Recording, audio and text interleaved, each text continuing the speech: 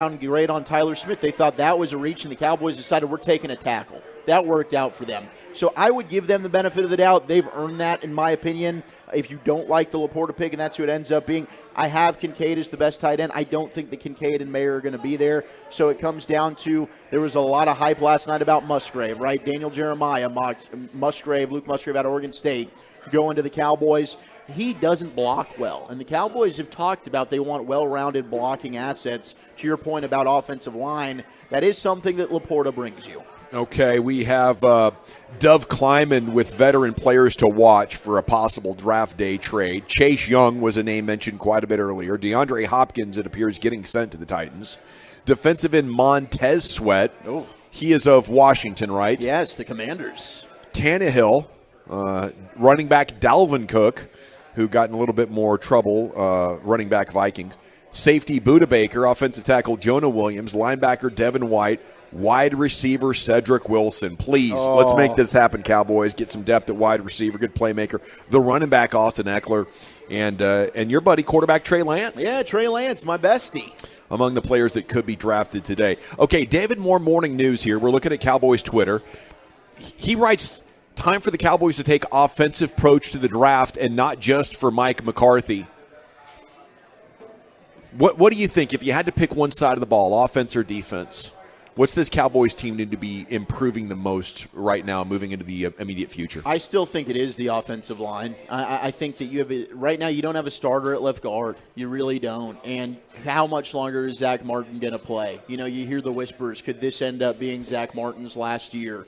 You don't have Terrence Steele locked up under contract. All of a sudden, you look at this line and you've got players that you think, okay, we've always been able to rely on Tyron and Zach. They're getting older now. Tyron can't stay healthy. And when they draft first-round linemen, they usually hit. I think it's got to be the offensive line for me. I don't think you can ever have enough edge rushers, but I do think corner is a sneaky need for this football team because you only have Gilmore for 1 year. You got McQuamu, who's going to be a free agent as well. Diggs, can you get that deal done? He's going to ask for a lot of money. So Kelvin Joseph hadn't worked out. Nashawn Wright, I don't know how much they like.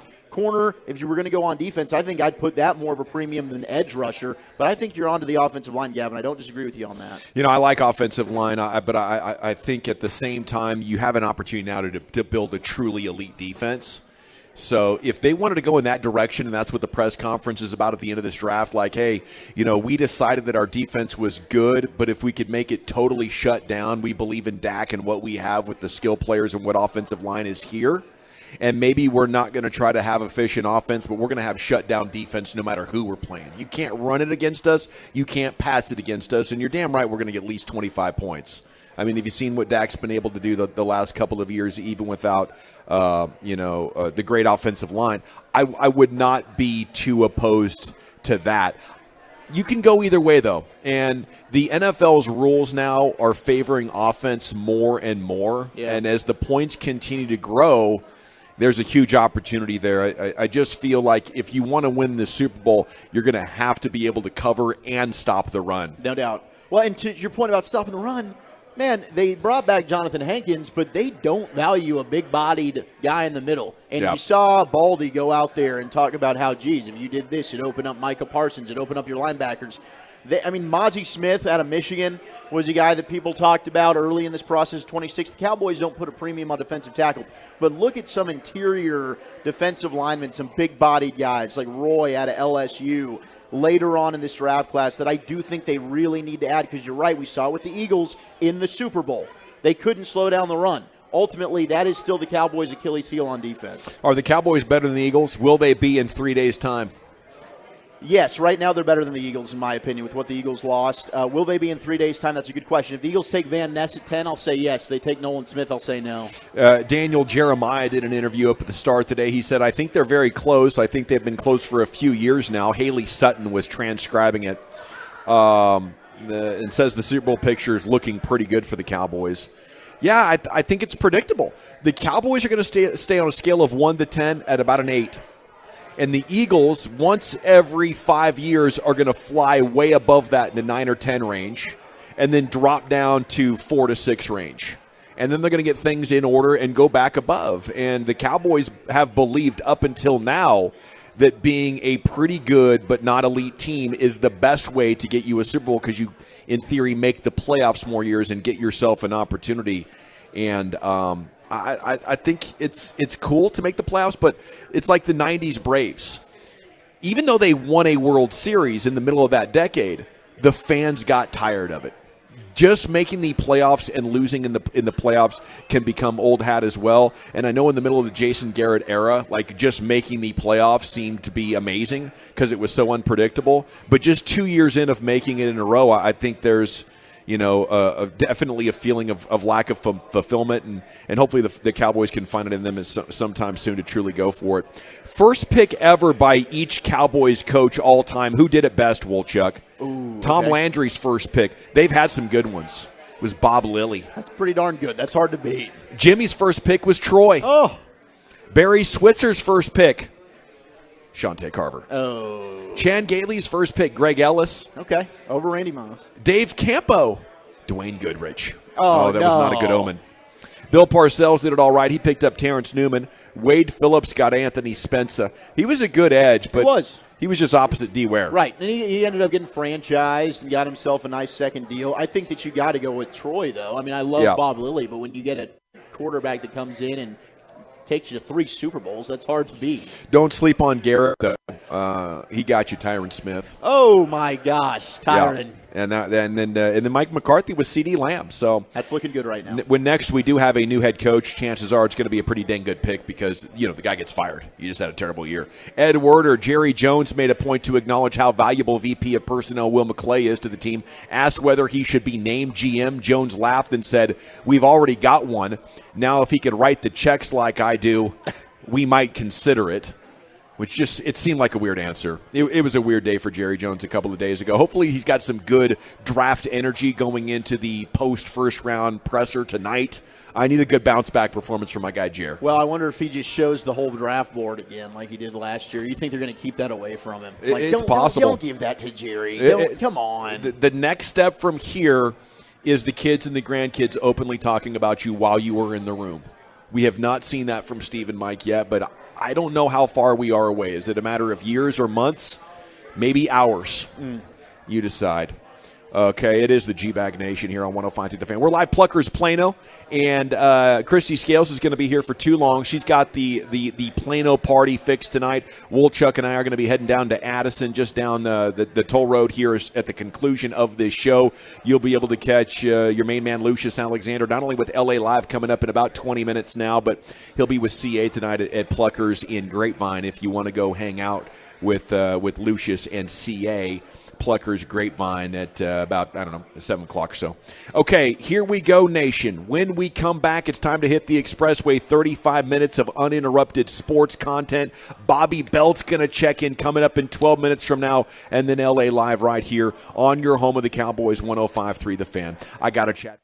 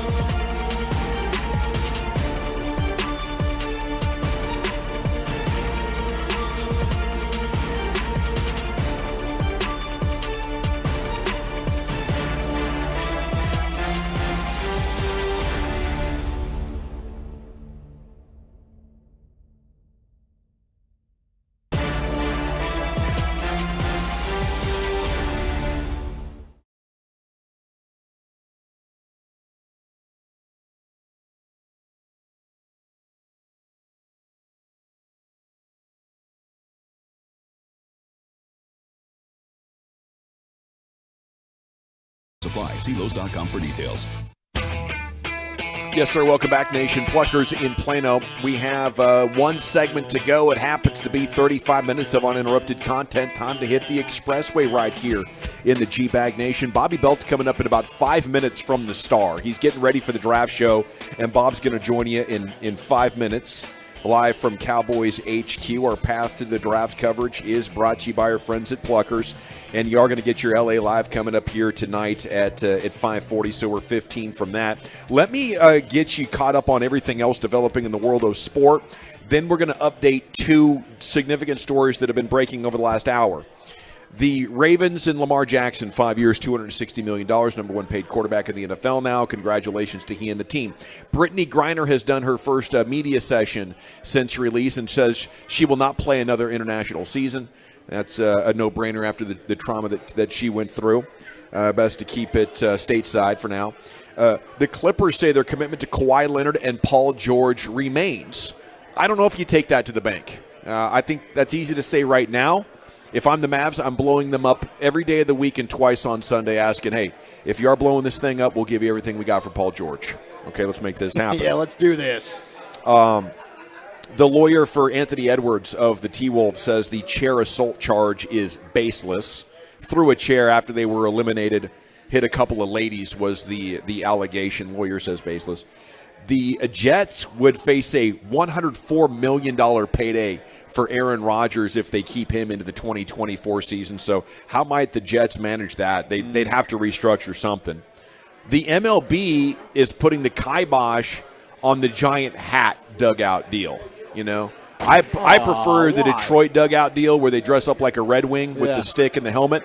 But everybody's got their own dugout deal, and apparently the New Era people aren't happy. They don't want the hats. They maybe you need to get a giant New Era logo. Yeah, on it's got to have everybody happy. Yeah, that makes sense. I think the Pirates are doing like a Pikachu thing.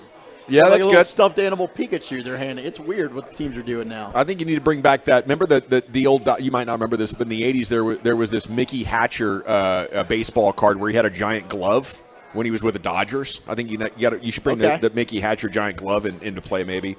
Tottenham Hotspur rallied for a draw against Man United just 5 days after refunding their road fans for a pathetic performance against a different English team. And that kind of gives you an update on what's happening outside of Dallas Cowboys Central, which we are here on 105.3 The Fan.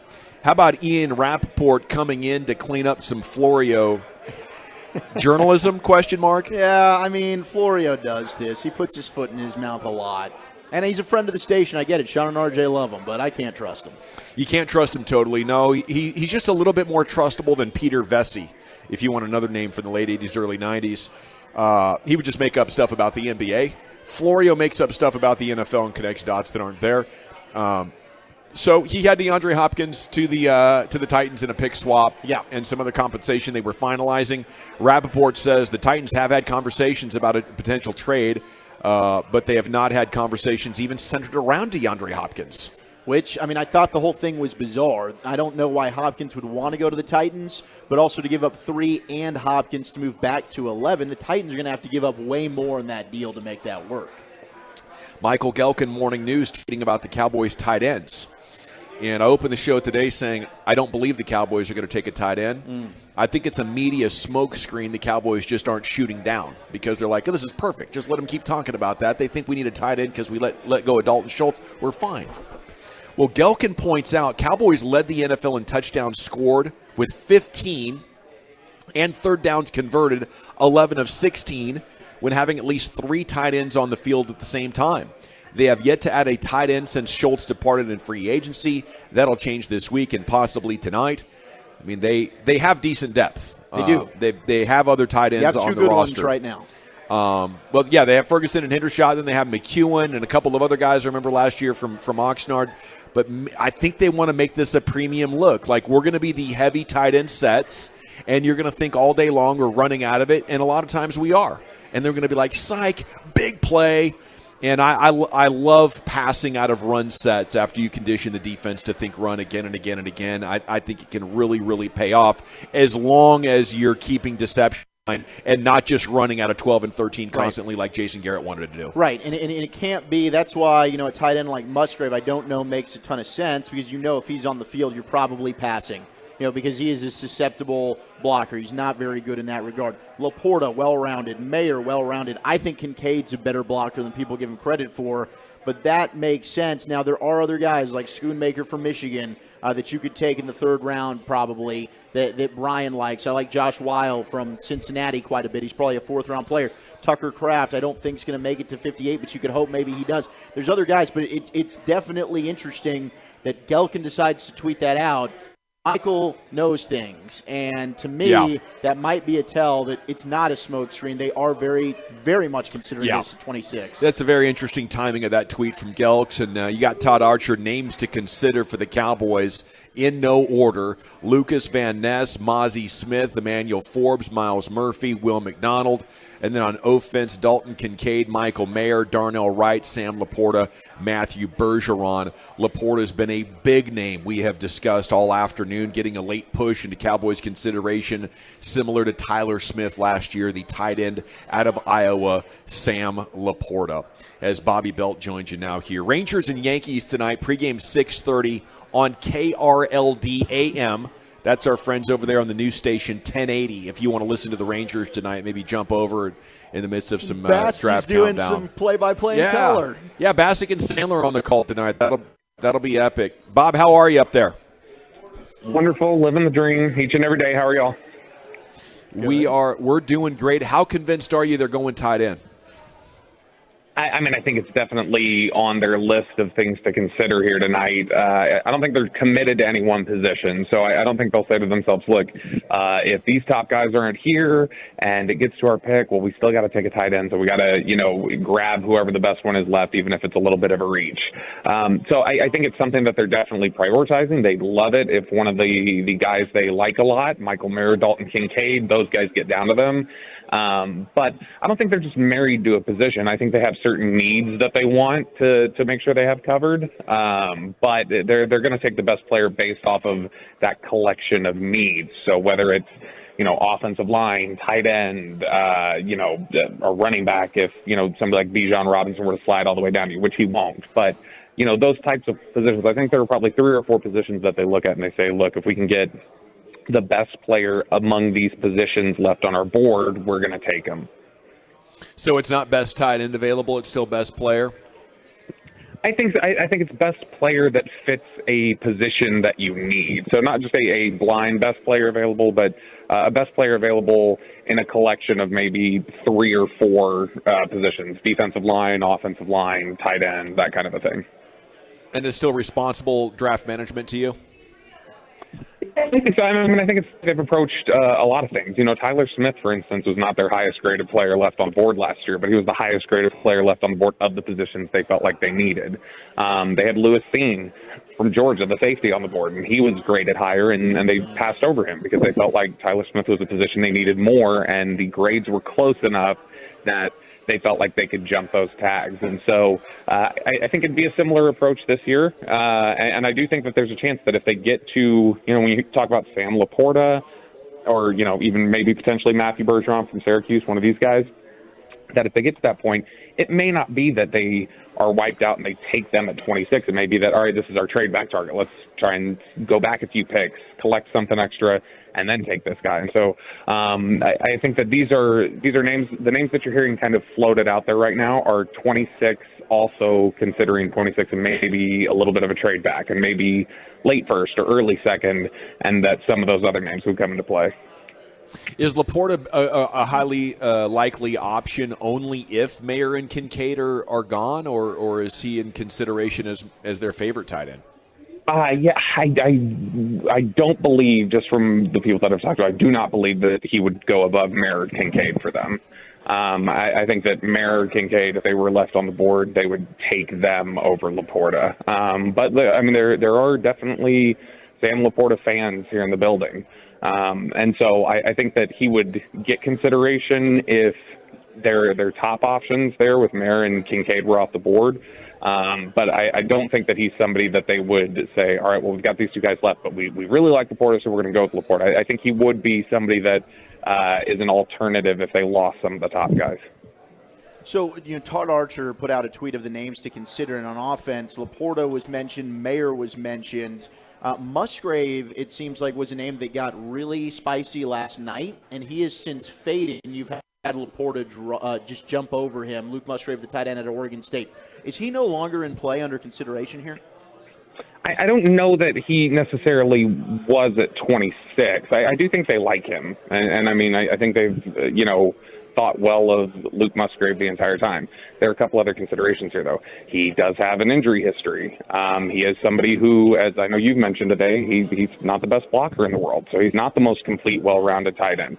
But I do think they think highly of him, and I think that he'd be somebody that if they didn't grab a tight end in the first and they were, maybe they traded back or they had their pick at 58 and Musgrave was still there, I think they would absolutely consider him there.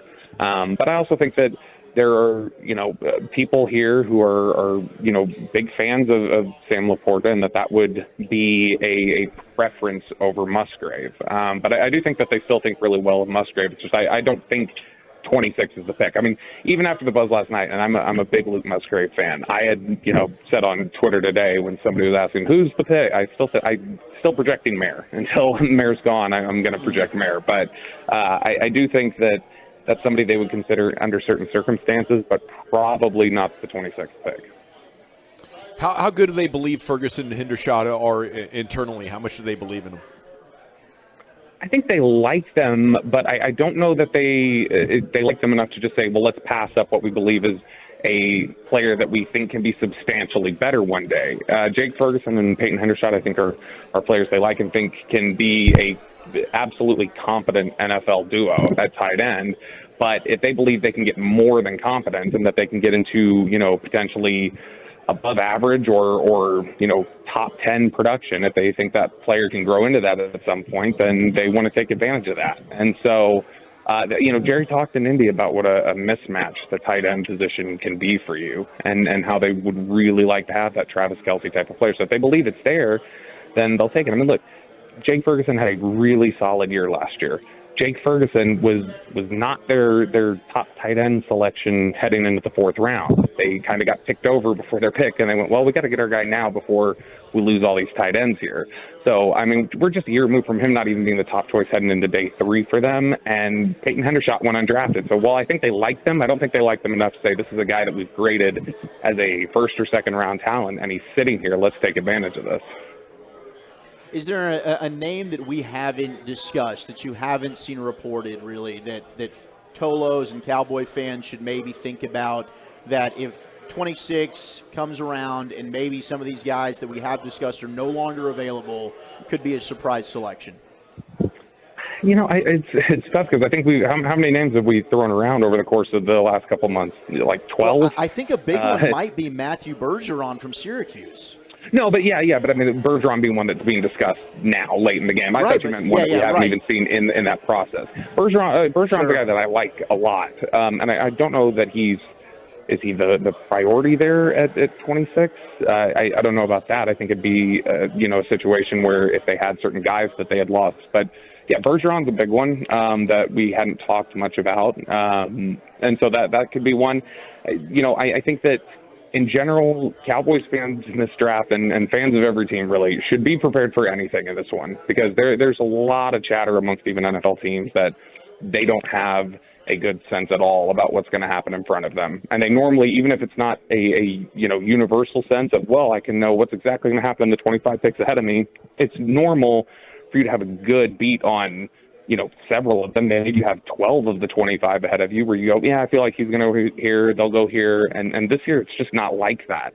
And so it's really difficult for them to project where they've got we've got 20 names here, for instance, that could be people we'd pick there, somebody we might go up for, or somebody we'd trade back for. And, the options are kind of, limitless and depending on what happens in front of us. So it's really tough to try and nail that down outside of just what we've seen at this point. Yeah. Bobby, have a great time tonight there with the broadcast. I know several Tolos are excited to listen to you guys. The only thing that could make it better here at Pluckers is if you were joining us to party your balls off, sir. I wish I was there at Pluckers with you guys. I love you all. I love you, too. Bobby. There he goes. Bobby Belt outside the Star. He really does wish that. Reporting very seriously. That's a professional working environment right there. He was like whispering. Yeah. Honestly, I think he needed to get away from Brian's breath after he ate the nachos here. That's possible. Smelling very onion breathy. That is possible. We will hope for the best on that front. Chiafalo is en route. Chiafalo should be arriving at Pluckers in South Fort Worth sometime around 6:30, 6:45. You'll have Lucius and CA at Pluckers Grapevine around the same time or so. And Wolchuk and I have a shorter drive down the toll road to Beltline, I believe, there at the Addison location for Pluckers. And Christy Scale's going to be right here at the Pluckers in Plano. It's time now for LA Live. Back into the Pimp Cup we go. Here's Lucius. I like the Addison location. I do. Yeah. I think I still owe him $100 though. Real talk. Yeah. Real talk right there. Come on by and see us at Addison. Just Absolutely not. I owe $100. I'm not going over there. Hey, so let's get into this intro real quick. Well, all right, you squares. It's time you smoke. Fire up this funk and let's have me know. It'll make you dance to some of everything. Everybody get high. LA Live for April 27th, 2023. Working with a slight delay right here because I'm back in the Pimp Cup and them boys is at Pluckers. But it's all gravy, baby. We're going to get it cracking. Yes, sir. All right. By the way, Kenny in Quinlan says he'll be at this Pluckers in Plano. Yeah, he wants to stay for Christy. Yeah, the Tolo celebrity of the night, Kenny in Quinlan. There you go, Kenny, for you. That is a healthy delay. Yeah. That's my bad. It's all gravy. Draft day, get paid, young man, get paid. Get paid, young man, get paid. And rest in paradise, the young Dolph. I got a question for the Tolos right here. Inspired by draft day, we had a lot of talk about running backs. I've been hearing that for too long. Let's get this off. Who was the greatest high school running back you've ever seen play live? I don't want to hear about the ones you know are good. I want the ones you've seen play live. That's what I asked to the Tolos on my Facebook page. DJ Williams, Elkhart High School. Probably went down there 2017, 2018 or something like that. He was a senior, went for about 240. Later on that year, he went for over 300. And he was rushing the passer the whole time. This is like both sides? Small East Texas. Yeah, he was dominating. He was so tired, had to tap his helmet, played like 70 plays.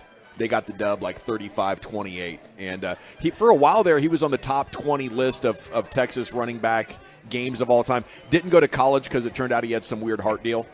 But he's a good kid, and it was fun watching. He's my cousin-in-law. Say his name again? DJ Williams. Part of the family. DJ Williams. DJ Williams. Put some respect on it. Yes, sir. Absolutely.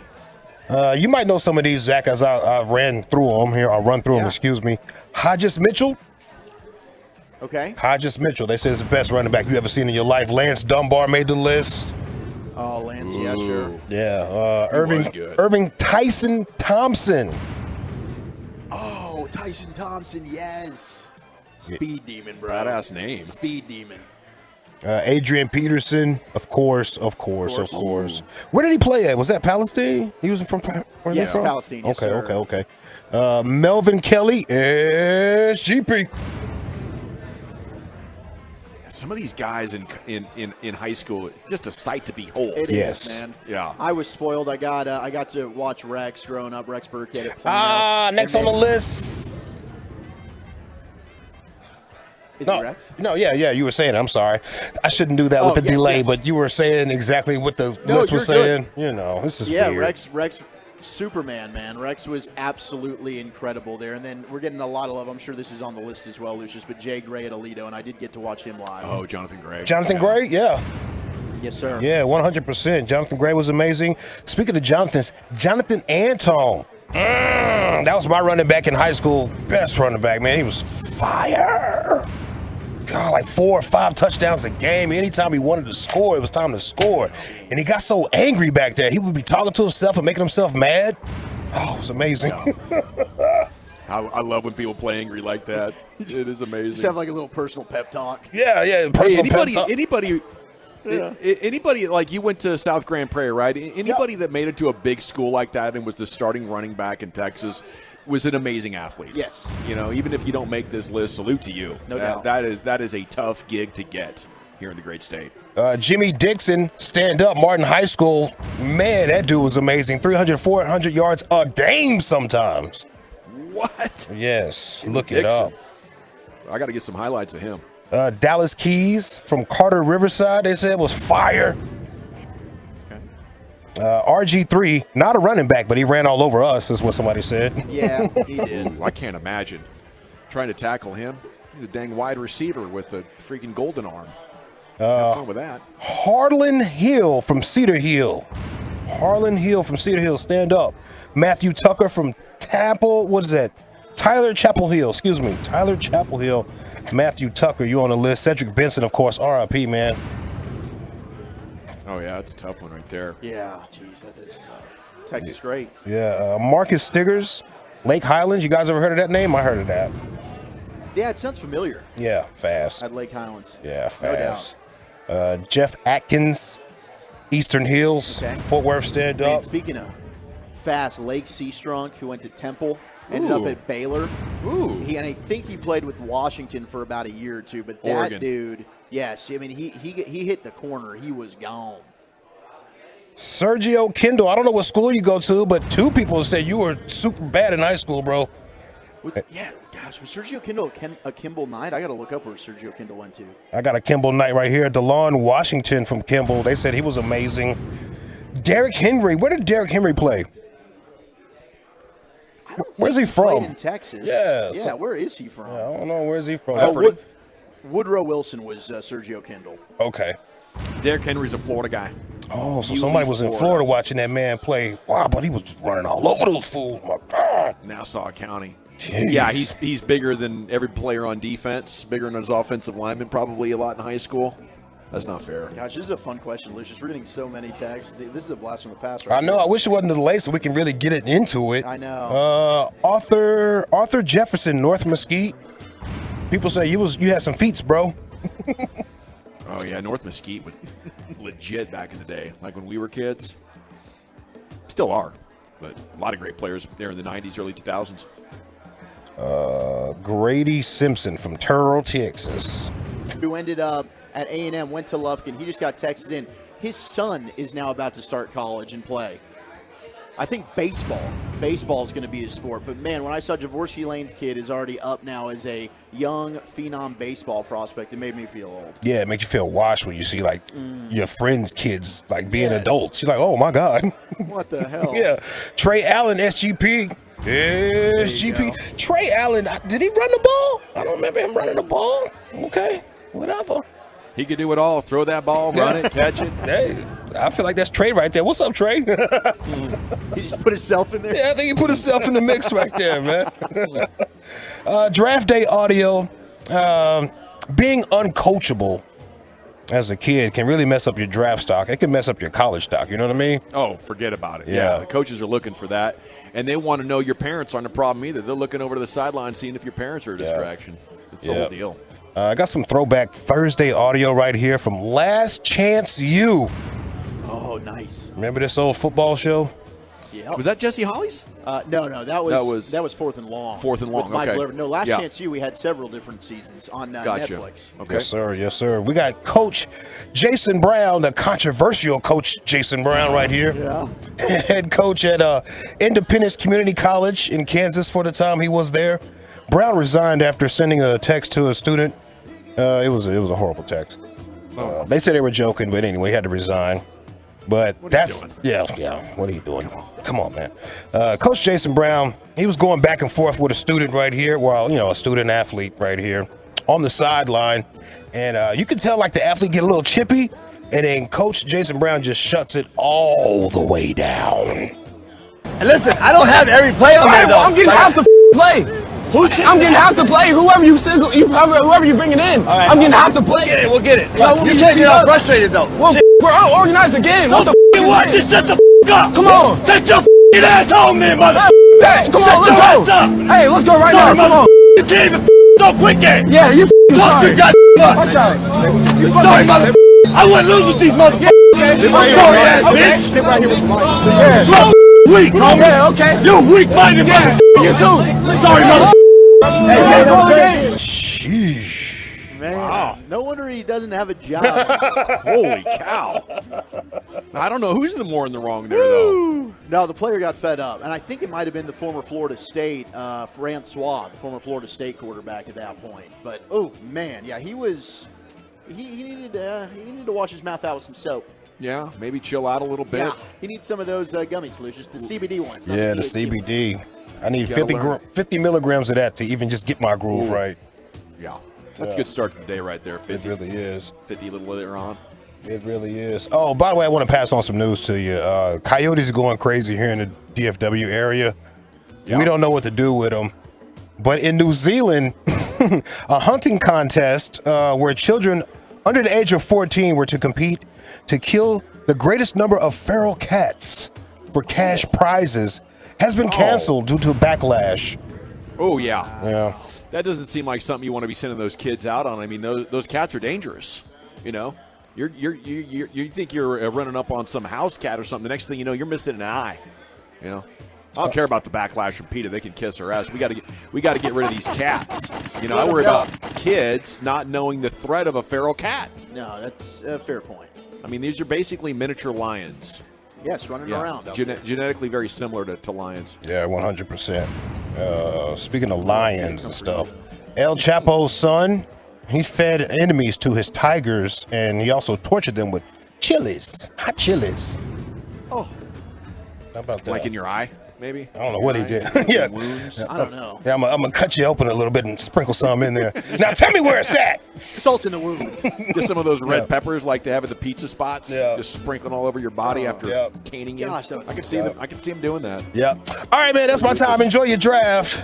Thank you, Zach, sir. you know what to do, cuz. Yes, sir. It is Texas Thursday at the Eagles Nest, and our baseball team, our Texas Rangers, are taking on the Yankees. And I want you to know that the Nest has specials on Texas liquors and drafts. Don't forget, they've also got all-you-can-eat shrimp all day long, and you can change it up by adding some wing sauces to spice up that shrimp. Those sauces are delectable. The Eagles Nest is the best place to watch sports. They got 73 in-house TVs. You can check out that 163-inch LED screen. The Nest is expanding. Get ready. I've gotten to take a sneak peek of it. It's going to look incredible. Go to 8455 Boat Club Road in Fort Worth. That's 8455 Boat Club Road in Fort Worth. Not an Eagles bar. It's over by Eagle Mountain Lake. That's why it gets its name. Let them know the Wooly Bully sent you. And they got Ricky G's Wings opening soon. Go check out my friends, the Eagles Nest. All righty. Thank you, Wooly Bully. It is the G-Bag Nation, and we want to thank our hosts here tonight, Pluckers in Plano. It's been our home for the last 4 hours, talking a lot of draft. Broadus already left an hour and a half ago. He's up at the Star already with Bobby Belt and Sean Sharif and the star-studded cast ready to deliver the best draft coverage possible. Chiafalo is down at Pluckers in South Fort Worth. He should be arriving momentarily. Every Pluckers location in North Texas has a 105 through the fan party. So if you're a little late to the party, you're tuning in, you're like, man, where do I go get my drinks? Where do I go get my wings and maybe some fried Oreos as a nightcap? It is as the Pluckers near you. We're going to have a big party ready. Brian brought us before he joined us. He left us with a couple of names. Will McDonald, pass rusher, inside linebacker, and a guy with some pass rush skills. Drew Sanders, linebacker from Arkansas, is a name. And unfortunately, Laporta, the tight end that has not gotten a lot of hype and run as a potential first-round pick, is a guy that Jane Slater reported about earlier, and several writers are corroborating that the Cowboys, in fact, really, really want a tight end, and they might be willing to take Laporta there at 26 to make that happen and bring a 3 tight end look into play. The Cowboys led the NFL in a bunch of stats with the 3 tight ends last year. So that kind of sets you up where we are. I'm sure Broadus and Bobby and everybody have been working the halls at the Star, and on the other side of this break, they're going to open up the draft show, the 2023 draft show, for Lucius Alexander and Carter Freeman and Zach Wolchuk. I'm Gavin Dawson. Till tomorrow at 2, you're going home with the G-Bag Nation on 105 through the Fan.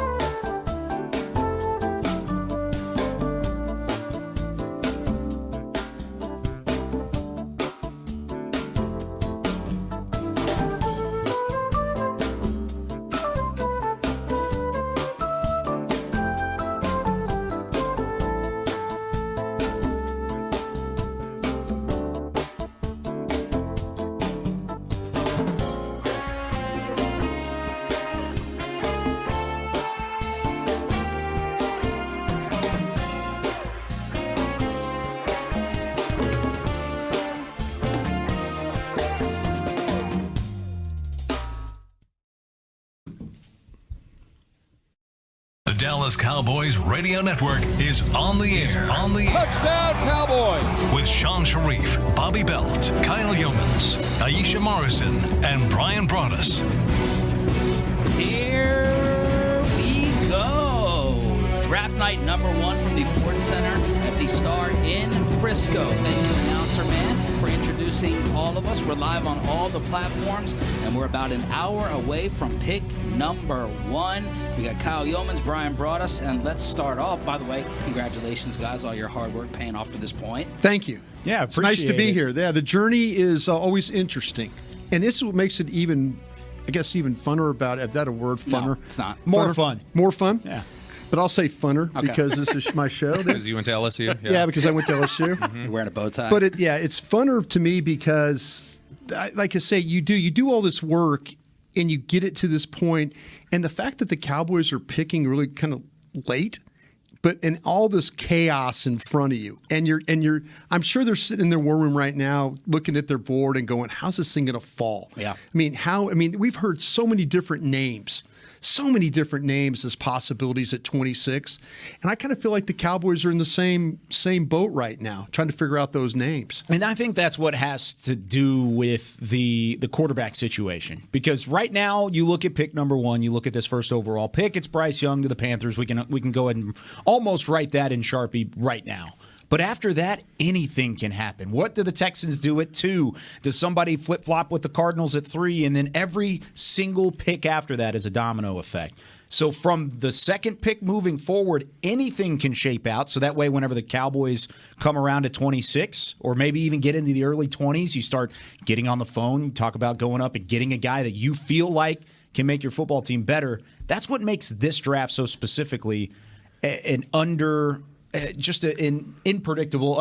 draft and something to look at. 2 words that aren't in the dictionary. So, Bobby, you're up next. But I remember a year ago at this time, I was driving over here, and y'all started talking about Tyler Smith out of the blue. Yeah. And I was like, where is this coming from? So, Bobby Belt, Cowboys Insider, take us to the very latest as of a few hours ago. Are we getting some Tyler Smith-esque rumblings out there? I know a lot of people feel like we were today when you started seeing Jane Slater and Todd Archer start talking a lot about Sam Laporta, the tight end from Purdue. I don't think that this is the same sort of discussion that Tyler Smith was in terms of where I think there was a much better shot heading into that draft that Smith was going to be the pick than Laporta is. Laporta is an option, I think, based off of what happens in front of them, not knowing what's going to happen in front of them. I still think if you look at other tight ends in this draft, I think if Michael Mayer from Notre Dame is there, they would take him over Laporta. I think if Dalton Kincaid from Utah was there, they would take him over Laporta. I just think Laporta is here as hey, if we get really cleaned out in front of us, then we could take him here. Or even we could go back a little bit and we could look at taking him there, pick up some extra capital. But I don't think that this is the same scenario that Tyler Smith was. A couple other names we've heard. We just mentioned the tight ends. I think we've all consistently heard Will McDonald from Iowa State could be a guy that they'd be interested in. I think that's a strong pick. Todd Archer just recently mentioned Mozzie Smith, the defensive tackle from Michigan. I think they like Mozzie Smith. I feel like Smith would be more like Laporta, where it'd be they're wiped out or they want to go back and that he would be a target if they went back a little bit. I don't know that 26 is where he would go. But you've got Darnell Wright, Tennessee. That's another one that I think they've shown a lot of interest in, the offensive lineman. But this is really – I think this is tough on these teams, too, where I think they have a better sense usually of what's happening in front of them than they do this year. Bobby, and Kyle and Sean, I'm looking at this, and I know when we started this process, and people were sending me mock drafts, and I was going through them, and it was like Nolan Smith was always like a second-round guy. Mm-hmm. And now you're hearing about him in the top 10. The same thing I think could be said, for Forbes, the corner from Mississippi State. I know the Cowboys really like him. I think the thing about it is, though, he went from being a guy that maybe could be a wipeout type of a player at 26 to, okay, now you're looking at the Commanders, at their pick. So there are guys like the Nolan Smiths, the Emmanuel Forbes, guys like that are now in a position where you were talking about them maybe late in the first, maybe second round guys, but are now kind of pushed up to the board. This is, I think, where now the media scouts are starting to catch up to really where the scouts around the league had these particular players. So you don't think it's a changing of the mind? It's just catching up info. I think everybody's catching up information wise. And I think to that point, I was talking to somebody yesterday, and they think Will McDonald may not be there. Sam Laporta and these tight ends, Michael Mayer, Dalton Kincaid, may not be there at 26. Even Laporta might sneak in front of them because there are teams that are very high on him earlier than the Cowboys pick. So if that's the case, then it goes to what you were just talking about. Who's falling? Because there's only a certain 25 picks in front that can be had. Who is falling? Is it Joey Porter Jr. from Penn State? That's a name that's been mentioned as a potential slide. Even Jackson Smith and Jigba, who had the 10-yard split and is coming off of some health concerns, could he fall a little bit? Even I'm hearing today there's a Darnell Wright a compilation of injuries throughout his time at Tennessee. There might be a knee issue there. So I think there's things here that teams are looking at that are saying, okay, we have a better idea than the media does ahead of us. So we may not have the same kind of selection that we first anticipated whenever we're looking at these mock drafts and we're looking at these. I would include Darnell Wright from Tennessee into this mix too. The guys that everybody kind of thought like, oh, maybe he's a second round guy, and now he's in the middle of the first round. Yep. You start to Green Bay talking to them. They're looking at offensive tackle. Everybody's talking about, whoa, wouldn't that be just like Green Bay now that Aaron Rodgers is gone to draft a wide receiver? Sure, they could take Jackson Smith and Jigba at that spot, but it sounds like to me that Broderick Jones is the guy that they're really kind of holding on up there. So, Wright, Jones, Wright's now put himself, the more that people have watched the tape, he's put himself in the conversation with the other top tackles. So you guys just ripped off a bunch of names. Stephen Jones said 15 to 18 first-round grades. Is this an instance in a case right now of just sit back, and if all these guys are, equal level, we just sit back and wait for the one to fall to us, unless you have that one leftover first-round grade that you think about moving up for? It sounds like you sit back and wait at this point because a lot of people are not talking about trading up with them at 26. It would have to take one of those first-round grades, and I'm hearing also 11 to 14 might be more of the number. It's a little bit lower than in years past, and so if there are 11 to 14 names that they feel like are first-round caliber players, then go up and make a pick and maybe trade up. But if those 11 to 14 names aren't there, then yeah. Why not? There's a ton of names there that we just rattled off that you would feel very comfortable with making the pick at 26. Goes back to what we've talked about in the past. When you're picking at 26, a lot of times you're picking your first players with second-round grades. Media scouts, if they take Laporta tonight, if they take him from Iowa, there are going to be people that's saying that's a reach. Yeah. But, there were same people, and you were talking about earlier with Tyler Smith. Tyler Smith on a lot of media scouts boards was probably somewhere between 70 and 75 on the stack. Great point. And so all of a sudden it's like you take Laporta, who is 60 on my board, then it's like, you know what? They deserve the benefit of the doubt because they have taken players. Like they have taken Sam Williams and they've taken Tyler Smith and guys like that. Travis Frederick. Yeah, that might have third-round grades, and all of a sudden they end up to be really good plug-and-play players. Yeah, pretty consistently. I was talking about that this week on Twitter, is that they have, regardless of how fans or anybody else feels about how this night goes, whether you love the pick, you hate the pick, you feel whatever about the pick, pretty consistently, regardless of the reaction, the Cowboys have, in the last decade, been shown to be right about what they do. And so it's one of those things where give it a chance to play out, give their evaluation a chance to play out, because they've earned the benefit of the doubt at this point. This staff has earned the benefit of the doubt. David Hellman tweeted this yesterday.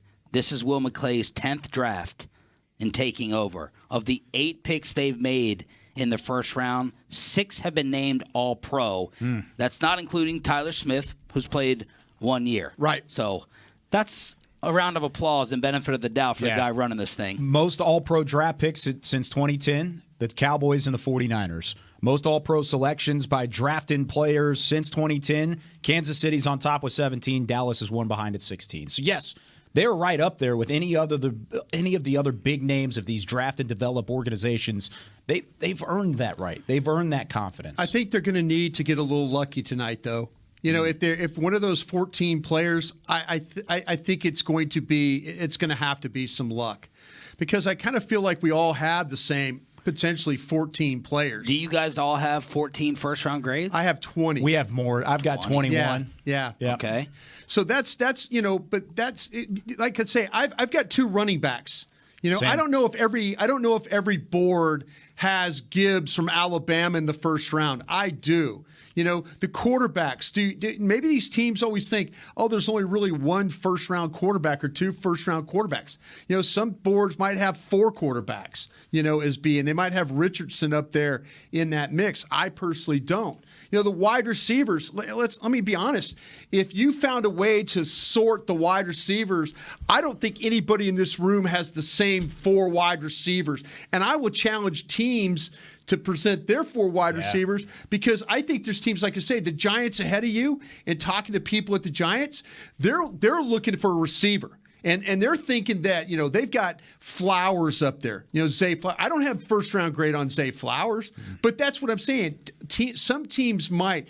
The real challenge tonight, I think the Cowboys are going to have to get a little bit fortunate, that Jerry Jones tonight after this first round can stand up and say, oh, we got our guy who we had a first-round grade on. They said that last year. Do you think they got lucky last year with Tyler Smith specifically? I think that they had Tyler Smith absolutely right, but I had I had Tyler Smith at 72. Yeah, I had him in the 50s. And they had him, they had him on their board, at 13, 14, Bobby? 16. 16. And they were right. Yeah, and they were right. Sean Sharif, Kyle Yeomans, Brian Broaddus. Bobby, who do you know that they like in this class or amongst these options tonight?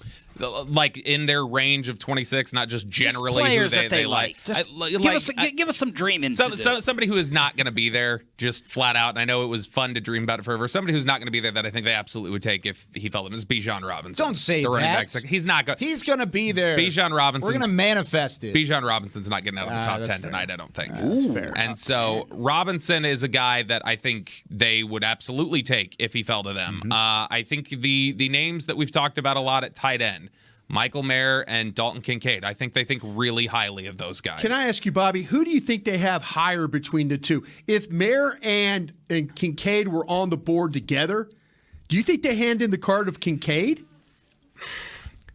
I think so. Yeah, I think Kincaid's probably higher for them. But and see, that's the thing is that when we talked about Laporta, I think Laporta, while they like him, I do think there's some space there between Laporta and then Mayer and Kincaid. But sure. Can I throw a wrench into it? Please do. What happens if Laporta is higher on their board? What happens? Because then you draft him. You take him, right? But that's what I'm saying. You need a tight end. You went and got one last year. That's why he's been brought up. I think that's why we're talking. Higher. That's why I'm bringing it up. Okay. I think he is higher on their board, which is shocking than Dalton Kincaid and Michael Mayer. Oh. I think he is higher than both of those guys. Where? Now, I don't know that confirmed. This is just off of conversations. I haven't seen the board, of course. I wish I did. That'd be Jerry nice. will show it to you at the end of the draft. Yeah, we'll get it just wait till like 10:45 tonight. We'll see it. Guys, look, zoom in. I don't think it goes back to what we were saying right off the top. And Brian, you said it's about the media scouts as opposed catching to the team up scouts. informationally. Yeah, I think there's a chance. I don't want to discredit anything that's said throughout the media.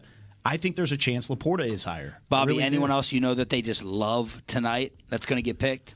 I mean, I think that they are big fans of Darnell Wright, the tackle at Tennessee. I think they, like the personnel department as well as your defensive coordinator, are big fans of Will McDonald, the defensive end from Iowa State. I think they think really highly of him. And yeah, I mean, I'm sure they would love to get some of these guys to fall down the board to them. I'm sure like Christian Gonzalez would be great to them, and he's probably going to go in the top 10 or 10 to 12 or whatever else. There are guys ahead of them that I think will go. But in terms of the guys that'll be right around that area, it's these tight ends. It's Will McDonald. It's Darnell Wright, the tackle from Tennessee. There could be somebody here that they're just completely throwing misdirection at us. Maybe a name pops up here at the end, and we're just like, oh, okay, here we go. Here's a name we weren't even thinking about. And so I think that part of this feels like total misdirection from the Cowboys, I think, for some people. Part of it is also, I think, they are just as unsure about what's going to happen in front of them, and so they don't know necessarily where are we going to be able to zero in on somebody, and they can't anticipate that. But there's two types of unsure. It's like, no matter what, I know I have an option. It's like when you pick a fantasy, and you're at 3, and you're like, there's really 3 players, right? I'm going to feel good no matter what. I'm going to feel good. Or there's panic and freak out that the board is going to dry up on us. Which one do you think that is, Kyle, more so tonight with the depth in the round? I think they like their options. I think no matter what, at 26, they're going to have somebody there that they feel good about, which I think is encouraging, because either way, you're going to take a step back if you want to trade back because you have multiple options. That's on the table.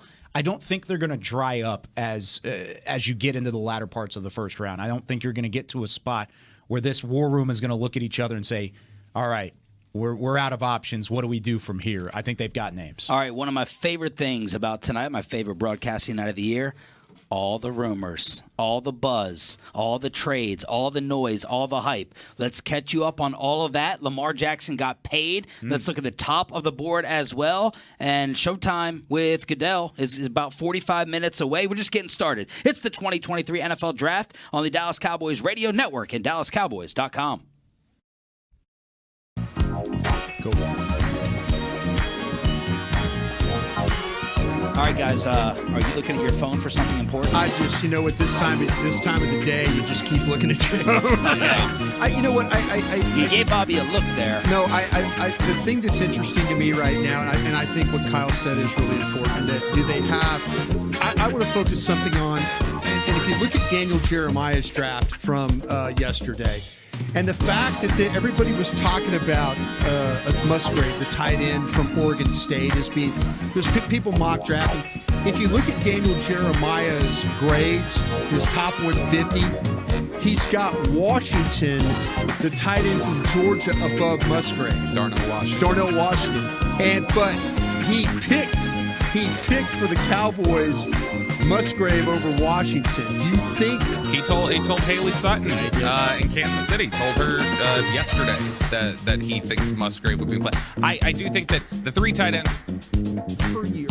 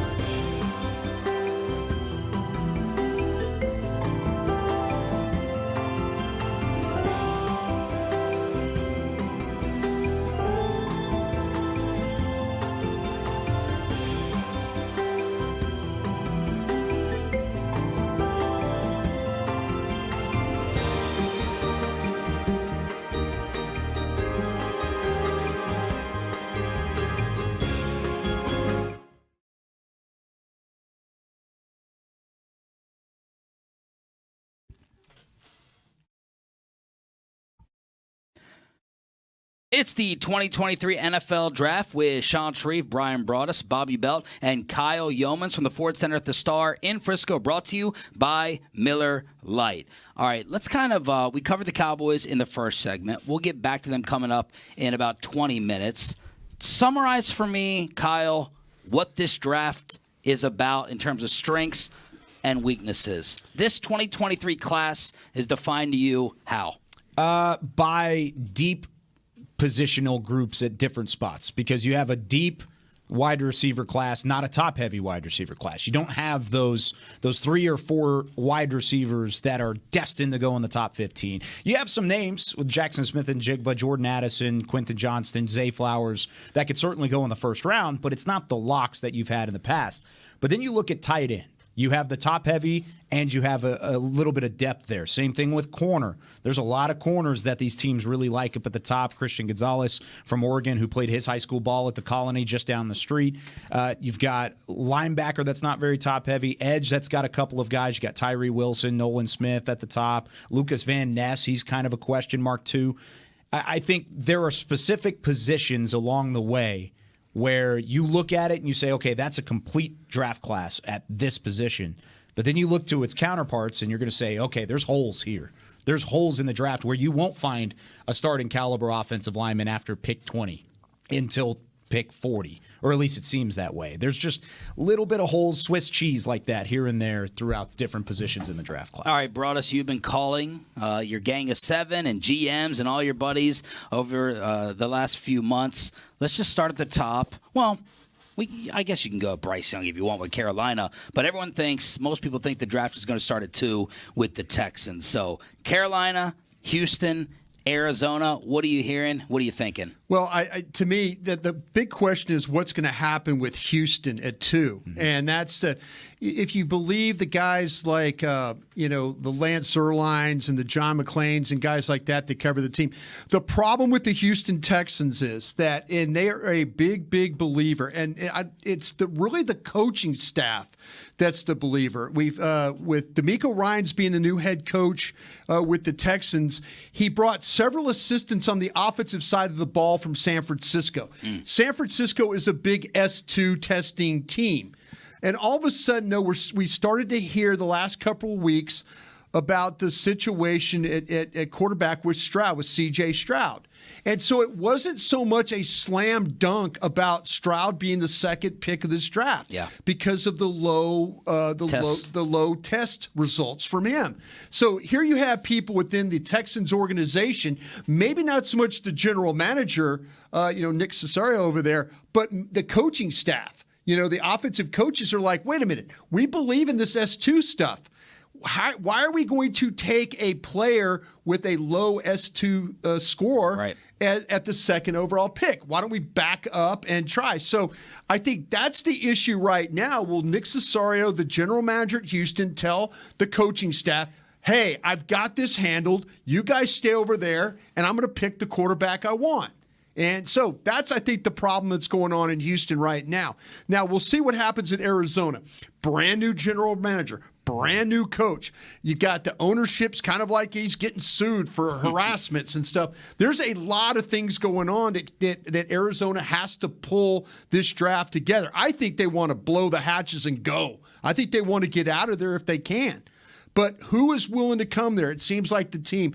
Tennessee seems like it. Early in this campaign, it appeared that the Vegas Raiders were a team that were interested in dancing up there. Yeah. So there's a lot going on at pick 2 and pick 3 right now. And then, Bobby, you take it to the Colts at 4. A lot of Will Levis talk there. Seattle, a lot of people today, all their mocks had Jalen Carter 5 to Seattle. We know that regime is not afraid to take risks and take gambles. And then the Detroit Lions at number 6. Yeah, I think that the Levis chatter has gotten really strong. So it's to the point where as long as Houston doesn't bail out or somebody doesn't bail out and come up and get a quarterback, I think Levis makes a lot of sense to the Colts. Now with Seattle, is that what Reddit had to say? Yeah, that is Reddit. Man, they're out here breaking all the stories. What about GPT? What is that? Yeah, I don't know what the AI is written up. We'll have to ask them for their mock draft later. 40 years on Earth, and I still can't figure out how to read a Reddit message board. And Bobby's like, Reddit is, I'm telling you, the power of it. And here they are changing Vegas odds for the number 2 or number 1 pick. Reddit? Off of Reddit. No. That's what moved the line on Levis. Wow. Yeah. It was a That's Reddit unbelievable. post.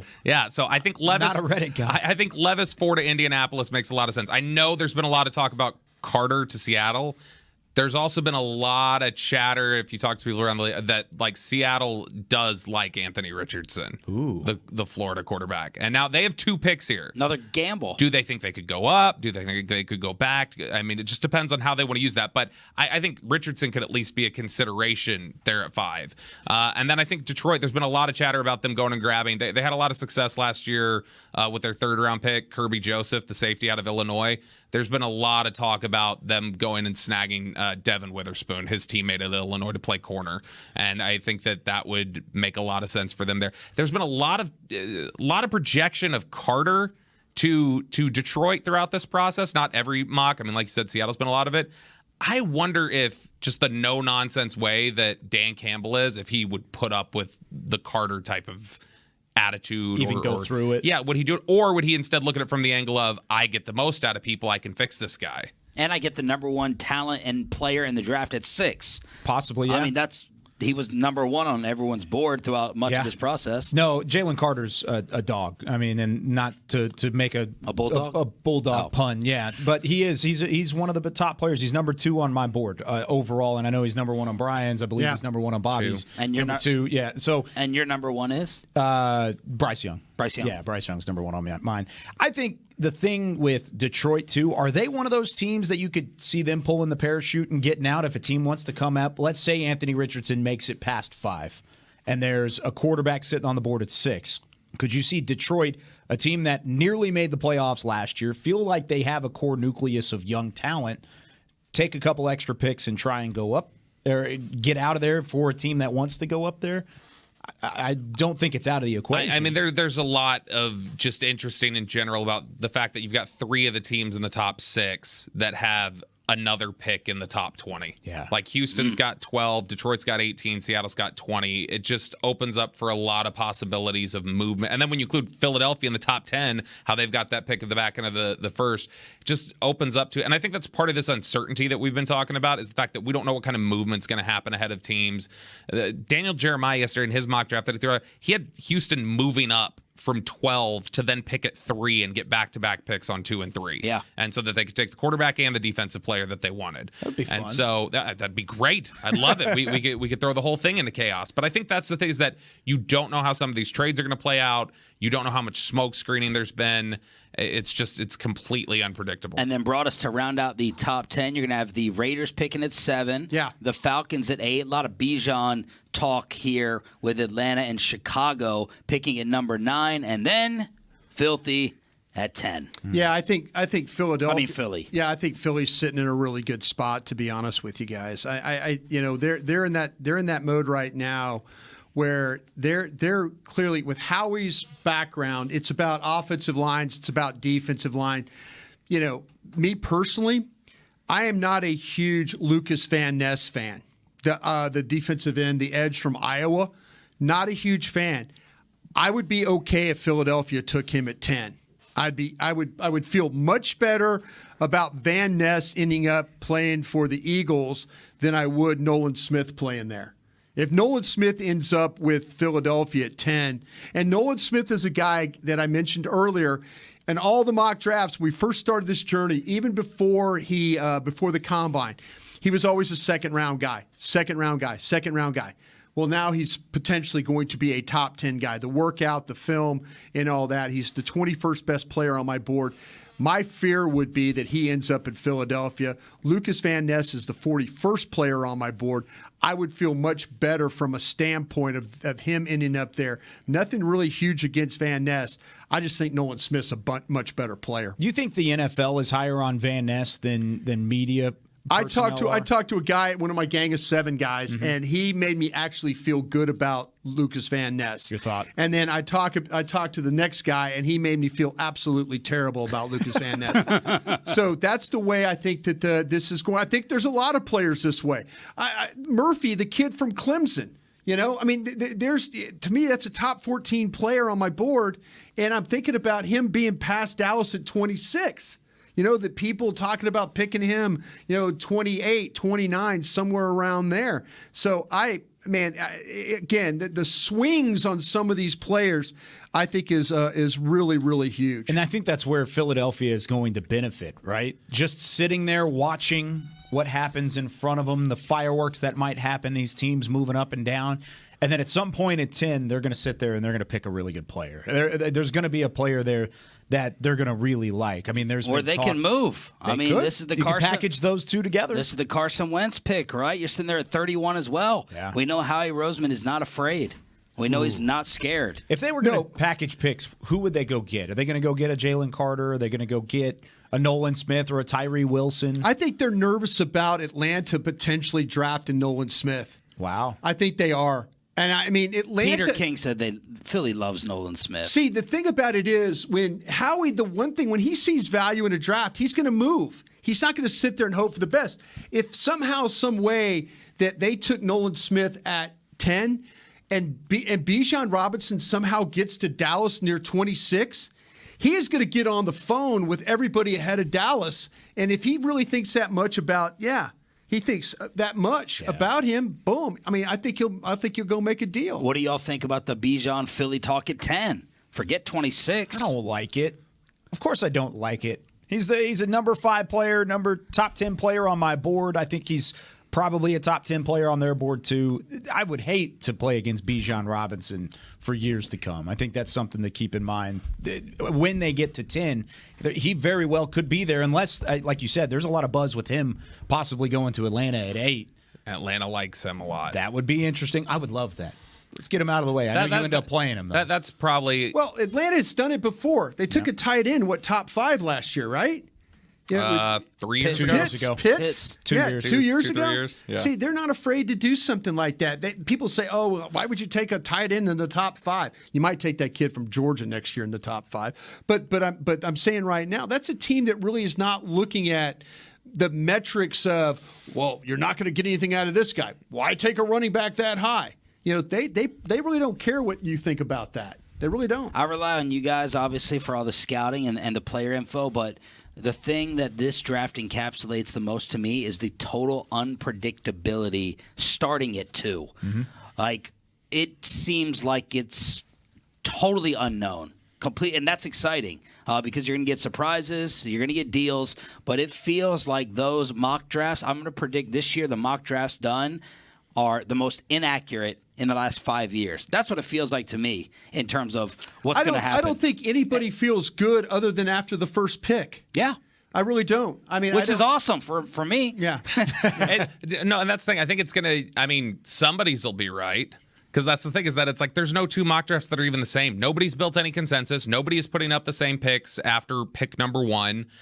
You've got people who are saying Tyree Wilson could go 2nd. Tyree Wilson could go 9th. You've got C.J. Stroud going 2nd. C.J. Stroud falling towards the back end of the top 10. You've got all these different things that are, and that's just in the top 10. The top 10 is not usually the one that we have all this trouble trying to nail down what's going to happen.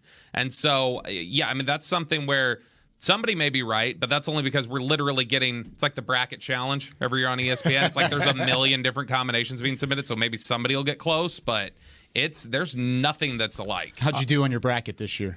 I didn't finish last on our show. That's all that matters to me. That's good. That's right. Very nice. Who finished last? The loudest one. Well, I might be the loudest one. The basketball expert. The basketball expert. The college basketball expert, Ralph James. All right, I want to show off y'all's work. I want to go up and down y'all's boards when we return. We are getting closer to the first pick coming from the Carolina Panthers. Let's see, based upon the different positions you want the Cowboys to take, who these guys say would be those best selections. Let's go up and down the boards with all the draft homework that has been done. It's the 2023 NFL Draft on the Dallas Cowboys Radio Network and DallasCowboys.com. All right, we were just talking about the Eagles, and of course Jalen Hurts got paid. Bobby, the news broke right before we came in here. Lamar Jackson got his new deal. Let's go through the reality. Well, I guess we don't know the true reality of all these numbers, but what does it look like for Lamar, who's staying in Baltimore? Yeah, look, and I'll be professional here because we're on DallasCowboys.com, so I won't do my normal bit of talking about that's a lot of money for a running back. Okay? But no, Lamar Jackson does get his deal done, and it's funny. All the reports that have been out there today were that the Jalen Hurts deal getting done is what kind of spurred this and finally gave them the framework for it. But it's 5 years. $260 million. It's close to $190 million in total guarantees. Don't have all the structure yet, just like the Jalen Hurts one took a couple days. But $52 million annually. So basically, it's just, all right, we're going to go just above Jalen Hurts, and it's this continued market reset at quarterback. But, I mean, this is ultimately, I'm kind of surprised this is where it got done. Because with Lamar, like it felt like, I know we talked about just locally here in Dallas on the show, we talked about how it was having that, as an NBA comparison, starting to have that Kawhi Leonard feel to it in San Antonio, where it's like, man, this seems like hurt feelings. Yeah. And I mean, I know the chatter out in Indy about that deal is like there was a lot of uncertainty. Yeah, there's a lot of uncertainty with people about, we don't know that this is real. This might not get finished. There's a lot of frustration here and a lot of angst. But ultimately, getting it done. And the new highest paid quarterback in the NFL. And the deal got done, but does this say that Baltimore was the first one to buckle? Because going into the draft, they wanted. I think they had the framework. They wanted. I think the framework. I think the Hurts deal, I think, did it for them. Yeah, that gave them the idea. Like, okay, we're not wrong about this. We held our ground the best we can. The Jackson did a great job of holding his ground. You saw what happened when he wasn't part of the lineup. Yeah. They weren't the same team. And so I think that gave him the framework to make this thing work. What is this going to mean for the decision makers in this building when it comes to number 4 moving forward? Bobby? Pass. I don't know. There's isn't the obvious and only answer is look matched or jumped? Okay, that's the world of paying quarterbacks. In theory, but I mean, here's the thing. Again, we don't have the framework of the Lamar deal yet. Mm-hmm. It's usually what gets reported. Obviously, is here's the 5 years, here's the raw amount, here's the guaranteed money, and it's always so much deeper than that. I know there are a lot of teams and a lot of agents that view the value of the deal, the true measure of how rich is this new contract, is new cash flow in the first 3 years of a deal, guaranteed new cash flow in the first 3 years of a deal, or new cash as a percentage of the cap. And that there's just different ways that they break it down. We all see it on the surface level. A lot of times these agents and teams dive into it in a much different way, and that's just a number for the public, basically, and a number for reporting of, look at this, I'm the highest paid guy, when in reality, when you break it down, it's like, oh, these are all very similar deals. The guaranteed money that Deshaun Watson got, for instance, is very similar to the first 3 year structure of what Jalen Hurts got. Is that it's pretty much the same. It's fully guaranteed about $45-46 million annually for those first few years. So it's a piece of the pie as opposed to a flat number. Is that a lot of times, yeah. A lot of times that's what it is. And so it just it depends on what is Todd France, the agent for Dak Prescott, what is his measure of this is what it needs like to be the richest? What is the Cowboys' measure of this is what is fair compensation based off of what other guys around the league are getting? And if there's disagreement there, how does that split it up? But I do think the likeliest end game is they get an extension done at some point. I don't think it's tomorrow or anything. It may be something where we're deep into the summer, but I do think they get an extension done because I just think it makes the most financial sense for them. Broadus, how much thought have you put into the Cowboys drafting a quarterback this weekend? I have. I've actually have. And this is one of the organizations that their general manager is not going anywhere. This is the organization that I felt like would not pay a quarterback $50 million. So I'm kind of one of those guys, but they will. I think that, but there's a couple. I know that Mike McCarthy is a big fan of Aiden O'Connell, the quarterback from Purdue. But I think where they want to draft Aiden O'Connell is probably too early for them. So that's, I think, where, that they'd like to get a guy like that. They'd like to maybe bring somebody in, but it's going to be probably not this weekend. All right, let's get ready to go through y'all's boards. You can take it by position or from the top on down as we get closer to the draft.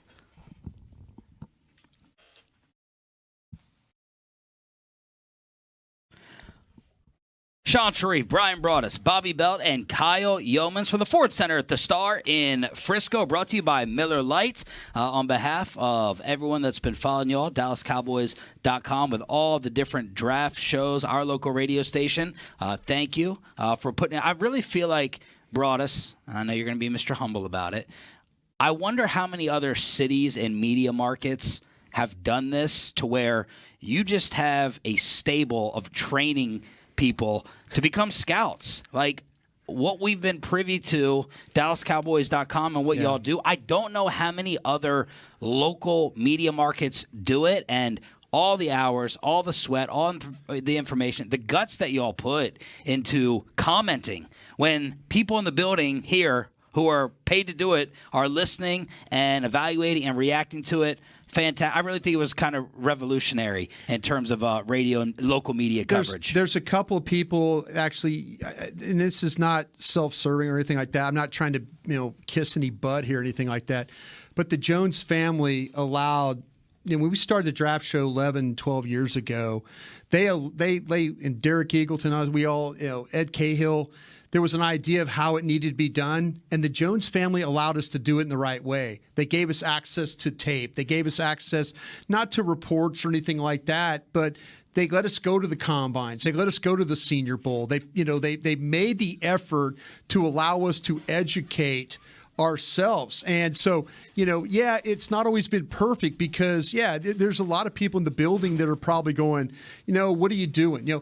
I think the fact that I was a former scout, I think helped things. Yeah. But everybody was really willing to step up and study and put put it all out there. A lot of guys had first jobs, paying bills, but then they would stay and come by and visit, and we'd work till 11, 12 o'clock at night learning about these players. But a lot of this is because of what the Joneses did as a family to allow us the access to be able to study these players the way it needs to be studied. It's the Brian Broaddus School of Scouting. Yeah. That's what it is. And you've had such an impact on people around not only the business that have been able to work with you, and me being able to do this with you the last 4 years has been phenomenal, but on the listeners too, because you see it as much as we all see it at the same time. Yeah. People are doing their own scouting work too, based off of our shows and based off of what's going on through Broaddus's Twitter and Bobby's Twitter, Aisha's Twitter. There's so many different elements to it that it is. People build their own boards. Yeah. I think that's my favorite part about it, is because everybody has a different flavor of ice cream, but you at least know to go find that ice cream yourself, which is fun. The longer you're involved in this, you're going to be wrong about guys, then you're going to be right. And it's the really the thing that's awesome about it is when people during the season remind you, like they're watching a game, the Dolphins are playing the Buccaneers, and they say, yeah, you guys on the draft show, you were talking about that Ali Marpet, back in the day. Yeah. You were talking, boy, he's blocking his ass off today, and then, so that's where you get the satisfaction of, because like I say, we're at a disadvantage because we don't get the medical information and all that stuff. Yeah. But the film watching and stuff, that's been a big part of it. Enough with all the getting good. You asked the question. I know. I just meant a 10-second compliment. Enough with all the pleasantries. Let's get down to business. Unveil your board. We got 3 days of this, bro. Well, there's going to be a lot of time. Have you figured out how much talking we do here? I only have one. Talk during the breaks, though, too, don't you? It's a lot of talking. A lot of talking. All right, let's unveil the board and all the homework that you've done. Start it however you want. If you want to go top 3 by positions, you want to go from number 1 all the way down, go ahead. I've got my stack, and I think that's something I've always done, and I think this is what the Dallas Cowboys will do is they're well. And if you look at, and by the way, on 105.3 The Fan, I think they've got it up as my stack. They've got it up. But I went with Jalen Carter as 1, the defensive tackle from Georgia, Bryce Young, number 2 from Alabama, Bijan Robinson, number 3, Will Anderson, number 4, C.J. Stroud from Ohio State is 5, Peter Skoronski at number 6, Tyree Wilson, number 7, Paris Johnson, number 8. I'm just giving my top 10 here. Yeah. Joey Porter, number 9, and then Will Levis, number 10. And so, but that's what you want to do. You want to be able to put your stack or have how you would take these players, because that's what the Cowboys are going to do. They're going to start pulling these tags as these names come off, and the stack is going to tell them who they're interested in doing. Yeah. Kyle, yours? Yeah, so I'll start with, it's a lot of the same names in the first 6 anyways, and then I got a wrench right at the end. Bryce Young is number 1, Alabama. Jalen Carter, number 2. C.J. Stroud, number 3. So I have Bryce Young and Stroud kind of bookending Carter there in the top 3 picks. Will Anderson, number 4. Peter Skoronski, number 5. I like Christian Gonzalez a lot. He's my top corner. I have him at number 6. Then it's Bijan Robinson. Then Tyree Wilson from Texas Tech, Paris Johnson Jr., the offensive tackle from Ohio State. And then here's the wrench in here. I really like Brian Branch from Alabama, and I have him at number 10. I'm way higher on Brian Branch than most people are, but I'll own that because I think he can play safety. He could be a starting corner. He could do whatever you want in that secondary, and I think he's going to be a baller. Aisha, you got any major surprises on your board? I think that Oh, we got the mic? I think we got it. There we go. Yeah, there you go. Okay, sounds good. That sounds better. Okay. So my wrench is I don't have Will Levis in the first round. Oh! I don't either, actually. Wow. And I actually have Anthony Richardson at 10.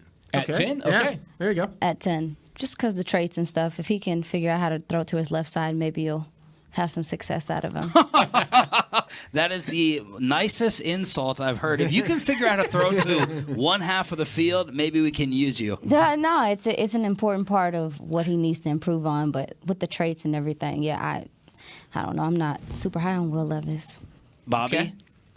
My top 10, I've got the one that everybody gets upset about because of positional value, but I don't care. Just like in a vacuum, the best player in the draft is Bijan Robinson. He's the best player, so he's 1. I've got Jalen Carter 2, Will Anderson 3, Bryce Young 4, C.J. Stroud 5, Tyree Wilson 6, Peter Skoronski 7, Christian Gonzalez 8, and then it's Broderick Jones 9 and Paris Johnson Jr. at 10. Are these quarterbacks this high up, except for Will Levis with Aisha, are these quarterbacks this high up there because of their skill, their ability, or because of positional value and need? I think it's positional value added with ceiling. You throw the ceiling and the potential from these guys in there too, because Will Levis has a rocket of an arm. He's got a cannon of an arm, but he has some accuracy issues. But he also threw from a dirty pocket quite a bit at Kentucky, and there were some issues in terms of turnovers and decision making and things like that teams think that they can coach. Anthony Richardson is almost all a projection because there was the same thing, accuracy issues. He only completed 53% of his passes, but he's got a great arm. He's fantastically mobile. He can do everything with his legs that any quarterback has done in the past. But, man, those two guys, I'm not as high on those guys as Aisha said a moment ago. I have them both in the second round, early second round. But I expect them to go top 10 because of positional value and because of the ceiling that both of them have. The thing that I've learned about these quarterbacks, and it took me a long time to do this. I mean, been doing this since '92, and I've missed on a lot of quarterbacks. I tend to look at the guys that have played the 3 or 4 years and have been a starter and started 35 games, started 38 games. I can't tell you how many times the 1-year starting quarterback has killed me. You know, and I go back to Paxton Lynch and how beautiful he looked playing football at Memphis, and he's like slinging it around. He looks good. He's mobile.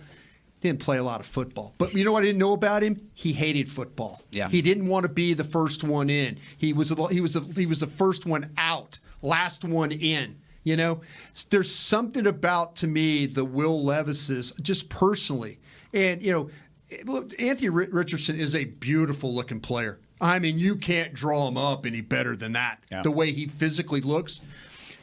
I'm dinging him because of the lack of playing experience is what I'm doing. Because I'm trying to think, okay, I'm going to get this quarterback. I'm going to take Will Levis. I'm going to take, Bryce Young. I'm watching him in these games, in these, SEC games, and everything's on the line, and he's just, and it's like nothing.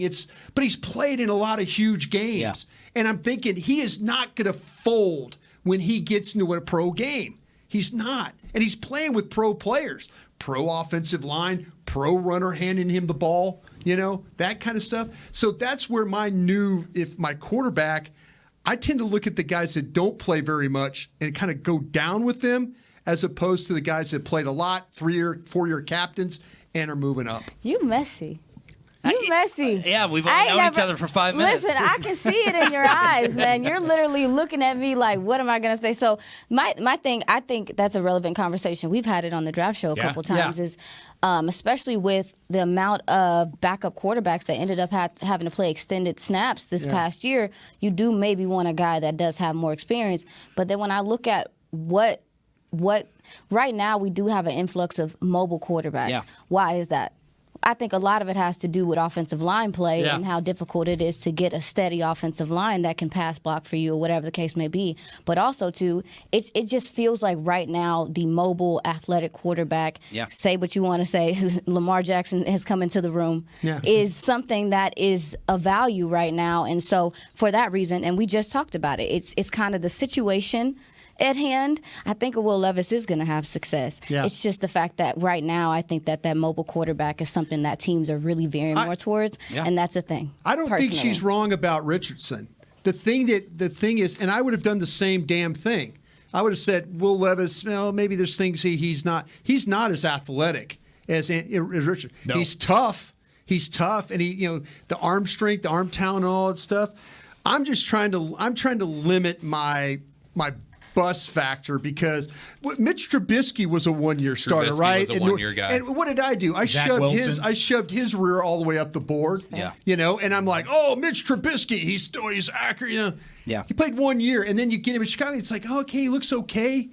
But look what Brock Purdy did. I don't know Brock Purdy is a 7th-round guy. Yeah. But Brock Purdy, a 4-year starter at Iowa State, captain. Iowa State was a top 25 team because of Brock Purdy. Look at the guy that plays across the building in the career that he's had as opposed to his 4th-round grade. Yeah. I mean, Dak Prescott was the same way, had a ton of experience coming out of Mississippi State. Tons of it. True. There's an aspect of experience in high-level situations as for a quarterback specifically in college that's going to elevate your stock. Yeah. I'm right there with you. I take pause when I look at a guy and say, okay, 1-year wonder at quarterback bothers me far more than it says 1-year wonder at a separate position, running back, wide receiver, tight end, whatever it may be. Well, and Brian, if Paxton Lynch gives you PTSD because of limited starting experience and questions about the work ethic, then I would guess you'd want to stay far, far away from Anthony Richardson. Because Anthony Richardson, it's limited starting experience, it's not a lot of polish, and people have questions like, does he love the work? Does he love the work? Is he? Because I saw the son going to do a backflip after his at 244 pounds. I'm thinking I might take him number 1 overall if he keeps doing backflips at 244. Like when we talk about the guy across the hall, part of what the guy across the hall has done that gives him the career that he does is because he loves the work. Yeah, he loves it, and he's committed. And that's the question. Is that I had somebody tell me, they said the question is, does Anthony Richardson not want to do the work, or does Anthony Richardson not know how to do the work and he needs that guidance? And the person I was talking to thought it was he just needed the guidance. I think you need the guidance. Like you say, there's plenty of time where you can, you watch him play against the Kentuckys and outdoing Will Levis and outdoing the guy at Utah. You could see him. You could see exactly what she's talking about. I think it's more difficult to evaluate than ever because now you can just throw an athlete.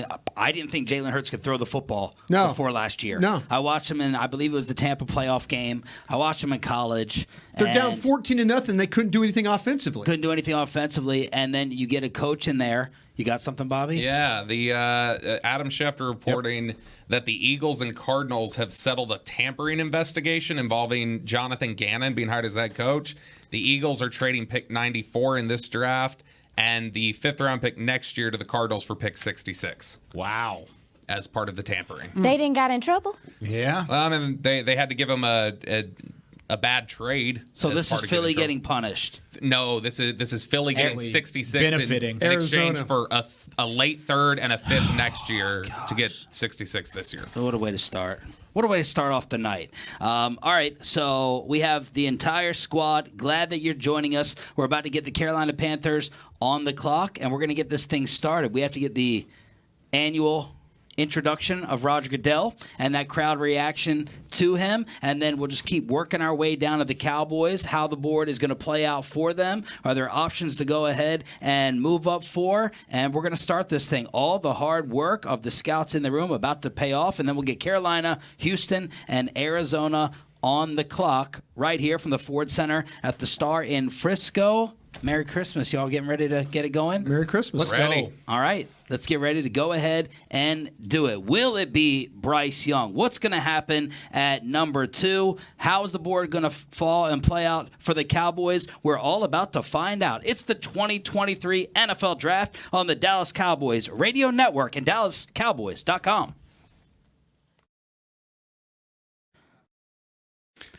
How about .com side? I love the .com side. I do too. Yeah, friends. So you like the Levis thing. What was the thing that bothered you the most about Levis? I'm interested. I don't know. I trust what you're saying there. I really do. I'm just trying to figure out these quarterbacks. I'm trying to limit my bust factors. Yeah. And I think experience now has something to do with the limits of bust factors. But then at the same token, I would say that upside is more like we talked about is these guys are allowed to get better, and some of these guys I think can get better. It's not that I don't think Will Levis is not gonna be good. Or I mean I think his pocket presence is steady. I mean I feel like he's a smart player. I think his decision making is good. Obviously he has the booming arm that people care about. Like he looks the part. It's another He looks the part as a quarterback, and so I think it's easy to convince yourself that that's the guy, and he's the safer guy to take in that situation, and he's going to be successful. What are the buts? I was waiting for the but. About him? Yeah. I'm looking at the relevancy of what is happening in the NFL right now. Yeah. That's it. That's what I'm looking at. I'm not saying I don't think he can't be a starter and be successful for you and be steady. It's I personally just feel like what the league is right now, he fits, but for how long and how much success is he going to have? Maybe he played in another era, that he's more of like a 90s guy, stand there and throw the ball. I know that's probably way before your time. That's funny. But we just that was a compliment to you. Right. But we just talked about, y'all, like how, I mean, we over here talking about tackles. We're talking about most of these tackles possibly being converted to guards because there is a lack of guard in this draft. Like the offensive line feels like it's becoming it's a luxury. It really is a luxury, and to have depth on your offensive line, to have a good offensive line is a luxury. And I think a lot of that has a lot to do with why mobile quarterbacks are kind of booking right now in the league. There's just so many different schools of thought. You got Broadus, and then me. But look, everyone has a 50% chance of being right and a 50% chance of being wrong. That's a draft. You're talking about Broadus is talking about the safe pick.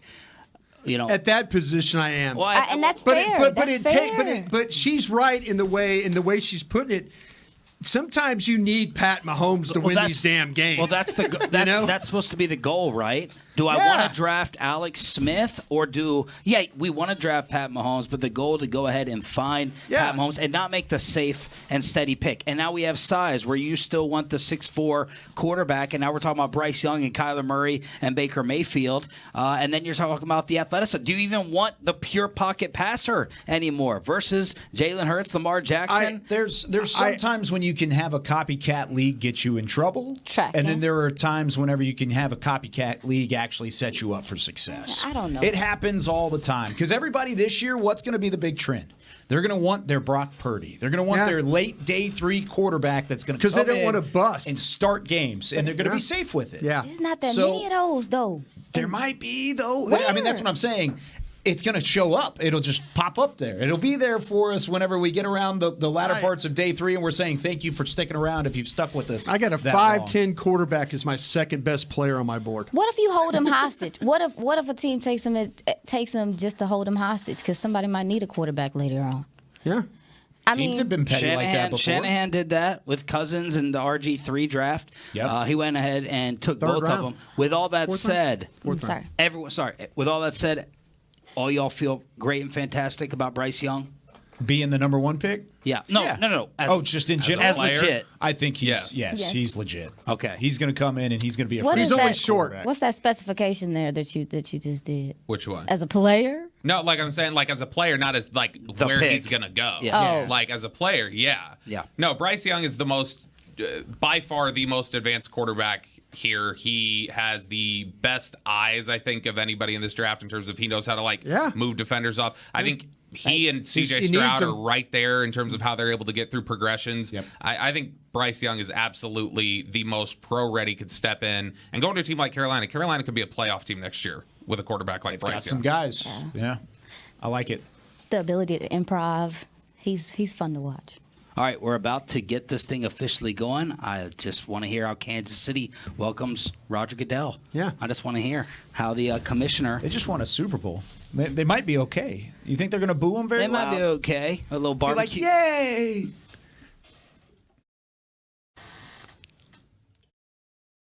All right.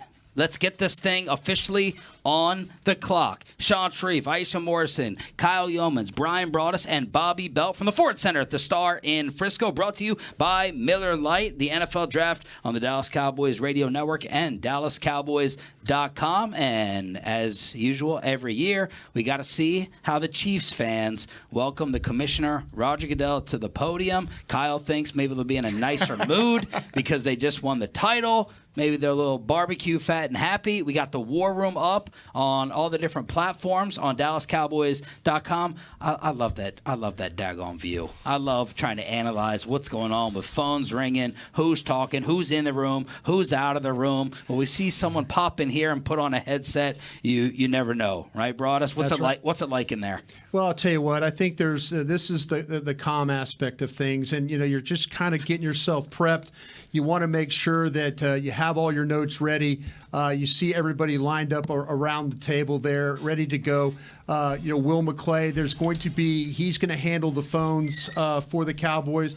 The pro directors are in there. The guys, they anybody that they need to know of information that they can quickly gather, like who needs this, who needs that. Where do you think they're going to go with this pick? There's a lot of guys in there and gals that have a lot of experience doing this. So they will be ready. They won't be caught short.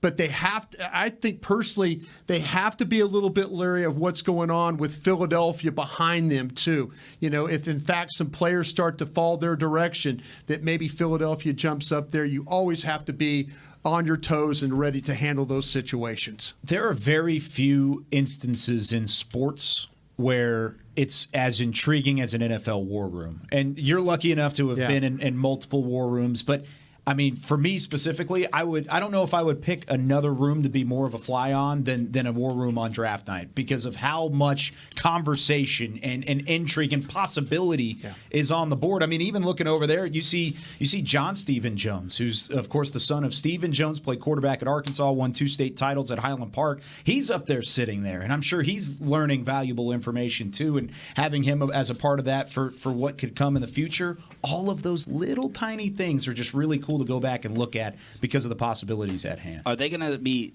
sitting back and chilling and drinking iced tea, Broaddus, till about 13, 14, 15, or are they going to be glued to 1 through 10, even though they're picking at 26? Yeah, I think they're going to be glued, and that's the thing. You've got it's a working environment in there. It'll be very quiet. There'll be some discussions, about maybe the direction that teams will go. If their stack starts to show that maybe a player is sliding down to them, now they'll start working those phones and see if somebody might want to give their pickup. You might get a team. The only way I really think Dallas would go up in this draft is if, in fact, that somebody be willing to bail out of there and give their pick up, and it might not cost them very much to do this. So you have to be alert of what's going on ahead of you and working those phones to see, hey, call up, hey, Pittsburgh at 17, you going to make this pick? Yeah, we're going to make it. Okay, thanks.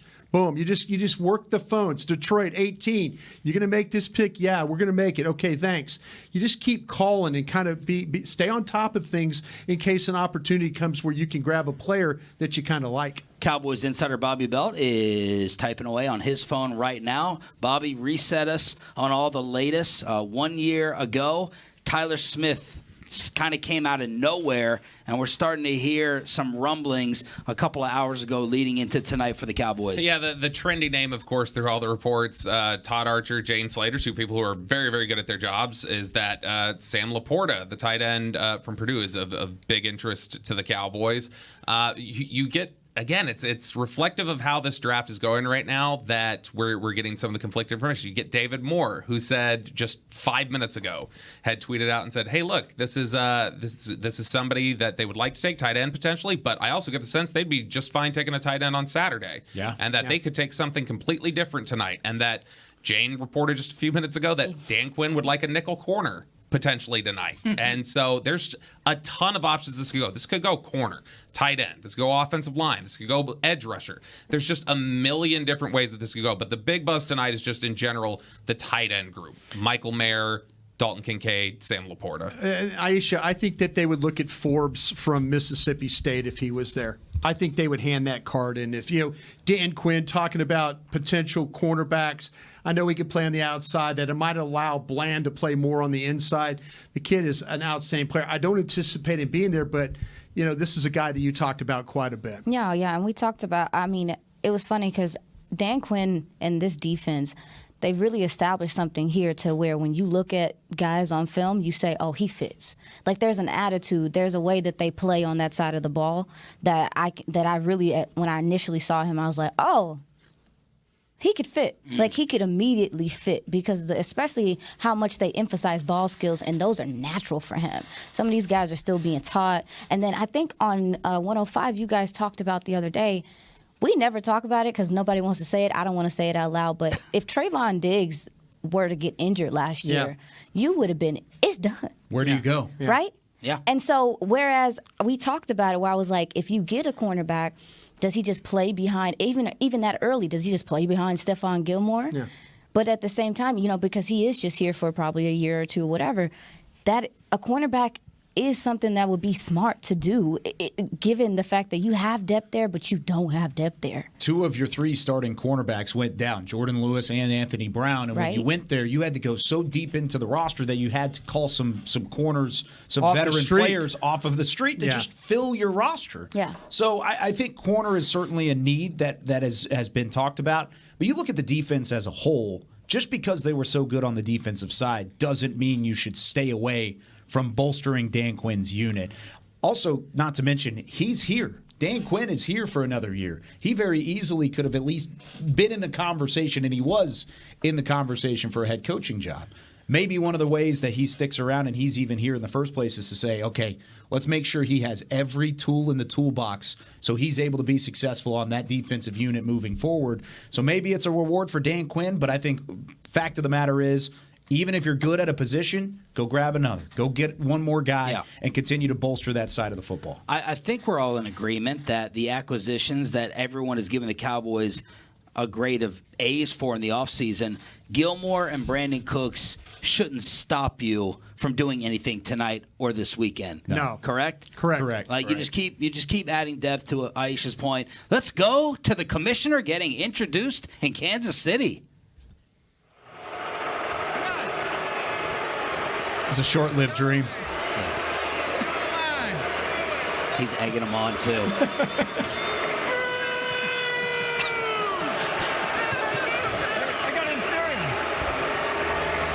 Okay, welcome to Kansas City and the 2023 NFL Draft. For the first time since we took the draft on the road, we get to celebrate the draft in the Super Bowl winning city with fans. That'll make them happy. Teams and the Chiefs Kingdom.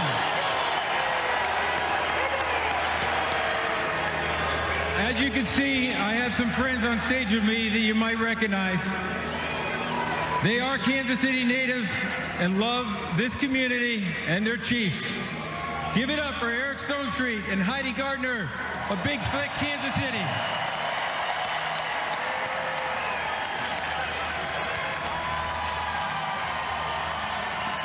All right, let's get out of this. Eric Stonestreet, they got to get one more person to represent Kansas City. Besides, I love Eric Stonestreet. Great show, fantastic. But we got to get another representative. Paul Rudd was busy. Paul Rudd was busy. All right, he's talked, Brian. I can loosen this now, right? You can absolutely loosen your tie. Oh, is that the Brian brought us tie mandate? Yeah. That's the rule. After Goodell speaks, you can go ahead and loosen up the tie. So let's go around the room before we officially get Carolina on the clock. Needs. If you're going to have top 3 needs for the Cowboys. In order, no particular order. How would you run it down? Bobby? Left guard, tight end. Linebacker? Yeah. Left guard, tight end, linebacker. Aisha? Left guard, DT, linebacker. That's a good one. I would go left guard, linebacker, and then tight end. That would be where I'm at. What if I put kicker third? How Brian? Are you taking one in the third? How early? I'm just saying it's a need. They all came up with great needs. At some point in time, you better figure out the kicker. I'm throwing that out right now. What's the earliest you ever drafted one or Third round. Wow. Who was it? Brett Conway out of Penn State. Did it work out? It did not. It did not. It worked out elsewhere. Wasn't it good in Washington? Jeez, I don't remember him being good. I don't remember him being good anywhere.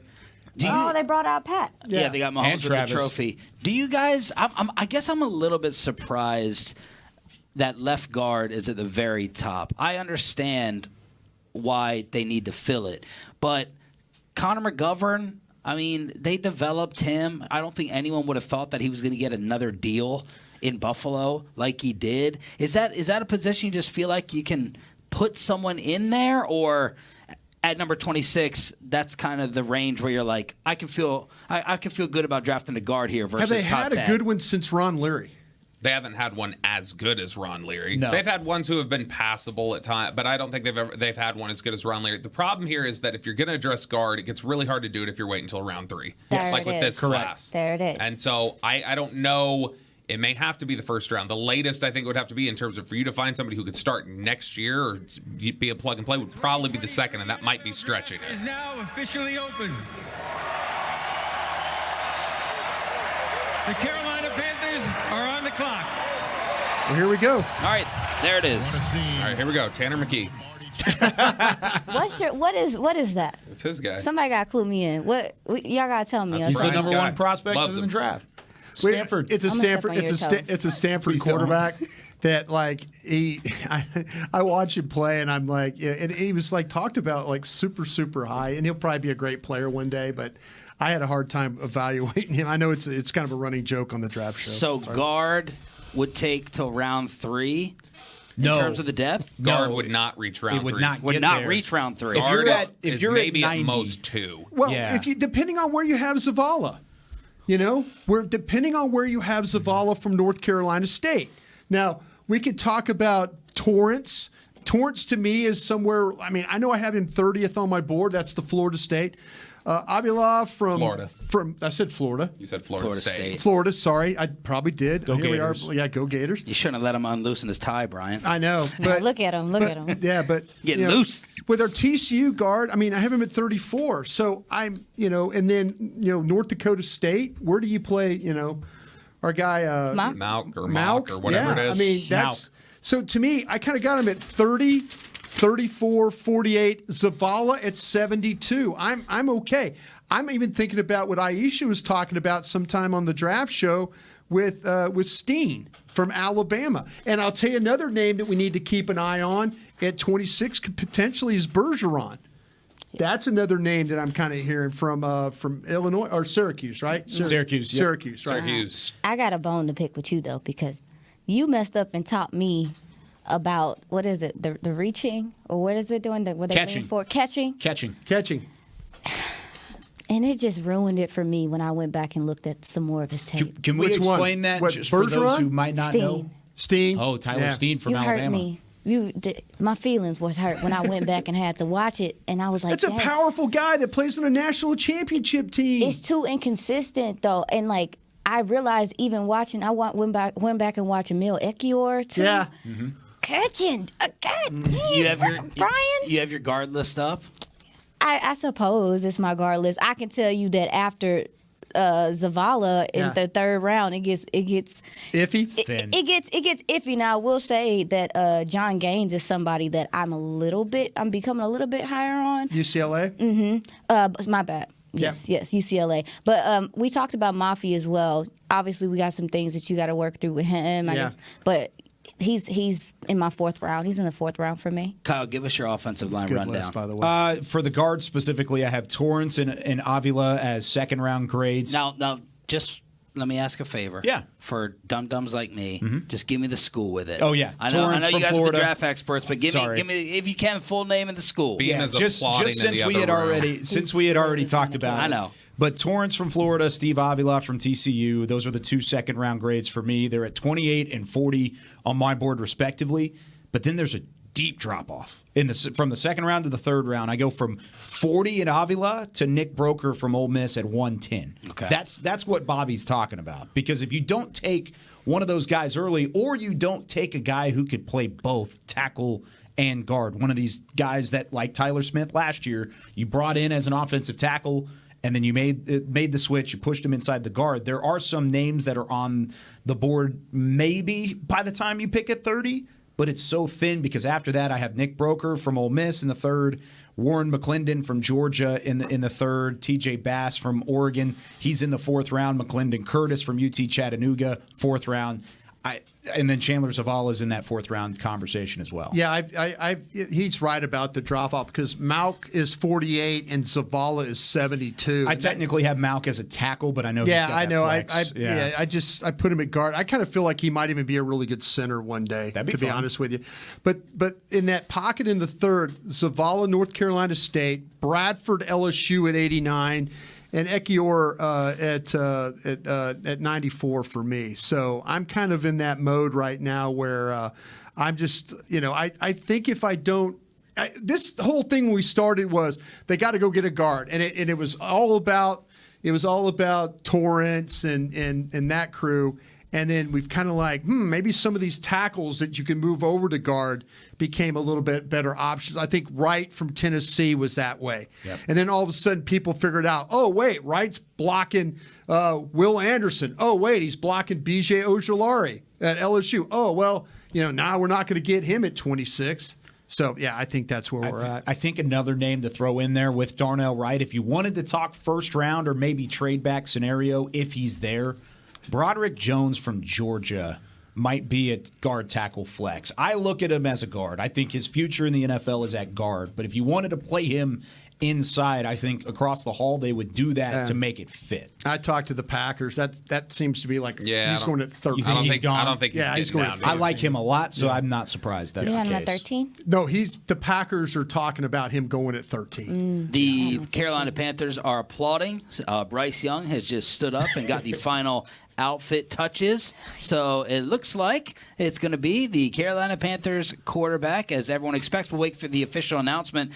I know it's not the sexiest thing, but to start off talking offensive line, I still love it because back when this team was rolling, before they have been right now, you built this version of the Great Wall up front and just go ahead, protect your $40 million until he's a $50 million quarterback, your run game. But, Bobby, besides guard, a lot of Cowboy fans said just go give him more weapons. Just go get more offensive weapons, whether that's all these tight ends we've been talking about, whether it's the receivers or whether it's the running back. Is that where your number one priority would be for them to add? Yeah, I'm out there saying do anything to strengthen the passing game is what I'm in favor of right now. So how does that play out? That could play out either through offensive line. That could play out by giving him tight end receiver weapons. Maybe they view that as strengthening the passing game by giving him a stronger running game and bringing that to complement. But either way, I think the end goal here needs to be strengthen your passing game, strengthen your quarterback with whatever you do.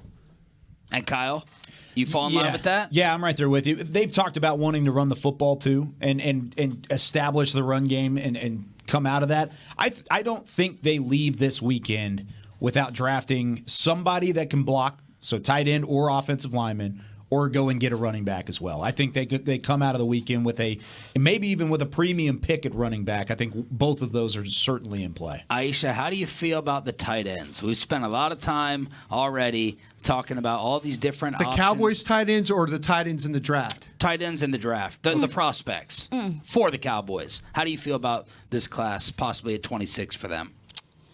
He knows I'm not a fan of the group. Of the tight ends? It's not not of the, I'm talking about that high. I'm not a fan because the value of that position. Yeah, I struggle with the idea of getting one that early just because we've seen that they can be successful later. Yeah. But out of the ones that we talked about, y'all's teammate Zach has been talking about. He's been talking about Michael Mayer and saying that he's more Gronk-like. Yeah. And so I went back and watched. Like I'm fairly young, y'all. So I missed. We know missed, it's been pointed out. We're the geezers over here. Please. But I missed a lot of Gronk's prime. I didn't understand football at that point. So I actually went back to watch him, and he's right. He does look like he's just bouncing off of people, and it doesn't always look perfect, but he does produce. So I'm still kind of, what's up? The picks here? Let's go to the pick. Okay, Carolina, get us started. With the first pick in the 2023 NFL Draft, the Carolina Panthers select Bryce Young, quarterback. A shock. What color's the tie? Oh, no tie. Oh, he looks fresh though. There it is. He's got the double-breasted suit on, yeah. There it is with Nick Saban and family. Let's react to that. And a lot of people think the draft is officially starting right now with the Texans on the clock. Glad you're kicking off the coverage with us. It's the 2023 NFL Draft on the Dallas Cowboys Radio Network and DallasCowboys.com. All right, Aisha, back to the tight ends in your evaluation of the class. You don't love the pick that early, but what player do you like? So I feel like I'm a little bit more in favor of Michael Mayer than what I was at first. If he is at 26, I'm not sure that's going to happen.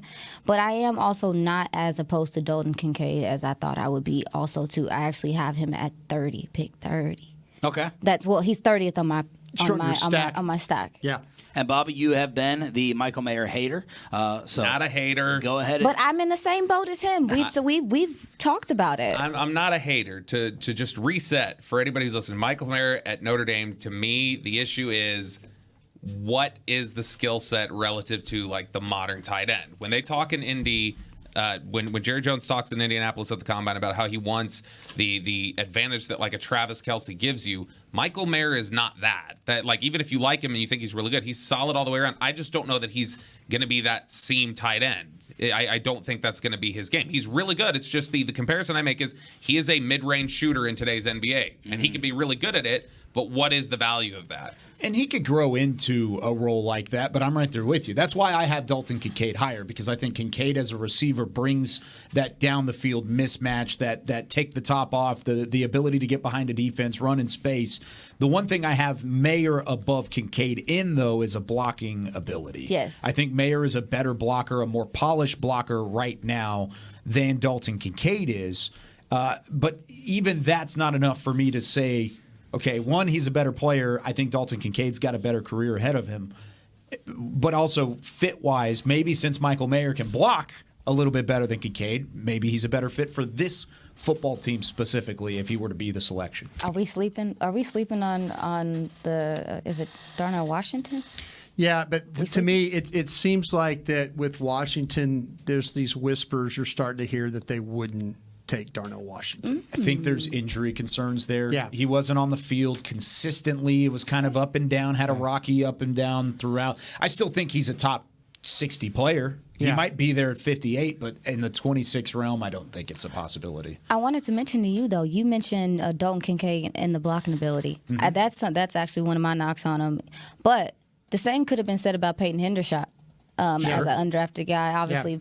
And he came in here, got with Lunda, and you saw the gradual improvement on his blocking and what he was able to do as an inline blocker later in the season. So, yeah, you can do it. Which one's easier to teach somebody, Brian? Is it a receiving ability or a blocking ability? I think the blocking ability that's more about desire. It's more about technique. Effort, I mean, comes from the heart. Like I say, when you watch, I'm just going to give you a name, Luke Schoonmaker from Michigan. It's a great name. Schoonmaker's on my board like a third, fourth round type of a player. Okay, but I watch Michigan run the football. We watch big noon football, big down, and you're watching Michigan, and they're just hammering people running the football, just down after down, and they're running the ball behind Schoonmaker, and you're going, oh, look at that point of attack. See, that's where I think some of these top tight ends don't have that. They don't have that willingness to get their nose bloodied and be an inline blocker and go flat back, lift, and turn and all that. It's a lot of fit, run with, and shield. So that's where I think that, to me, there's some tight ends in this draft that can block. I think it's later in the round. Third, fourth. Yeah. Brenton Strange, Tucker Kraft. I mean, yeah, those guys. I agree. And now the draft officially starts. Bryce Young to the Carolina Panthers, and the Houston Texans are on the clock. Sean Tree, Brian Broaddus, Bobby Bell, Aisha Morrison, and Kyle Yeomans from the Ford Center at the Star in Frisco, brought to you by Miller Lite. Bobby, sort out all this noise surrounding Houston. Well, we know one answer. They didn't trade the pick. They made the pick. Wow. Because the pick is in, so Houston didn't bail out of there. So has all this been... Dang. There's been Will Anderson, Tyree Wilson. There's been Or has it all chatter been, about the quarterback, C.J. Stroud. It's been all over the map with them. This is why people were curious where this... There was a lot of building momentum in the last 24 hours on Anderson, the edge rusher from Alabama. And has it all been a C.J. Stroud smokescreen? And what have y'all made of all the C.J. Stroud slander that we've heard in the past week? It doesn't affect me a whole lot on the player. And I mean, speaking for myself, I think he has the ability to step up in the pocket. He had a clean pocket a lot of the time at Ohio State, had a great offensive line, arm strength to go to each part of the field. He was a leader in the locker room. There were some off-the-field questions just in terms of his maturity and some of those things.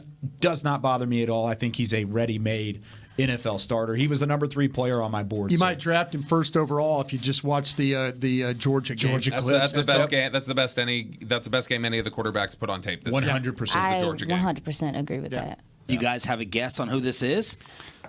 You think it's Anderson? You think it's quarterback? I worry about that S2 test. Let's go find out. Here we go. It's in quick. With the second pick in the 2023 NFL Draft, the Houston Texans select C.J. Stroud. Wow. I did it. It's the right move. It is. It is the right move. All this misdirection, all the rumors, and when teams make a pick, Broaddus, you're the expert in this field, but when you go up that quickly, you're kind of sending a message to the player, to his family. There was no hesitation. You're our guy. Let's go ahead. We're not going to screw around with this. We're not taking calls.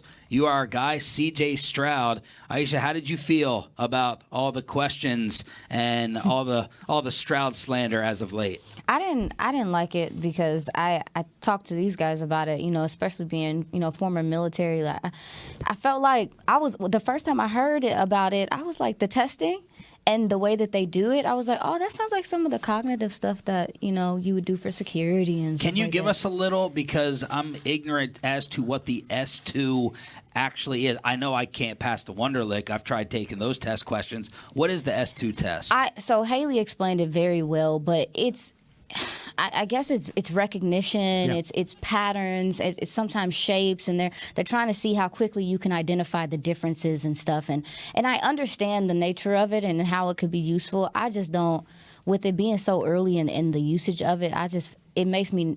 I didn't like that C.J. Stroud had to even come out and speak about that. And you could tell in his response that he felt a little insulted by it. Of course. And he should be. And most of these players should feel like that. I love the numbers and stuff, and I'm starting to get into that. But we have a job to do to stay balanced with those things, especially as analysts, reporters, etc. Yeah, I think this was clearly, though, Nick Cesario, the general manager, I think he won this battle. Yes, he did. He's got a new head coach, and I bet you what he did is he told D'Amico Ryans, he's like, listen, I know you brought all those cats from San Francisco, and you guys are big S2 guys.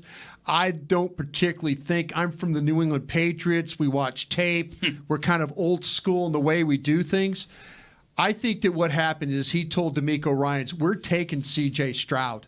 We need a quarterback. I sat here last year and played with Davis Mills. Okay, I sat a whole year without my quarterback even playing. Yep. He goes, I am not going through that again. Yep. Because you know what? I'm going to get fired if we don't get a quarterback here. Yep. And he told D'Amico Ryans that. And you know what the message was to D'Amico Ryans? You go tell your coaches that we're taking C.J. Stroud. And you better find a way to coach C.J. Stroud. Okay? He is our quarterback. Yeah. And I think that's how this went down. You could talk about all that testing stuff and all that.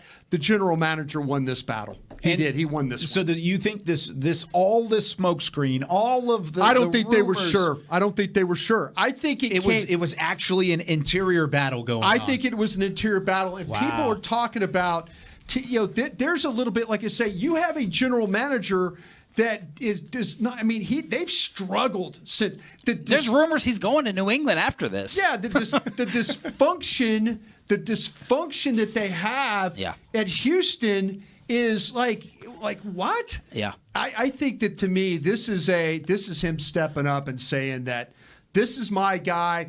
If I get fired, it's because I picked him. And look, as Mike Florio told us this morning, Bobby and myself, don't rule out a lot of this slander and these insults from another team that wanted him. Yeah. You want to get him to drop. No question. It's been 1 and 2 this whole time. It's been Young and Stroud. Now all of a sudden we're talking about Stroud at 8, Stroud at 9. That's probably, I know we feel bad for him because, and he's breaking down right now, emotional. That's fantastic to see it all hitting him. It could be a compliment with another team wanting to put that stuff out there in order to get him to drop to them, to get their franchise quarterback. Bobby, why is it the right move? You had no hesitation in saying it. Yeah, because, I mean, again, I think this was an issue of overthinking things a little bit on Stroud. Whether it was an attempt to push him down the board, slander, whatever else, or if it was just overthinking the guy. Like I said, he put the best game on tape that any of these quarterbacks did this entire year. He did it against essentially an NFL defense in Georgia. No doubt. And I think that when you talk about, okay, what is CJ Stroud? He was working with an NFL offense. Yeah, well, Sure. Yeah, and then that's what he's going to be working with at the next level. Well, maybe not that. Well, good. I mean, not at Houston. Ohio State might beat Houston. Absolutely. They'll get some guys around him at some point, though, but you got to start with some place. And you got to start with some cornerstone. They're going to try. So if you look at CJ Stroud and say, like, okay, well, what does CJ Stroud do that puts him at the top of the quarterback class or near the top of the quarterback class?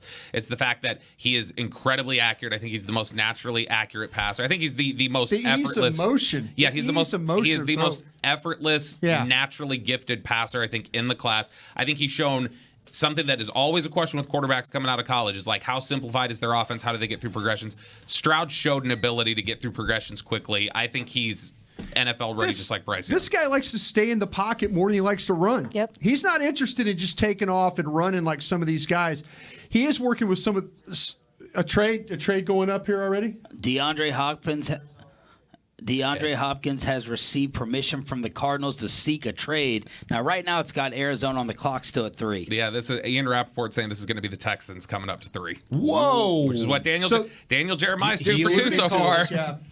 Who would this be for? Probably Will Anderson. Will Anderson. Yeah. It could be Tyree Wilson. So did they not actually win the battle? Did they actually come with a compromise? Wait, so the Texans are going 2-3 right here. Texans jump from 12 up to 3. You talk about an interior battle. Did they just pull off both of these?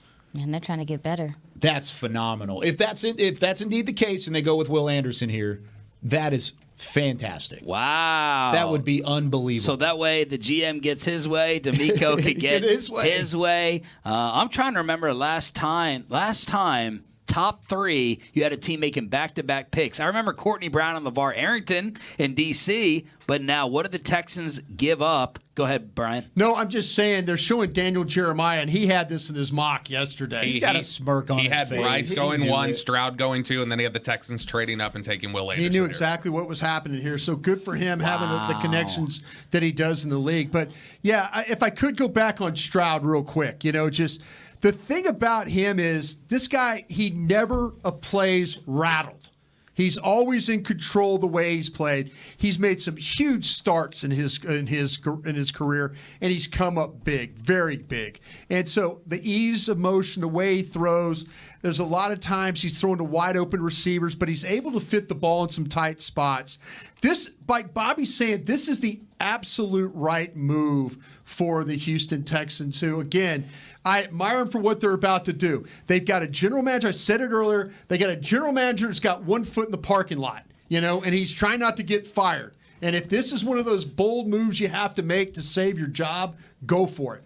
and I think he's doing it today. Do we have the compensation yet? Not yet. I'm watching for it. It hasn't come out yet. Wow, the breaking news. The Houston Texans are on the clock after taking C.J. Stroud at number 2. You guys have no doubt that it's Will Anderson? I'm almost certain it's Will Anderson. Probably Will Anderson with a caveat that maybe Tyree Wilson. Because Houston has loved Tyree Wilson. They have. Zerline talked about that last week. There was late discussion. Okay, so it's the Cardinals are getting 12-33.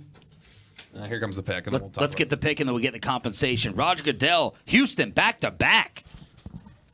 The Arizona Cardinals have traded the 3rd pick to the Houston Texans. With the 3rd pick in the 2023 NFL Draft, the Houston Texans select Will Anderson Jr., linebacker, Alabama. Wow. Let's talk about the compensation. Let's talk about the player. And let's talk about what else is going to happen with Indianapolis. Are they going to make it a 3rd quarterback in the top 4 picks? This is the 2023 NFL Draft on the Dallas Cowboys Radio Network and DallasCowboys.com.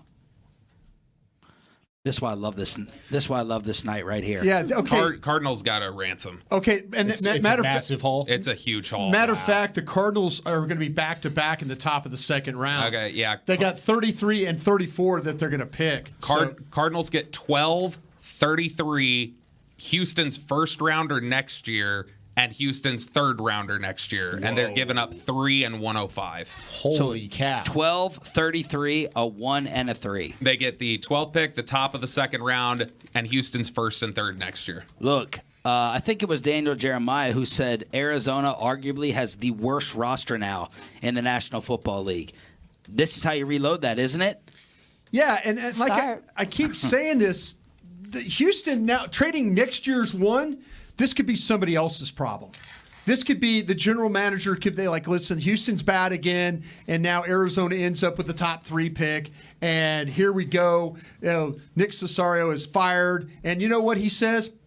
Did the best I could. Now the new general manager comes in. He's got no 1st round pick, no 3rd round pick that he has to work with. If the chatter is right that Arizona wants Paris Johnson, he could be there at 12. And so with that in mind, I mean, this is, I think, a great haul for them if they can still potentially get the guy they want. I mean, either way, whoever was a part of this trade, because you could say the Texans won this trade because they just got their franchise quarterback and a cornerstone player on defense to build around for the future. So you talk about the aggressiveness that it took to even get to this spot. Yes, they gave up a haul. Cardinals are feeling great about where they are right now because they can sit back, they can watch the draft unfold in front of them, just like we talked about with the Eagles in the pre-show. Once that top 10, top 11 picks rattle off the board, they're feeling pretty good about it. And if they really have a guy inside the top 8, you don't think they could package those top 2 picks in the 2nd round and go get a guy? Yeah. If they really wanted to?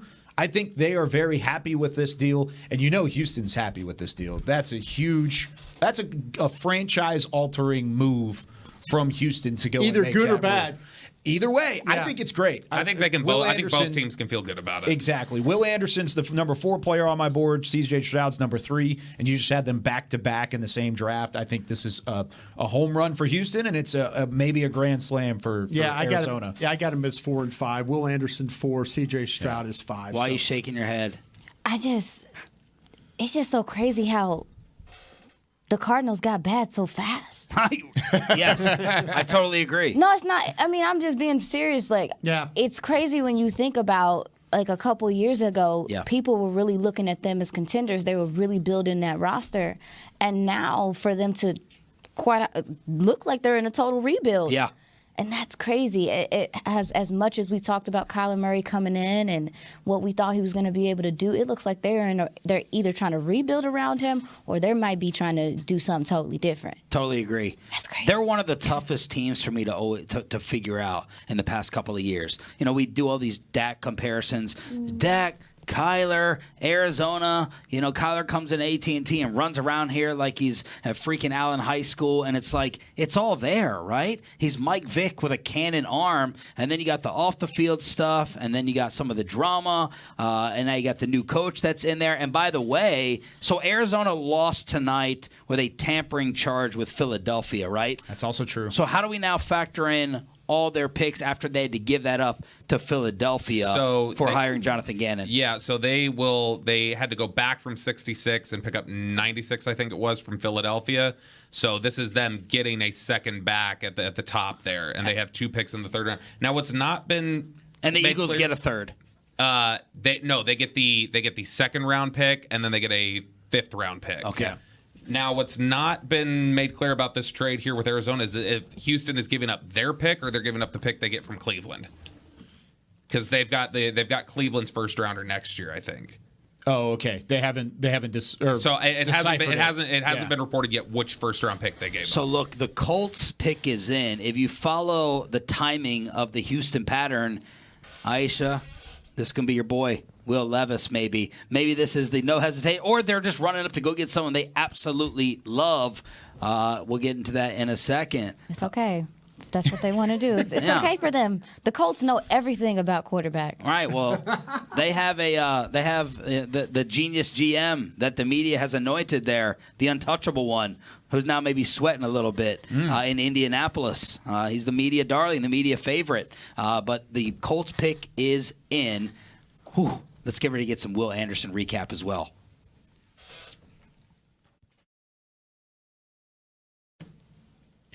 Woo! It's already started, baby. This is why it's my favorite broadcast night of the year. The Houston Texans making the most noise. They take C.J. Stroud at 2 after Bryce Young, of course, to Carolina. And then they trade up with Arizona to take Will Anderson. Bobby, give us the compensation. Tell us about the player. Bobby, what happened? What did both sides exchange? Texans are giving up pick 12, pick 33, and then a 2024 first rounder and a 2024 third rounder. And the Cardinals are giving up pick 3 and pick 105. With the 4th pick in the 2023 NFL Draft, the Indianapolis Colts select Anthony Richardson, quarterback, Florida.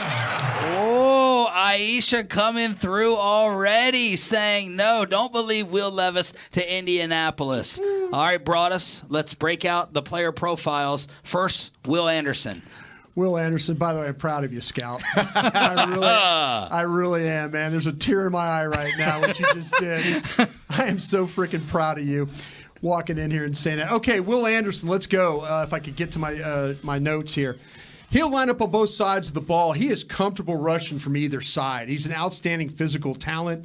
The ability to make plays all over the field. Impressive the way he plays the run. He's not going to let the ball get outside of him. He does a really nice job of keeping his outside shoulder free. When he faces his shares of double-team blocks and stuff like that, he's good with his hands. He finds the ball. He chases. He can beat blockers on several ways on the pass rush. He wins with quickness. He wins with power. I think this guy right here, when you talk about explosive power and flexibility, complete player dealing with the run or the pass. Do you feel like he was the top defensive player because of the Jalen Carter drama, or just on film you had? I had Carter higher than him because when I read Carter's notes, they're going to be just as good as Will Anderson's. Kyle, your take on Anderson as a player? Yeah, I mean, you talk about broad shoulders and a relentless pass rush. I think he's there. I think he has the run-stopping ability where you go laterally at the line of scrimmage. He can scrape off of blocks. He has a toolbox that's already very deep and ready for the pro game. I mean, you talk about the 2021 tape. He was unblockable. There was no way you were getting past him. 35 tackles for loss and 17 sacks as a sophomore. That's 1 year. Most players don't get that over the course of a career, and he had that in one season, and then he backed that up with 17 TFLs and 10 sacks in a quote-unquote down year in 2022. I think he's a phenomenal edge rusher. He's a cornerstone defensive player, like I said earlier in the show. I think he's going to be feared in the NFL very, very soon. Seattle's on the clock. Will this be Jalen Carter? But Aisha Morrison, this is your moment as you hit the early home run with the Will Levis quarterback talk. So talk to us why you weren't totally buying Levis to Indy and your take on Anthony Richardson, who is now a Colt. Well, now I feel like I knew that a team would take a chance on him, but now the Colts do make sense. They're in a place to where they are looking for some explosiveness on that side of the ball. They're looking for a jolt of energy on that side of the ball. Their offenses for the last couple of years have been difficult to watch. And you also, I mean, let's keep it a buck here. So I feel like for them, a Will Levis wouldn't cut it because they had a Matt Ryan type guy there already. Yeah. And that didn't work. No offense. Yeah. Let's talk about Anthony Richardson, because this is the most polarizing guy of the first round, the most fascinating, the biggest intrigue, the biggest boom, the biggest bust. Who's got a strong feeling, love or hate, prospect talk, about the Colts' new quarterback, Anthony Richardson? Bobby, what were you feeling on him? That's the hard thing about it, is that I don't know how strong a feeling you can have on him, because it's going to all be about what is his work ethic like. The tools are all there. The traits are all there to do it. It's just a matter of what is his work ethic and how do you transition him from just traits to a football player, and how do you turn him into a pro-ready quarterback. This is going to be a process. This is not a guy is going to step in and be ready to play football. But look, I mean, there was a lot of criticism about Jalen Hurts when he was coming out, and different guys, obviously, but athletic quarterbacks who were considered to need some seasoning. And Shane Steichen helped contribute to getting that out of him in Philadelphia. He's there in Indianapolis now. So they're clearly believing him. But the biggest thing to me still is going to be about, does he have the love for the work to become that guy? If he does, and he's got the work ethic, and they can bring it out of him, it's going to be a home run because he's got all the traits. And that's why I knocked him, because he is going to be a project. He's not a start-in, step-in, ready-made quarterback at the next level right now to lead a franchise. Could he get there? Certainly so. Absolutely. I still had him as a top 30 player. But with Richardson specifically, he's got to find a way to have the right touch on certain short passes. Not everything can be 100 miles an hour. He's not throwing across the diamond in baseball. He's got to have the right touch. He's got to have the touch in the back of the end zone or on a lob pass. There were a lot of times when he just tried to throw his way out of trouble, and instead it threw him into trouble. So because of that, there's decision-making into it. There's the motivation, like Bobby's talking about, that's into it as well. I don't feel comfortable at 4 taking a project quarterback, which is why I had him rated so much lower. But is he a good player, and does he have a chance to become a legitimate franchise quarterback? Sure, he's got all the tools, and like Brian said earlier, he is built the right way for it. Yeah. You just got to get it out of him. Man, this guy's got some serious body armor. I mean, he is a big dude. He's sturdy. He's tough. My alma mater, LSU, wanted nothing to do with him tackling him one day. I think he ran like 80 yards, and nobody wanted anything to do with him. He could put the ball on the spots. He really can. You watch the LSU, Kentucky, Utah, Florida State game. He could throw the football. He's a physical player. I think the thing that they're going to work on him is that accuracy. He's going to have to improve the footwork a little bit. But the awareness in the pocket is outstanding, because he'll drop back and things will start breaking down, and he'll go, boop, I'm out of here. Yep. Or he'll move and slide and then do something, to kind of make his team have a little success on the play. But man, I'll tell you what. The physical part of it, he's got everything you want in a quarterback as far as the size, the talent that way. He's just going to need some work. And you know who his new coach is in Indianapolis? Where was he previously? Philadelphia. Yeah. Steichen. Yeah. So you talk about an athlete. You talk about some Jalen Hurts comparisons with the physical ability. Ian Rappaport says the phones are ringing in Seattle. Brian Broaddus, this is your boy. My former intern, my $3.5 million intern, John Snyder. John Snyder? Yeah. He made the pick. What's he thinking right now? He is thinking like how he can fleece somebody for this 5th pick. Just like he fleeced the Denver Broncos to get Russ. To trade Russ so he could get this 5th pick. Or is he thinking, we just got the best player in the draft that fell to us at number 5? Yeah, I think, and I'll tell you this about John Snyder. John comes from a program in Green Bay where like the character stuff and all that is all, off the field, all that's important. But Johnny told me one time, he said, listen, I got a coach that convinced me that I don't have to draft choir boy type players. Yeah. He goes, if you want to give me the bad guys, if you want to give me the character guys, I don't have a problem with that. I'll coach these guys. So yeah, if Jalen Carter is a guy that people think might have some character issues, then or maturity. I'm not going to say character, I'm going to say maturity issues. Yeah. That ain't going to bother Pete Carroll. And it ain't going to bother John Snyder because the head coach has convinced him that he can take these guys and they can win with them. Well, it's like Bobby was telling me the other day, your Randy Moss stories that you almost – am I allowed to say this? That you're your opinion on Moss and the trouble it almost got you in, you were willing to toe the character line. Absolutely. When making a Randy decision. Yeah, Jeff Lurie, the owner, I sent Butchie, my security guy, down to West Virginia. And Butchie, he came back with a big old folder. And Mr. Lurie, the day before the draft, said, Brian, please, we can't take Randy Moss. And I said, Mr. Lurie, he's the best player, the best wide receiver on our board. He says, please, I'll acknowledge that we had him as the best player. And to this day, if you ask Jeff Lurie, he'll say that, yeah, we had him as our guy. But, yeah, we moved on. We took Trey Thomas, and it worked out. He played like 14 years in the league, so we were good. We were good. Bobby, any feeling on what Seattle's going to do here? Picks in, though. I wondered if that, because they were on the phone, I wondered if that was them getting Richardson snatched out from under them. I wonder if I wonder if they're going to take. They're showing Will Levis here. I wonder if Snyder's going to. He doesn't look like he got a call.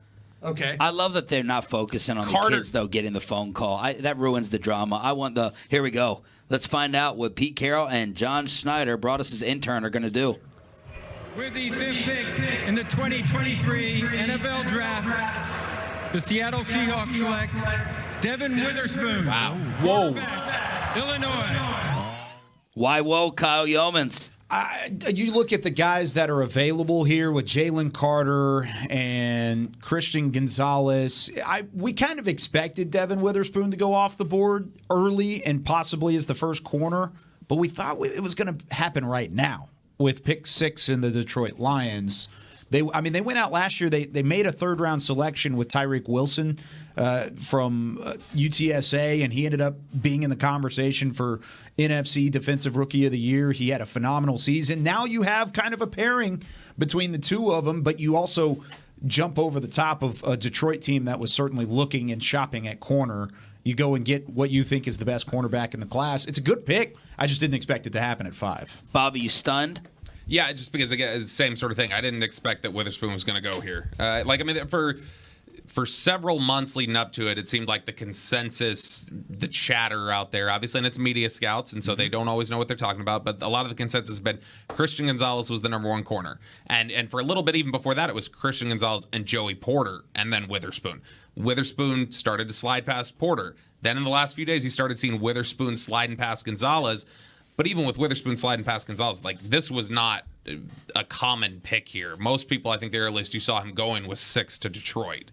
And so I think Detroit just got their guy taken from them. Where was Devin Witherspoon on y'all's boards, on the corner board? Where 13. Well, I mean, he's overall. Third. Third best corner? Yeah, third on mine, too. 13th best player. But let me give you an idea. He's the 13th best player on my board, 9th on Dane Brugler's board, 5th on Daniel Jeremiah's board. Wow. Once again, Daniel Jeremiah probably talking to John about Witherspoon and where he was going. He's a vicious player, dude. Yeah. He's like up in your face. He immediately wants you to know that he's going to be there with you all day long early in that game. Tackles in open space. He makes plays on the ball. I think he's a really good addition to any team he goes to. I had him at 13. I didn't think he was going to go this soon, but I get it. I get it because he's a tone setter.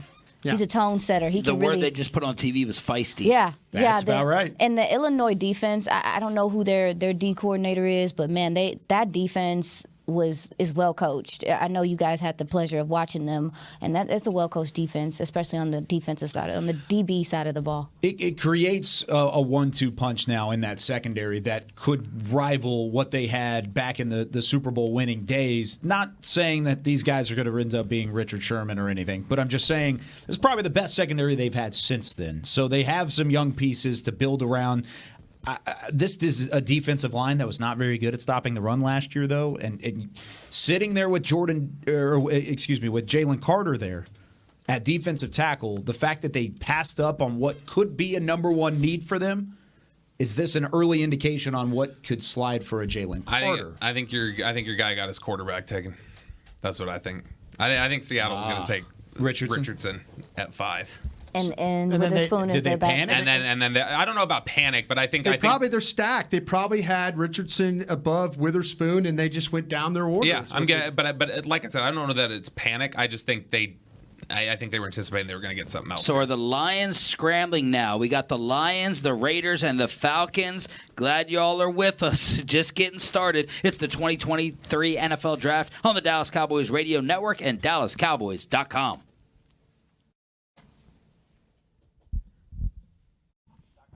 All right, so reset that, Bobby. You think who got what stolen from him? I think the fact that Indianapolis took Anthony Richardson, I think that threw off Seattle. I think Seattle's ready to take Richardson at 5. That was the one that was starting to gain. We had seen Carter so consistently at 5 in the mocks, but the chatter you were starting to hear today that was growing was Richardson might be Seattle's guy. Richardson might be Seattle's guy. And so the fact that it's Witherspoon now, I just feel like it's and the fact that they were on the phones working it, I think they expected to be there. We have another trade. Oh, the Cardinals went right back up. The Arizona Cardinals what did I say? Arizona and Houston. Recap what you said. So with the trade that they made earlier, they were sitting at 3. They traded out, took the top pick or the second pick in the second round at pick number 33 from Houston as Houston goes up and gets Will Anderson. They were sitting at 12, which was kind of the meat of that deal. I bet you they packaged one of these second-round picks. They packaged 12 to the Lions. The Lions just had their guys stolen, like Bobby just said. And then there's Arizona popping them right back up in there because they like a defensive tackle, maybe?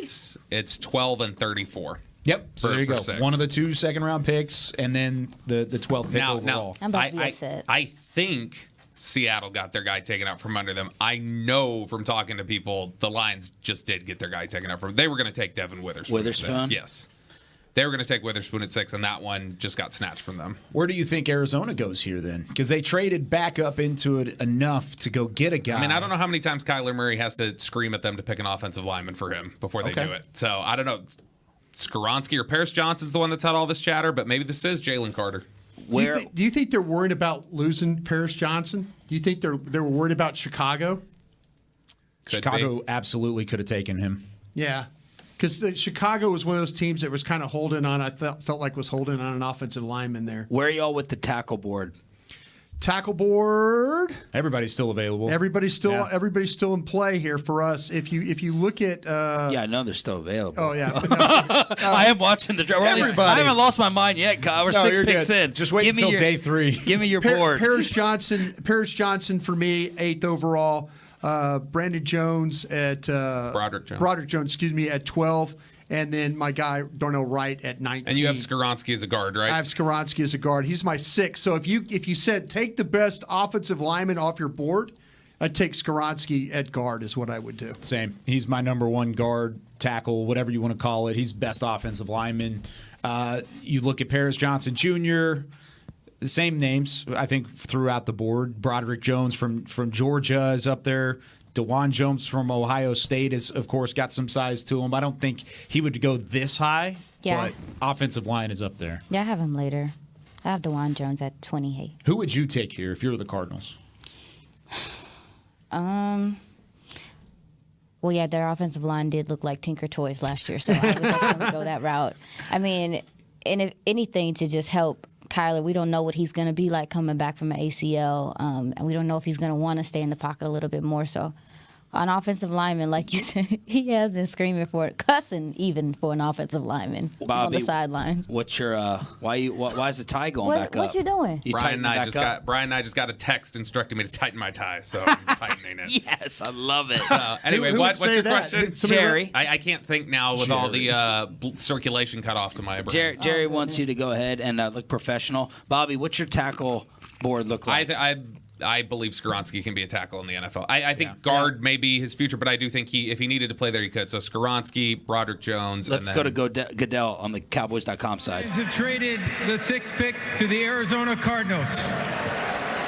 With the 6th pick in the 2023 NFL Draft, the Arizona Cardinals select Paris Johnson Jr., Ohio State.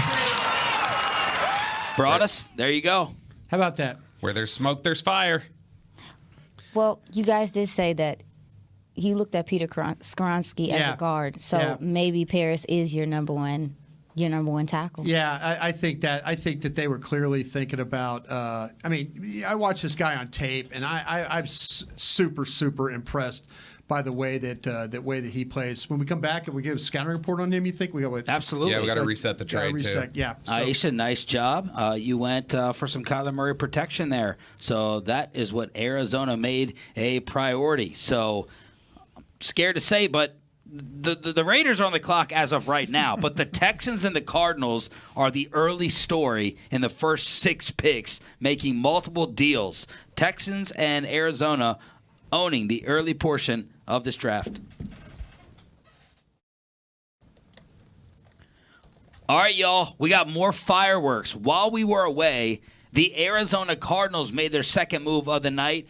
The Texans have made 2 moves. Bobby Bell, what was exchanged for Arizona to move up to number 6? Yeah, the Lions lost their guy in Devin Witherspoon, so they bailed out of 6. They traded back to 12, which was originally the Browns to the Texans to the Cardinals, and the Cardinals give up 12 and 34 to go up to 6. And then Aisha Morrison said, are they going to get Kyler some help up front? How many times does he have to scream for an offensive lineman? So Brian brought us, they go and get Paris Johnson, Ohio State. All right, I tell you what, man, this guy was a converted guard, outstanding athletic ability and movement. He's very light on his feet when it comes to blocking. He can easily work in front of his man without any issues. He's able to kick outside to keep his man wide. He makes the cutoff, the reach is no problem. He'll find himself off balance some when it comes to his sustain, but he's not one of those guys that's on the ground. Aisha hates those guys that are on the ground all the time. Get up. But I'll tell you what, he'll carry his hands a little low as a pass blocker, but you like to see him have a little bit higher in position. But I'll tell you what, though, he can get after a defender, and I feel like that he'll need a little work on the power. But man, you talk about when he gets movement, he can make it happen up front. Really good run blocker, really good pass blocker because of the athletic ability. Yeah, he's fast off the ball. I think he's really fast off the ball. His initial attack, initial punch. He has a good base, which is something I'm really learning a lot more about, which is why I think he is sturdy in the run game. And also his awareness is pretty good. He helps out his buddy a lot, and which I thought was dope. My bad. Yeah, but as far as the run game, too, he actively wants to be he's active in the run game. He's looking for a body. He's trying to put somebody on the ground, and that's one of my favorite things about him. Like you mentioned the pass pro stuff, just his hands playing a little low. He kind of struggles with some of the speed rushers at tackle, but that's something that I saw from him at the Senior Bowl that he looked like as he was going on with reps. He's improving on that, going up against some of the best. So just to reset all the chaos so far, Bryce Young, number 1, C.J. Stroud to the Texans at 2. The Texans then move up to 3 to take Will Anderson. Anthony Richardson to Indianapolis at 4. Seattle, did they get robbed of their quarterback? They take Devin Witherspoon, the cornerback, and then Paris Johnson to the Arizona Cardinals. Things wild enough for you so far? Throwing you off? Love it. Right? No, it's fantastic. It is kind of nuts, dude. I told you mocks were going to be destroyed. This year more than any, mocks are going to be destroyed. Out of the draft magazine that we published here, the Star Magazine Draft Guide, I got 4 of the first 4 mocks right. I got all 4 of the first picks right. But then Witherspoon screwed it all up, and I guarantee I won't get another one right. Okay, so if you're in the Cowboys war room, let's just do a little Cowboys reset. What are you thinking so far? Or are you like Kyle and you're like, yeah, we knew the names in order. We just didn't know exactly what teams. Anything changing up your game plan whatsoever? What are you thinking? Yeah, I don't think the names that have gone would be surprising to them. I think this is about the collection of guys you would expect to be gone. Where they've been assigned is maybe a little bit of the question, and some of the movement. How does that change things? What Philly does at 10 might start changing some things up. If anything, maybe the surprise would be that and again, we'll see how far it goes. But the surprise might be that you've gotten out of the top 6. Jalen Carter's still there, because I think a lot of people thought maybe 5-6 range he could get taken. So, but overall, I don't think they've been impacted by much yet. But it's going to start heating up here soon. All right, now we have the Raiders on the board with the number 7 selection. Then Atlanta, Chicago, and the Philadelphia Eagles at number 10. Brought us any feel on where the Raiders maybe needs ending up? Yeah. They were trying, they were one of those teams early that was trying to figure out a way to get a quarterback. So that seems to kind of be out of the loop. Now I wonder if maybe that Will Levis might be in play here for them. So we'll see. I mean, the pick is in right now. Yeah. But this was a team that was actively trying to go up at one point, and it just sounded like they were kind of getting blocked in that regard. So we'll see if their quarterback is actually there. So in the pre-show, you were talking a lot about stability, getting me a safe pick. This from Warren Sharp. Total, and this is a compliment to the Cowboys too. Total snaps played in the last 5 years by the draft picks of the teams who took them. The Cowboys are number one by a ton. 92,000 snaps played by Dallas Cowboys players in the last 5 years. The second most is Minnesota. They're 6,000 snaps behind. The team with the least amount of snaps? The Raiders. 11,900 snaps compared to 92,000 for the Cowboys. The least amount of snaps because of all the legal issues and all the problems. You might want to be safe and stable here with your pick. They had a situation with the Raiders that with Mike Mayock and they're drafting John Gruden there. John and I have known each other a long time. They've busted on a lot of first-round picks. Yeah. And they've busted on some second-round picks along the way, too. That's robbed them of any opportunity to be really good. And they've tend to err on the side of traits. I mean, we've seen them take tradey players that have the overarching length or speed or strength. Who's that guy right now? It might be Tyree Wilson, who's in terms of a safe pick. If you wanted to put the traits along with being safe, I don't think Carter would kind of fit both of those. Yeah, we got to eliminate Jalen Carter, you'd think, right? Yeah, Tyree Wilson from Texas Tech would fit that mold. Peter Skoronski from Northwestern, not a tradey guy, but he's fundamentally sound. He doesn't have the long arms that you would anticipate. Wilson would make a lot of sense. Wilson, there's been some buzz, too, though, about him and his, some teams have medically flagged him for stuff.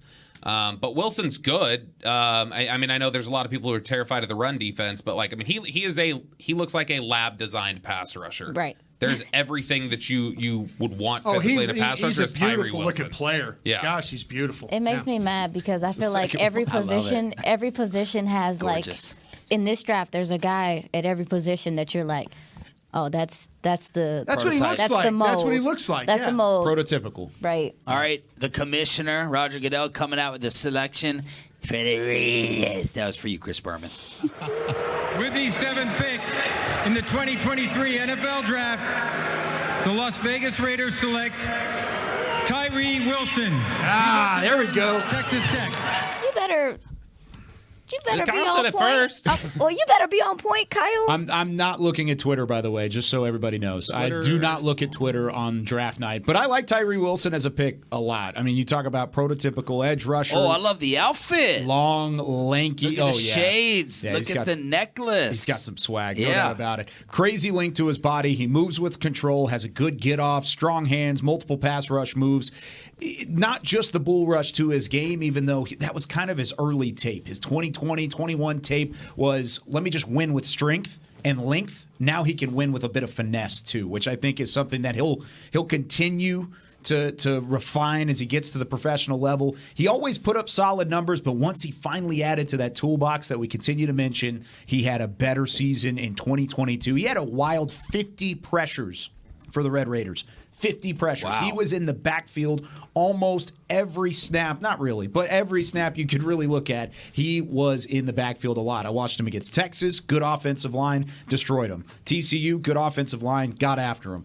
I think Tyree Wilson is a phenomenal pick, and he did a great job not only dressing for the part, but I think he's built for the part to go to Vegas and disrupt some offense. He almost threw Goodell off the stage. I'll tell you what, one day they're going to pick Roger Goodell up, and he's going to hurt his back. Yeah, that's right. I'm surprised it hasn't happened yet, if we're being honest. What do you have for the Guns Up scouting report? Let me give you that Guns Up scouting report right now. I'll tell you what, I really do like the player here.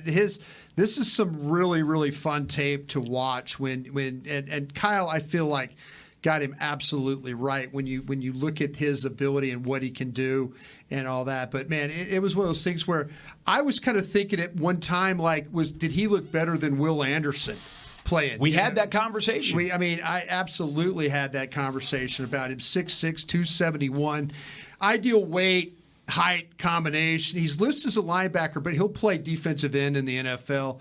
He was a transfer from Texas A&M, actually. So A&M let another guy go. But here you go, man. He will push the blockers right into the backfield easily. He could stand up. He could put his hand in the dirt. He comes off well. He'll control blockers. He's got the upper body strength. When it comes to rushing the passer, he can charge the corner easily, get around it, no problem. Arm over, rip, inside charge, disruptive the way he plays. He's got a feel for how to knock in the ball out of the quarterback's hand. You get him in the pocket, he's swatting at the ball right there. And he did that a couple of different times against Kansas State in the tape I watched. Well done. Now, the next 4 picks, Atlanta, Chicago, Philly, and the Tennessee Titans. Bobby, you got something over there? Yeah, just an update. There was a little bit more compensation on the Detroit-Arizona trade. So Detroit also got pick 168, and Arizona also got 81. When do we talk about Jalen Carter falling too much? His agent, Drew Rosenhaus, said, we're coming to the draft. We're sitting in that green room. And you would think someone told him, yo, man, you ain't getting past us. This was the best player in the draft before a lot of the off-the-field concerns. We're also approaching what some people believe is Bijan territory with the Bears. Bobby, you said earlier that Atlanta too. Atlanta's a threat. I think Atlanta's and their a threat. pick is in, by the way. The pick is in. What are we looking at for Falcons team needs? Are they settled at quarterback? Am I forgetting an addition there? I mean, they have Going Desmond Ridder. Is there any Will Levis connection or talk here with Atlanta? You really feel good about was Desmond Ridder a third or fourth? Third. Okay, so you could feel decent about trying out your third round pick. Is it too early in their process to go get a running back? That to me doesn't make sense in terms of the timeline. What else are Atlanta team needs? And is there someone just screaming off of your board that you should go up there and get? If I'm Atlanta, maybe I'm thinking about taking a phone call to move back as well. They're a ways away. What I mean, the two, I think two of the names we were hearing chatter about this. Which, by the way, I'm sorry, they're not going to take a phone call because the pick is in. The two of the names we were chatter about here would be, like, we heard some Nolan Smith here, we heard Bijan Robinson here, which honestly, if you would have said that 2 months ago, people probably would have said, Nolan Smith's not going that high. Bijan Robinson's not going that high. And they very well could be in play here. So I think those are two names to know. Yeah, maybe they do look at Will Levis and just say, hey, he's sitting here. We thought he was going to go somewhere in the top 4. You gotta take a chance on the quarterback. But I know I was hearing a lot of chatter that this could be Bijan. I've also seen edge rusher as a popular pick here. Bucky Brooks had Lucas Van Ness out of Iowa here, mocked in his most recent. Go for it, yes. Lance Zierlein. No, we want him to go at 10, remember? Lance Zierlein had Miles Murphy here recently. I mean, these are... Miles Murphy is the one guy that's going to... I mean, I've seen all these mocks now where he's after Dallas picks at 26. I mean, which could happen. Yeah, is he one of those guys? I know we're going to get down to 26, but if an edge rusher is the 14th best player on your board, wouldn't that be the best player on your board? I have a first round grade. I would talk about it. I would absolutely talk about it. Yeah, I would too. Can I ask a probably stupid question? No. For gambler, no stupid question. There's no such thing. For the gambler, Jerry Jones, and the need at D tackle. How far does he have to drop to pick up the phone? We did a mock draft yesterday, right? Yes, we did. We did a mock draft where we started to sweat it at what, pick 20? I think it was 16 we were talking about. Okay, yeah, I knew we were. Bobby, get out your calculator while they're talking about this of what that would cost. So in order to get up, we did this as an exercise. Okay. So in order to get up to 16, you couldn't get to 15 without packaging another pick, but you could get your second round pick and you could get up to 16, and it would be a little bit of an overpay, but that's enough for Washington to say we're getting out. So second round pick, 16. If you wanted to get in the early 20s, it would probably take your third round pick and maybe package something in just for a little bit of an overpay. And how many of you guys in the exercise signed off on it? All of them but me. Yeah. He was not. Yeah, Bobby wanted nothing to do with it, but what happened is we kept getting turned down. Falcons. All right, here comes Atlanta with the pick at the podium from Roger Goodell.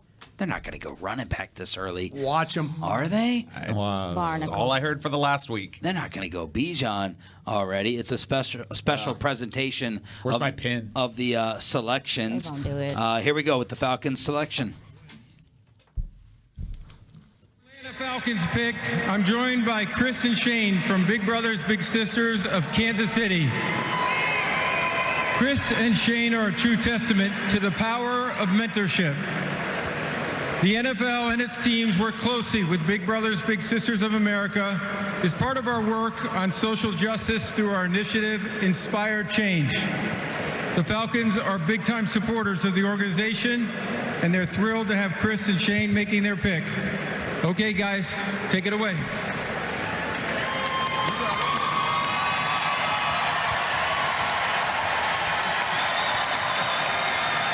Yo, we got some news, too.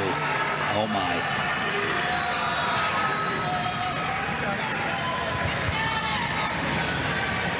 With the 8th pick in the 2023 NFL Draft, the Atlanta Falcons select Bijan Robinson, running back, Texas. Not only that. Don't start. Tom Pelissero has just reported the Philadelphia Eagles are on the clock at 9. Philly has moved up for someone. They went up 1 or they went up 21? 1. Oh, okay. If they went up 1, somebody just Did they flip it? I mean, if that's what it is, they just held them hostage. I'm guessing they went Jalen Carter. You think they moved up for Jalen Carter? Yeah, Carter's who had guessed. Is that That's Chicago's what I would guess, I would guess too. Chicago's threatening to take him. All right, let's come back with the Bijan reaction. Who did Philadelphia move up for? It's the 2023 NFL Draft on the Dallas Cowboys Radio Network and DallasCowboys.com.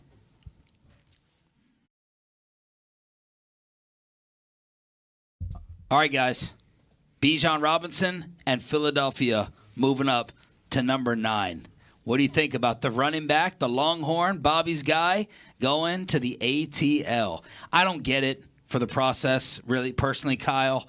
Okay. You're a long ways away. You know, you want your top round picks, right? As Steven said, your top 15 of the top round to be 2 contract guys. You know, I'm part of the anti-running back establishment that's out there. I've been brainwashed into believing it. It just doesn't make sense to me for the timeline and where Atlanta is. So I disagree with it. There's nothing wrong with the anti-running back bias. There's just something wrong with the anti-Bijan bias. Bijan Robinson is a special player. He's somebody that deserves to be in the top 8. He's somebody that's going to be a weapon on your offense for years to come. You have the 5th-year option. If he makes it to that second contract, which I think he will because he is that type of player, he's a cornerstone piece for your offense. And we live in a day and an age of the NFL right now to where it's not unusual to build around an empty quarterback position and then go find you a quarterback. Look what the Jets just did. Look at what the Rams did a couple years ago by going and getting Matthew Stafford. It happens. Atlanta has some young nucleus now. Atlanta has some pieces. One thing they didn't have on offense was an overarching playmaker, and you get that with a guy like Bijan Robinson because now you can build around him and you can be very comfortable with him carrying the workload through at least one season, but then he's going to get some help, and I think it elevates your offense to a whole new level. So, Aisha, you've been talking about your childhood and your age. These guys on this side of the table offended me greatly. And I think they turned me against Bijan Robinson when I heard this guy's Barry Sanders. When I heard that name come out of Brian Broaddus' mouth and Bobby Bell sign off, they turned me and they scarred a piece of my childhood watching Barry Sanders. Broaddus, take it. I'll tell you what, man. This guy, he's my 3rd best player in the draft. I don't care what you say, Sean. This guy's got rare ability. He really does. He's always going forward. He's got the vision to see the hole. He attacks it. He's got patience. He can allow the blocks to develop. He works right behind him. He's a hard guy to get on the ground due to his running style. He's very powerful in the lower body. He'll just bounce off tacklers. I haven't seen anybody get a great shot on him when he's carrying the ball. He can score from anywhere on the field. He makes small plays into big plays, soft hands to catch the ball. I've seen him make catches lined up wide, finish on the route.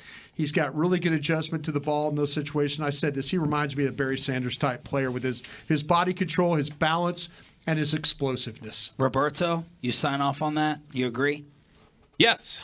I know. I mean, honestly, Bijan Robinson, I mean, when you look at everything in terms of the athleticism, the size profile, the contact balance, the vision, the burst, the receiving ability. I mean, across the board, he is just about as perfect as it gets at running back. I know everybody keeps saying he's the best running back prospect since Saquon Barkley. I think he's a better prospect than even Barkley was coming out. I just think that's why he was number one to me. You know, I can be talked into it more when I hear the Deebo Samuel comparisons of, hey, let's just line them up at different positions. The guy is that outstanding as a receiver as well. Are you buying some of that, Aisha? Oh, yeah, especially with the burst, the vision that Brian talked about, and just how hard it is. Like, certain running backs understand angles, and I think he understands how to make linebackers take bad angles, make corners take, and he kind of can see what's happening in front of him, and that's why I think he has the ability to be a home run hitter at any point in time. And now the Eagles are about to make a selection. I'm hurting y'all. Are we all going to be nauseous here? Yep. Yeah, because then you got to go get a inside offensive lineman. All right, Bijan Robinson to the Atlanta Falcons. So the Longhorn fans like Bobby Belt can go and get some ATL gear. And what could be really bad news, the Philadelphia Eagles have moved up. They've traded up with Chicago to be on the clock at number 9. The pick is in. Kyle Yeomans, our nightmare scenario would be what? Jalen Carter. That would be your nightmare scenario at 9, because you end up having Bijan Robinson, right? He's off the board. That's a good thing. You don't have to deal with him twice a year. I don't think it's out of the question that this is Jalen Carter. I'm interested, Bobby, you talked about it, holding the Bears holding Jalen Carter or whoever this pick ends up being over the head of the Eagles that are sitting behind them. They only get a 4th round next year. That's what the compensation was, a 2024 4th round pick to move up one spot. That's all it took. How often does that happen? Because I don't think it happens a ton, right? Where you get the one pick held hostage or a pick behind you. I most famously happened with San Francisco and Chicago when they wanted Trubisky. I remember that. That was That's the most, only and they got I a hear. big haul out of that. They've also been tied to Nolan Smith. Aisha, why were you shaking your head over Kyle and Jalen Carter? Well, no, because Philly being greedy right now. Come on. Hey, this is Come why on. we got to admit what their general manager is. Here we go with the pick. The Eagles moving up for what? The Chicago Bears have traded the 9th pick to the Philadelphia Eagles. With the 9th pick in the 2023 NFL Draft, the Philadelphia Eagles select Jalen Carter, defensive tackle, Georgia. Great pick. That's a great pick. Maybe. I think it's a great pick.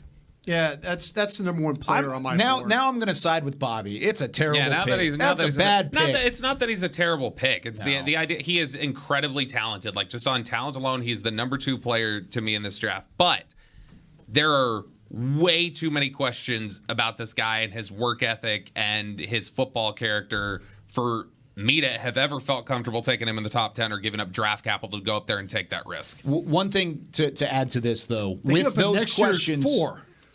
No, but I'm talking about when we're talking about Dallas going up. Dallas I was just bringing it back to that. Brian, we talked about this over the summer. I told Brian how much chatter I was hearing that Jalen Carter had problems. This is something that we've known about for a long time, and it just gets louder and louder and louder, and then you see him run into the trouble that he did that almost cost him the combine. Then you see him go into his pro day, gaining weight, not able to finish drills. To me, it's just, if he booms, great, but it's not a sure thing. He is concerning to me. You're making me feel better, which is great. But, Bobby, does it not worry you for Jalen Carter's specific situation? He now has Jordan Davis, who, of course, he spent the 2021 season with, right next to him. Yeah. So that's when he was his most productive. That's when he had his best tape outside of course, he still had fantastic tape in 2022. Yeah, I thought he was better in 21. For the lack of same here, but for the lack of a better term, he has a babysitter. He has a guy. He has somebody that's at least been in the year right now or in the league for a year at this point. Does that make his situation a little bit better to you? No, because I mean, it's nice that he has a teammate who's worked with him before, but I don't know that I would want to put ride his ability to hit off of a second-year player and just say, hey, be his babysitter. Sure. I think that's be a mentor. I think that's a danger. And we don't know that Jordan Davis is hey, I can take control of this type of big brother mentor. I mean, he may be, but I don't know that I would feel comfortable giving that to him. Now, Broadus, tell him why you disagree. And by the way, it was a fourth to move up one spot? Next year, just a flip. He and Roger Goodell just did an interesting handshake. Did you see that? It was like a LeBron handshake. It worked out. Yeah, this guy right here. Again, I'm sending Butchie to Athens, Georgia. I said I was going to do it. I was in the top 10. I was going to figure this guy out because the tape is just too good. I understand what Bobby is talking about with the maturity stuff. It's like when that stuff went down at the combine, there were people texting me saying, I told you about this player. Bobby's right. Bobby was at the combine. Bobby was talking to people. I'm just going to say this about this kid. He's got power, and the way he plays with that power, it's a problem. It is a problem. You better have somebody that, like a Zach Martin, that could sit down on him and hold him in place because he can control the blocker. He's going to get his hands inside first, and he's going to win a lot that way. He doesn't play the game very tall. His knees will bend, and he plays with balance, and he'll chase it when it goes away. The maturity issues and all that stuff, it's an absolute concern, Bobby. But when you watch this guy play, when he hits ball carriers, they go flying. And he just plays with so much power that it's hard for me to not see that, and I could try and deal with the other stuff. Aisha, should we be feeling sick as Cowboy fans? I'm not in the mood. I'm not in the mood.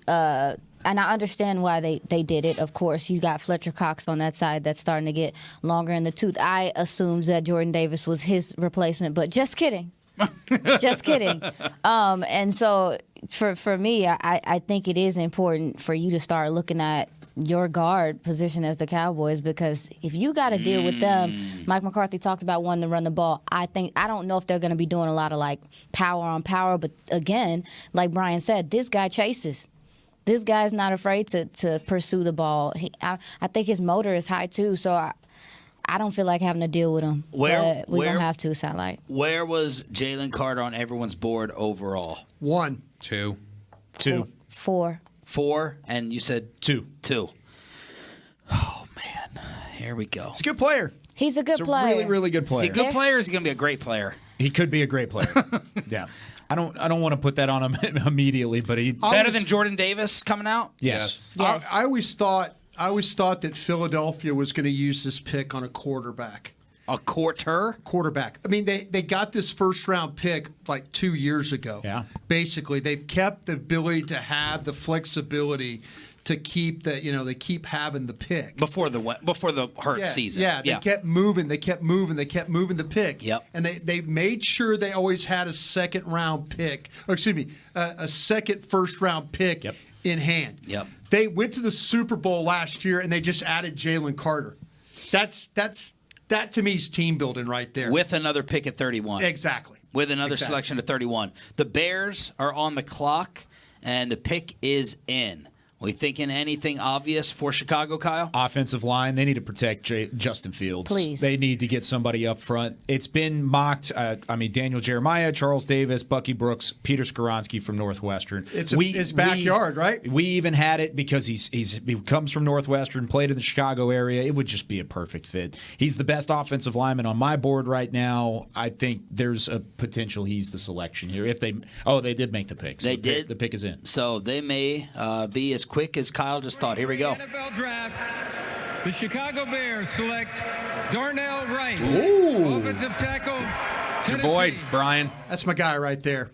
I'm happy for that kid. And you know what? You watch him play. I said this earlier when we were doing the pre-draft stuff. And if you watch the draft show with all my scout buddies here, this guy right here, you can watch highlights of him just eliminate some of the Will Andersons and some of the best some of the edges in the league, or they're playing in college football right now. It says dominated elite competition. That's him. That's him. probably one of the big reasons why they went ahead and went up and got him, because of the competition. You can't deny who he's had to go up against and the experience he's gotten with some of these pass rushers. He's probably going to see in the league again. He mauls. Like he is a violent bulldozer. This is the first, when you asked earlier, said, what are the Cowboys doing sitting back? This is the first one where they're throwing a pen.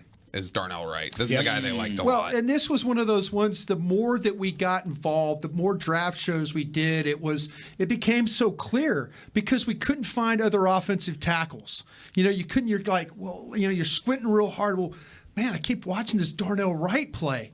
And I'm like, okay, well, man, where does he fit on this board? And so I know on my board I has the 19th best overall player. That's probably too damn low for the way that this guy really, really plays. But I'm happy for him. And what's amazing is Peter Skoronski, and maybe the short-armed guard who everybody really, really likes, is maybe he's taken a little tumble. And maybe, Sean, that's one of those guys, if he got to a certain level, that you make that move up to try and maybe go get. I'd be all in on that. I would do that too. That would fix your left guard problem for sure. I would love that. And that would tie us back to the Warts press conference. Yeah, short arms. This was a Linderbaum. This was a Linderbaum conversation last year. A Tyler Linderbaum conversation. I still love Tyler Linderbaum. What, his butt wasn't big enough, or he wasn't heavy enough? He was short. We were staying away from Linderbaum, and Jerry was talking about the Warts last year. That's what I remember from the conversation. Skoronski doesn't have like an issue in terms of his bulk or anything. It's just the length. It's the arms. And so that's why a lot of people. That's a wart. That's a wart. Yeah, right. It's a small But one. is that but two warts? If you move him into guard, does that minimize? I'm asking you, Brian, like from a football perspective. Well, yeah, I mean, you like I say, it's one of those things you want to extend. You want to be able to have that ability to get those blockers off you, but it's because it's such a confined area at guard, you can play it quick and just get your hands inside. At tackle, you got to keep the guys off so you can keep them wide. You know what I'm saying? So they don't get on you to get around. Inside, it's a little bit more about quickness. So if you can fire your hands inside, you can kind of control the guy right there. So short arms are a little bit better inside than they are on the outside. I hope y'all just got that breakdown on TV just then. I hope you just got that. The movement? The movement. The Brian brought us tutorial with the offensive line. To me, it's like when you deal inside, you're dealing with like more quickness. So it's about quick hands. Yeah. It's not about getting guys off you. Can I read Darnell Wright real quick? No. Sure. Do you mind? Is that possible? Yeah. Just because, he's a massive player. He's more of a bully than a real athlete. He's a mauler, brawler type of player. He'll do anything to finish his block. Not afraid to throw his weight around. He doesn't really get extended on his man, but he's almost belly to belly in order to gain leverage, and he likes to push, shove his guy, and then dive on top of him when he's on the ground. He's a really nasty guy when it comes to that. He doesn't take anything from anybody. I used a cuss word there, but I'm not going to do it on air. And so, but this is one of these guys, like, when it looks like that he's out of balance, he somehow gets back in balance. And I just love the way that this guy plays. I totally get what the Bears did here. Congratulations. You got a hell of a football player. By the way, you talk about flying under the radar from a media standpoint and how he wasn't necessarily looked at early as a top 10 pick. Guess who was his head coach at the Senior Bowl in Mobile? Offensive coordinator for the Bears, Mr. Luke Getzy. There you go. So there you go. There's your connection. He had him in Mobile. He had him at the Senior Bowl. He got to see all of this power, the technique, the motor ability, the finish, the nastiness, all of these things along the way. And by the way, I had a curse word in my scouting report as well. I won't use that one on air either. But he does bring that high motor, that intensity, and the flexibility. They needed a guy like Darnell Wright. So the fact that he's the pick here, not surprising. I still had Peter Skoronski rated higher. I don't think the arms really bother me as much, but I still think Darnell Wright is one big-time pick and a great fit for the Bears. Kyle Yeomans, Aisha Morrison, Brian Broaddus, I'm Sean Sharif, and we have Bobby Belt as they're applauding the Titans pick. Look, this has been a very interesting team and a team that's been talked about an awful lot. Blow up, rebuild, Tannehill on the block. Where does Tennessee go here at number 11?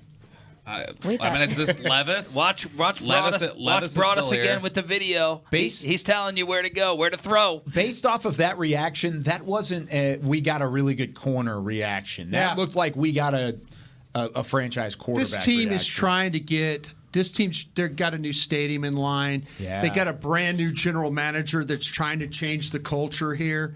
I mean, that's a team that has had some success. Well, they lose like 7 or 8 straight games. They beat Green Bay on a Thursday night after Dallas lost a game on a Sunday there, and then beat the Packers on a Thursday night. I just think that maybe the quarterback's at play here. I had heard they were hoping Stroud would slide some and that they could go up. You think this is Levis? I mean, they were looking at quarterback earlier, so I mean, that makes the most sense, I guess, just looking Tennessee, at it. Kentucky, they're like neighboring states, aren't they? Let's see they are. Let's see if Aisha's, Kentucky's on top of Tennessee. Let's see if Aisha's guy goes right here. Will Levis. Gonna make her give us a scouting report when that happens. So petty. She got to go back to her 12th page of scouting. She's gonna go like, I can't believe they made this pick. Yeah. So the Titans are about to make the selection. Derrick Henry on the block. Last year at this time, they traded A.J. Brown to the NFC East. Are they going to get a new quarterback, or could they be going somewhere else? What do we know about their general manager and regime there? Yeah, it's Rand Carthon and his dad. No, the old one, Bobby. Tell me about the old regime. We're on the .com side. Brought us. Yeah, what do you know Rand about Carthon. Yeah, new. I tell you what, highly respected guy in the league. He's got a really good eye for talent. First opportunity here. Mike Vrabel is one of my favorite coaches in this league, by the way. He's got to be frustrated, no? Yeah, he does. And well, let's see. The commissioner's walking this thing to the podium. Let's see what's going on. In the 2023 NFL Draft, the Tennessee Titans select Peter Skoronski, offensive tackle, Northwestern. Well, they introduced him as a tackle. They sure did. Vrabel in the trenches. Let's get the Skoronski scouting report. And who do we have on the clock now after all the craziness? Detroit. The Detroit Lions are on the clock, previously held down by the Texans. This is the 2023 NFL Draft. Cowboys at 26. We're on the Dallas Cowboys Radio Network and DallasCowboys.com. All right, Peter Skoronski.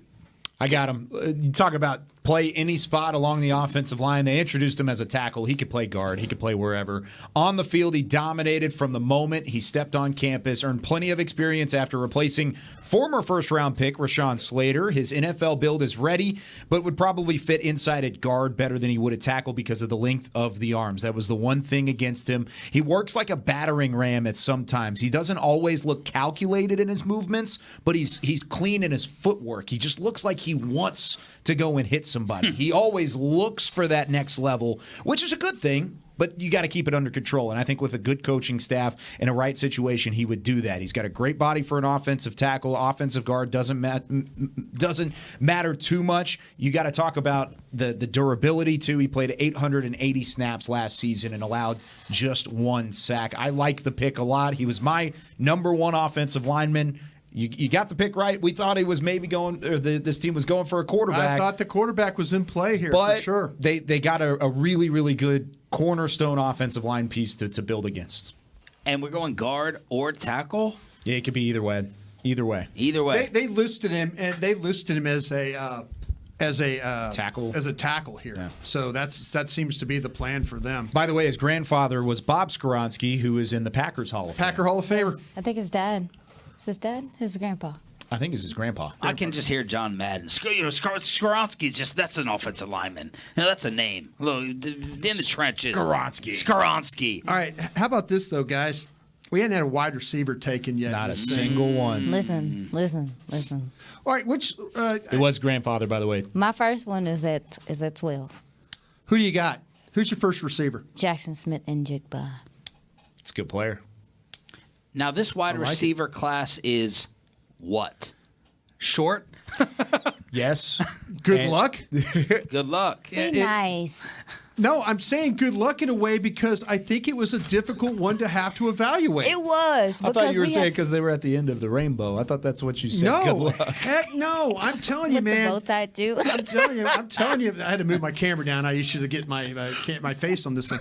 But I mean, to me, this has been the Hold up. We got the Lions making their pick. Here we go. Running back, Alabama. Whoa! So 2 running backs in the first 12 picks. 2 running backs in the first 12 picks. You just heard it. Gibbs, Alabama. Yeah. Honestly, dude, in that offense, Could be he fun. might get busy.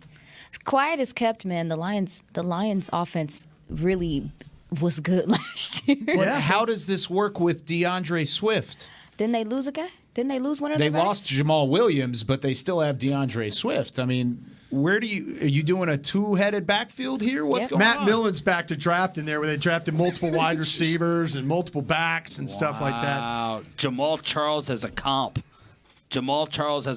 That's why. I'm telling you what, man. This cat, I had him as my 16th best player. He's a good player on my board. And I'll tell you what, there's things about him that if you're one of those teams that like has a screen game and throws to your backs or put him out wide, you can throw this guy tunnel screens, you can throw him swings, you can throw him like he has a real feel for how to get out in the backfield. He could break tackles once he gets in the open field.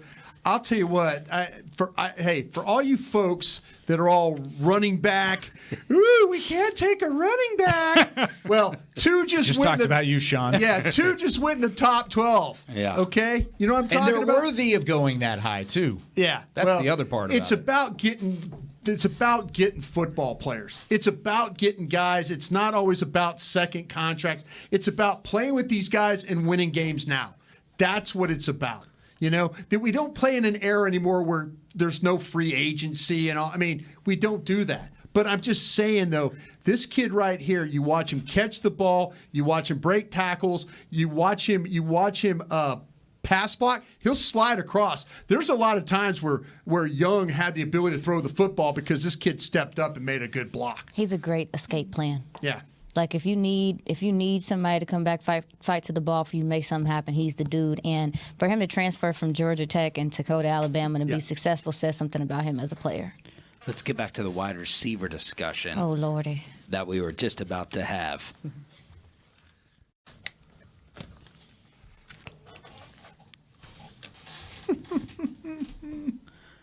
All right, y'all. Oh, man. Isn't this fun? This is fantastic. We're sitting here at the Ford Center at the Star in Frisco, brought to you by Miller Lite. And in case you're just joining us, the Eagles move up 1 spot to get Jalen Carter at number 9. And then Broadus' boy, the offensive tackle from the Tennessee Volunteers, Darnell Wright goes to the Chicago Bears. Peter Skoronski goes to the Tennessee Titans. And then Bobby Belt, a second running back, goes in the top 12.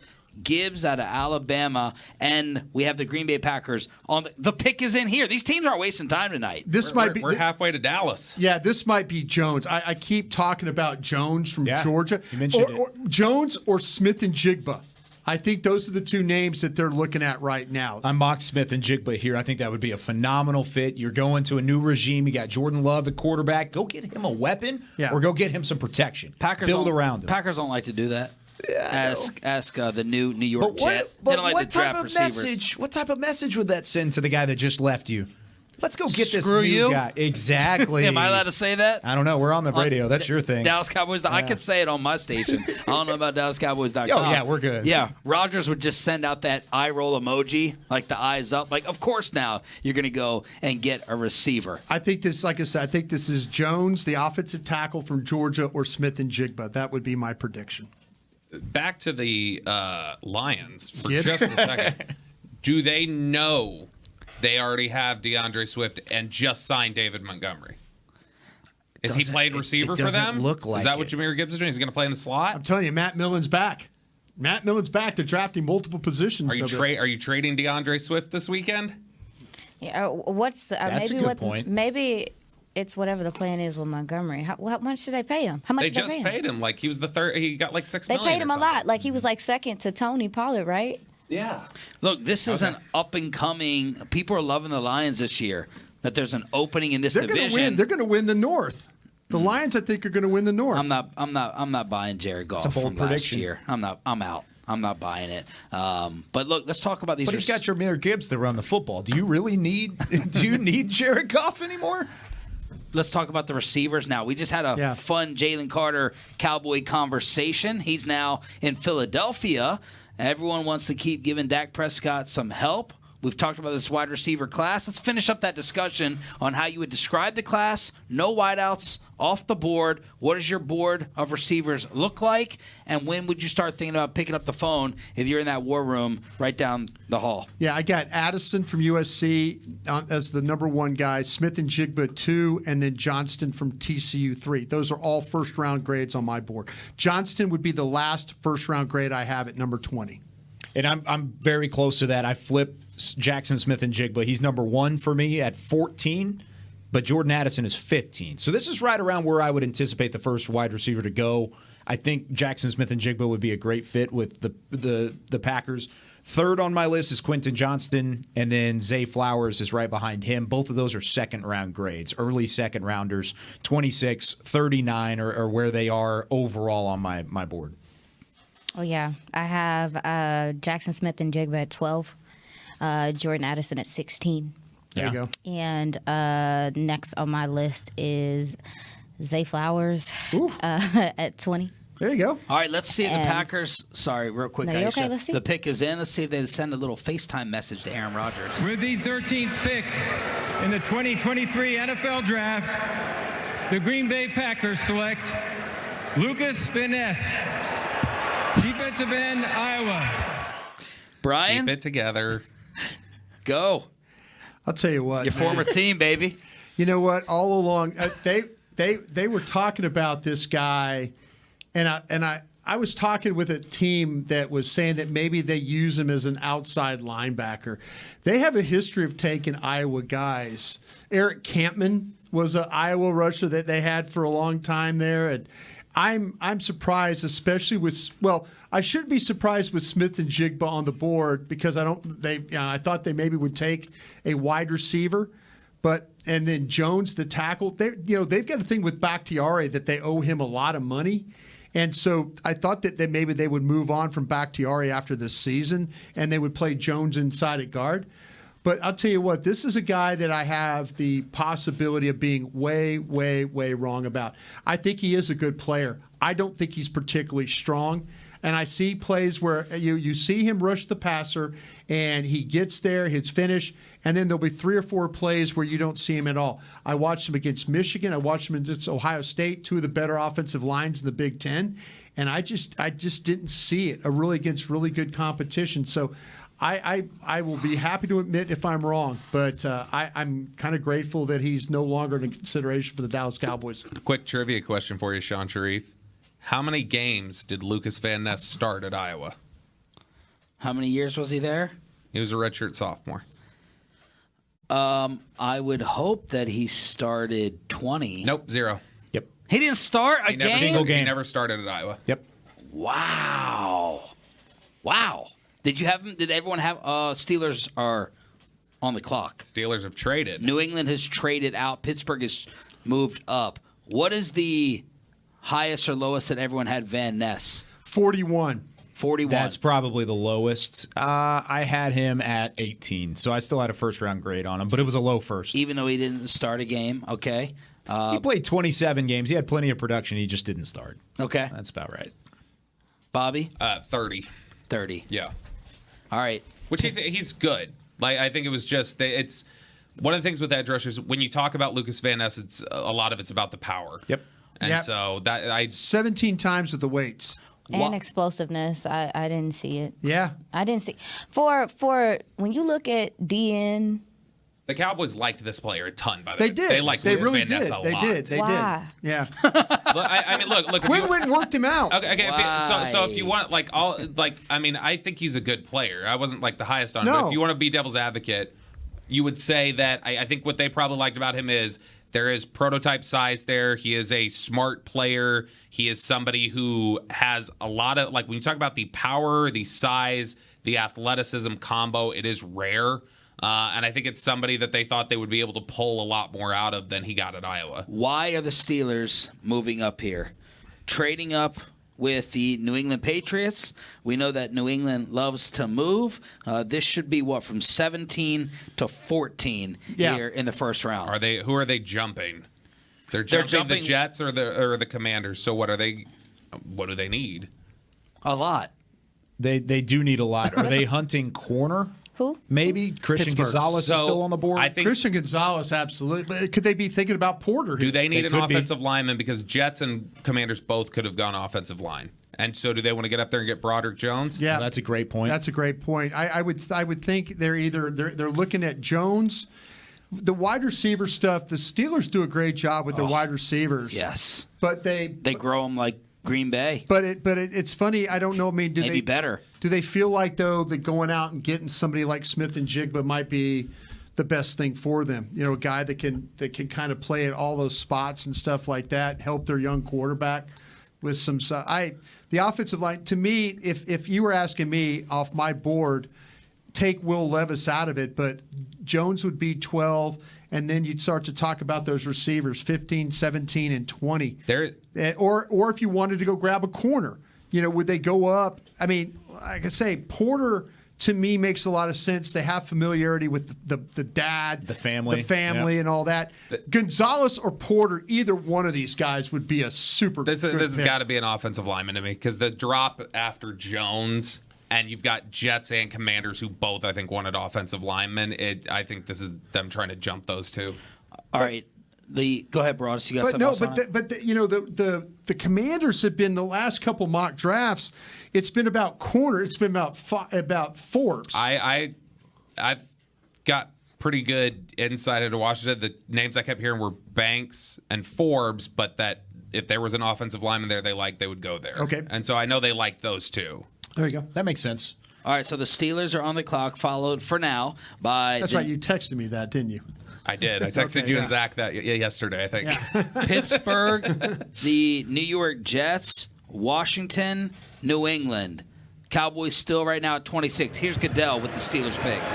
The New England Patriots have traded the 14th pick to the Pittsburgh Steelers. With the 14th pick in the 2023 NFL Draft, the Pittsburgh Steelers select Broderick Jones. There you go. Offensive tackle, Georgia. Nice job, Bob. So smart. Well, it's dots. Like I had no idea who they were going up for at first. It was more who they were jumping than anything else. All right, so let's talk about the receivers and let's talk about the state of the tight ends. How are you feeling if you're this Cowboys war room with both right now or something else? I am surprised that not one tight end has gone yet. I would have thought somebody like Kincaid or Merrick could have gone 11 to 14. I think watch the command. Oh, you said about the Commanders Yeah. what they're looking for. I know that people had that as a mock, but I'm believing what you're saying right now. I think some of the movement has affected these tight ends. I think some of the movement has allowed for the players. I mean, you look at the positions that have been selected right now. They are all classified outside of running back as premium positions: quarterback, edge rusher, corner, offensive tackle. That's about it. And then you had the two running backs sprinkled in there, but you could categorize them as special players, premium players, along with all these other premium positions because you haven't seen a wide receiver. You haven't seen a tight end. Maybe it's because these classes are deep and you can maybe grab one in the second or the third round. I think the wide receiver thing is a mess.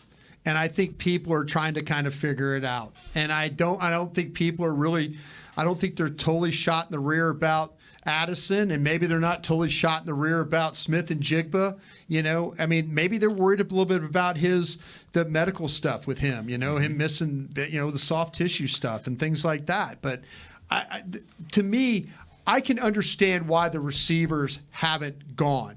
The corners, I don't know.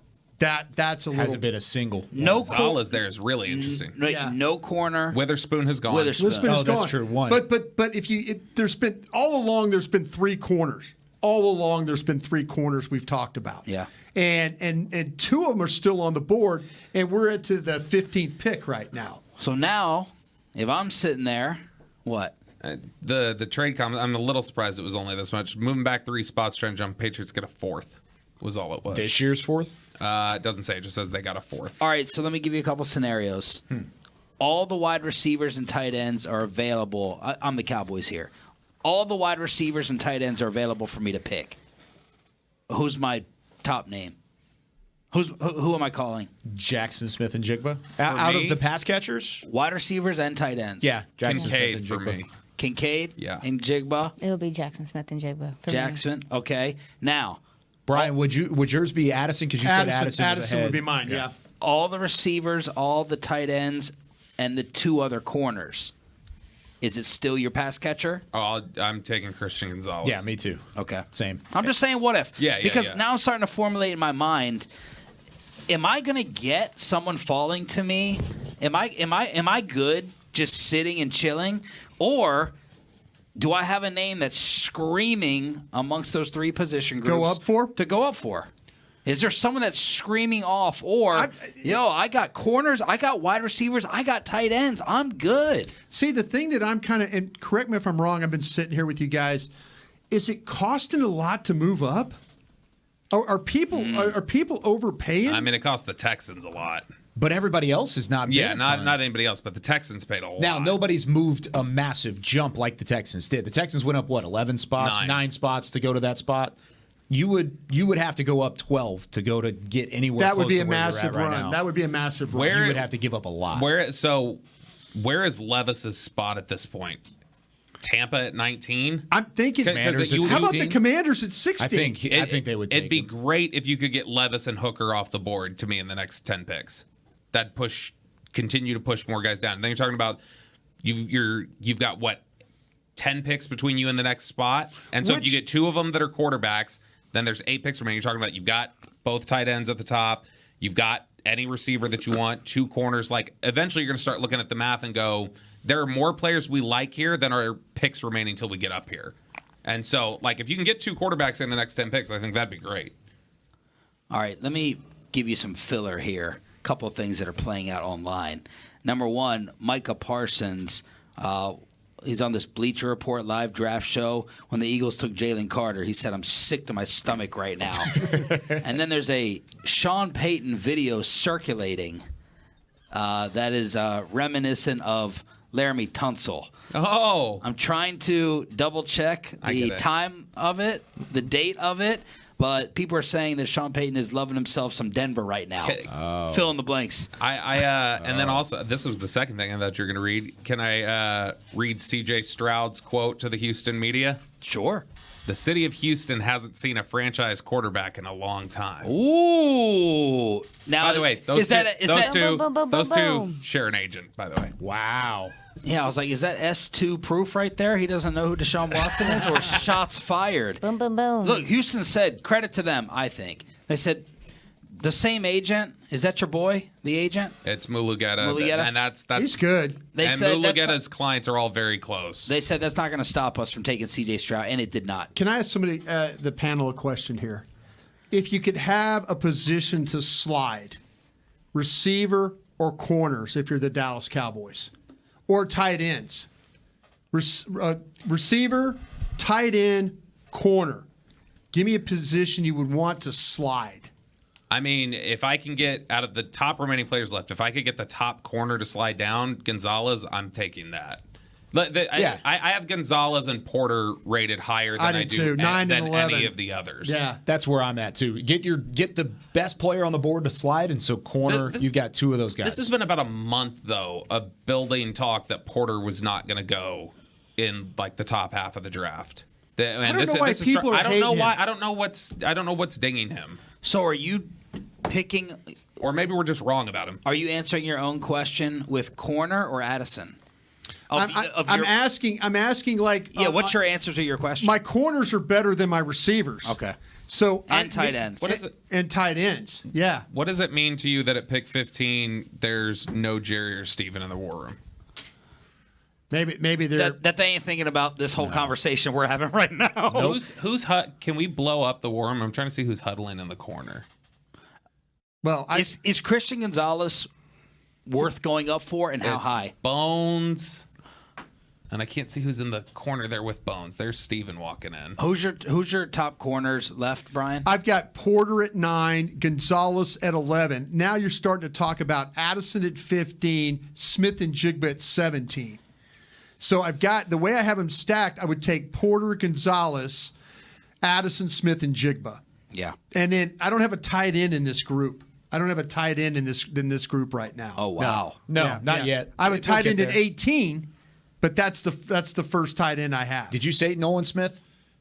I didn't. I had Nolan Smith at 21. Okay, so he's a little bit further down. So I've got Gonzalez, the top 5 players on my board.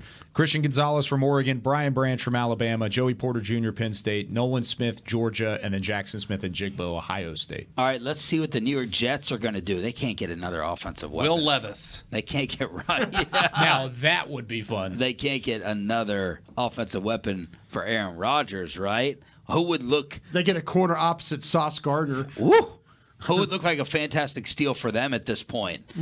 You know, defensively. They might take Smith and Jigba here. They might take a wide receiver. Ohio State, they've got with Wilson. Yeah. Ooh, that makes that's some a sense. great combo. Great point. Hardman. You're going to protect your guy, Wilson. but there's no offensive lineman really blinking at you anymore. That guy, that number. Which might be why the Steelers jumped up in front, like you said, in front of the Jets and in front of the Commanders. They both wanted to protect their guys. All right, so Jets, Washington, New England, Detroit are the teams that are coming up here.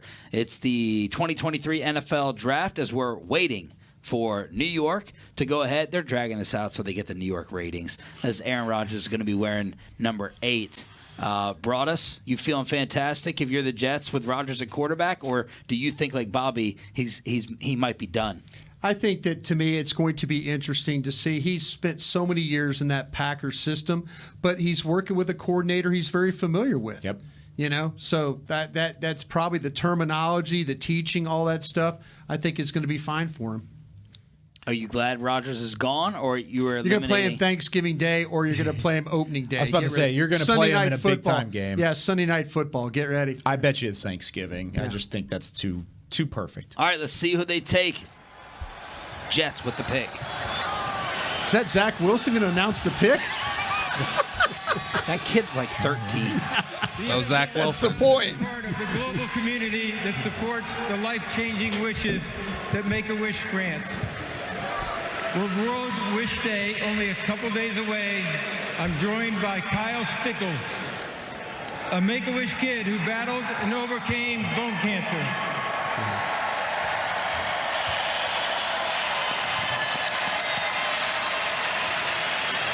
Kyle's wish is to announce the first-round pick of his favorite team, the New York Jets.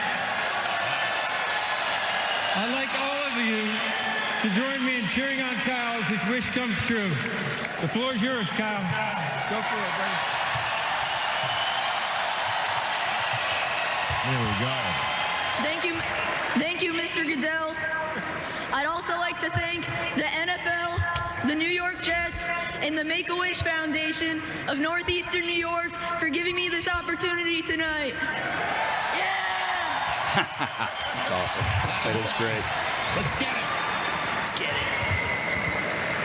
With the 15th pick in the 2023 NFL Draft, the New York Jets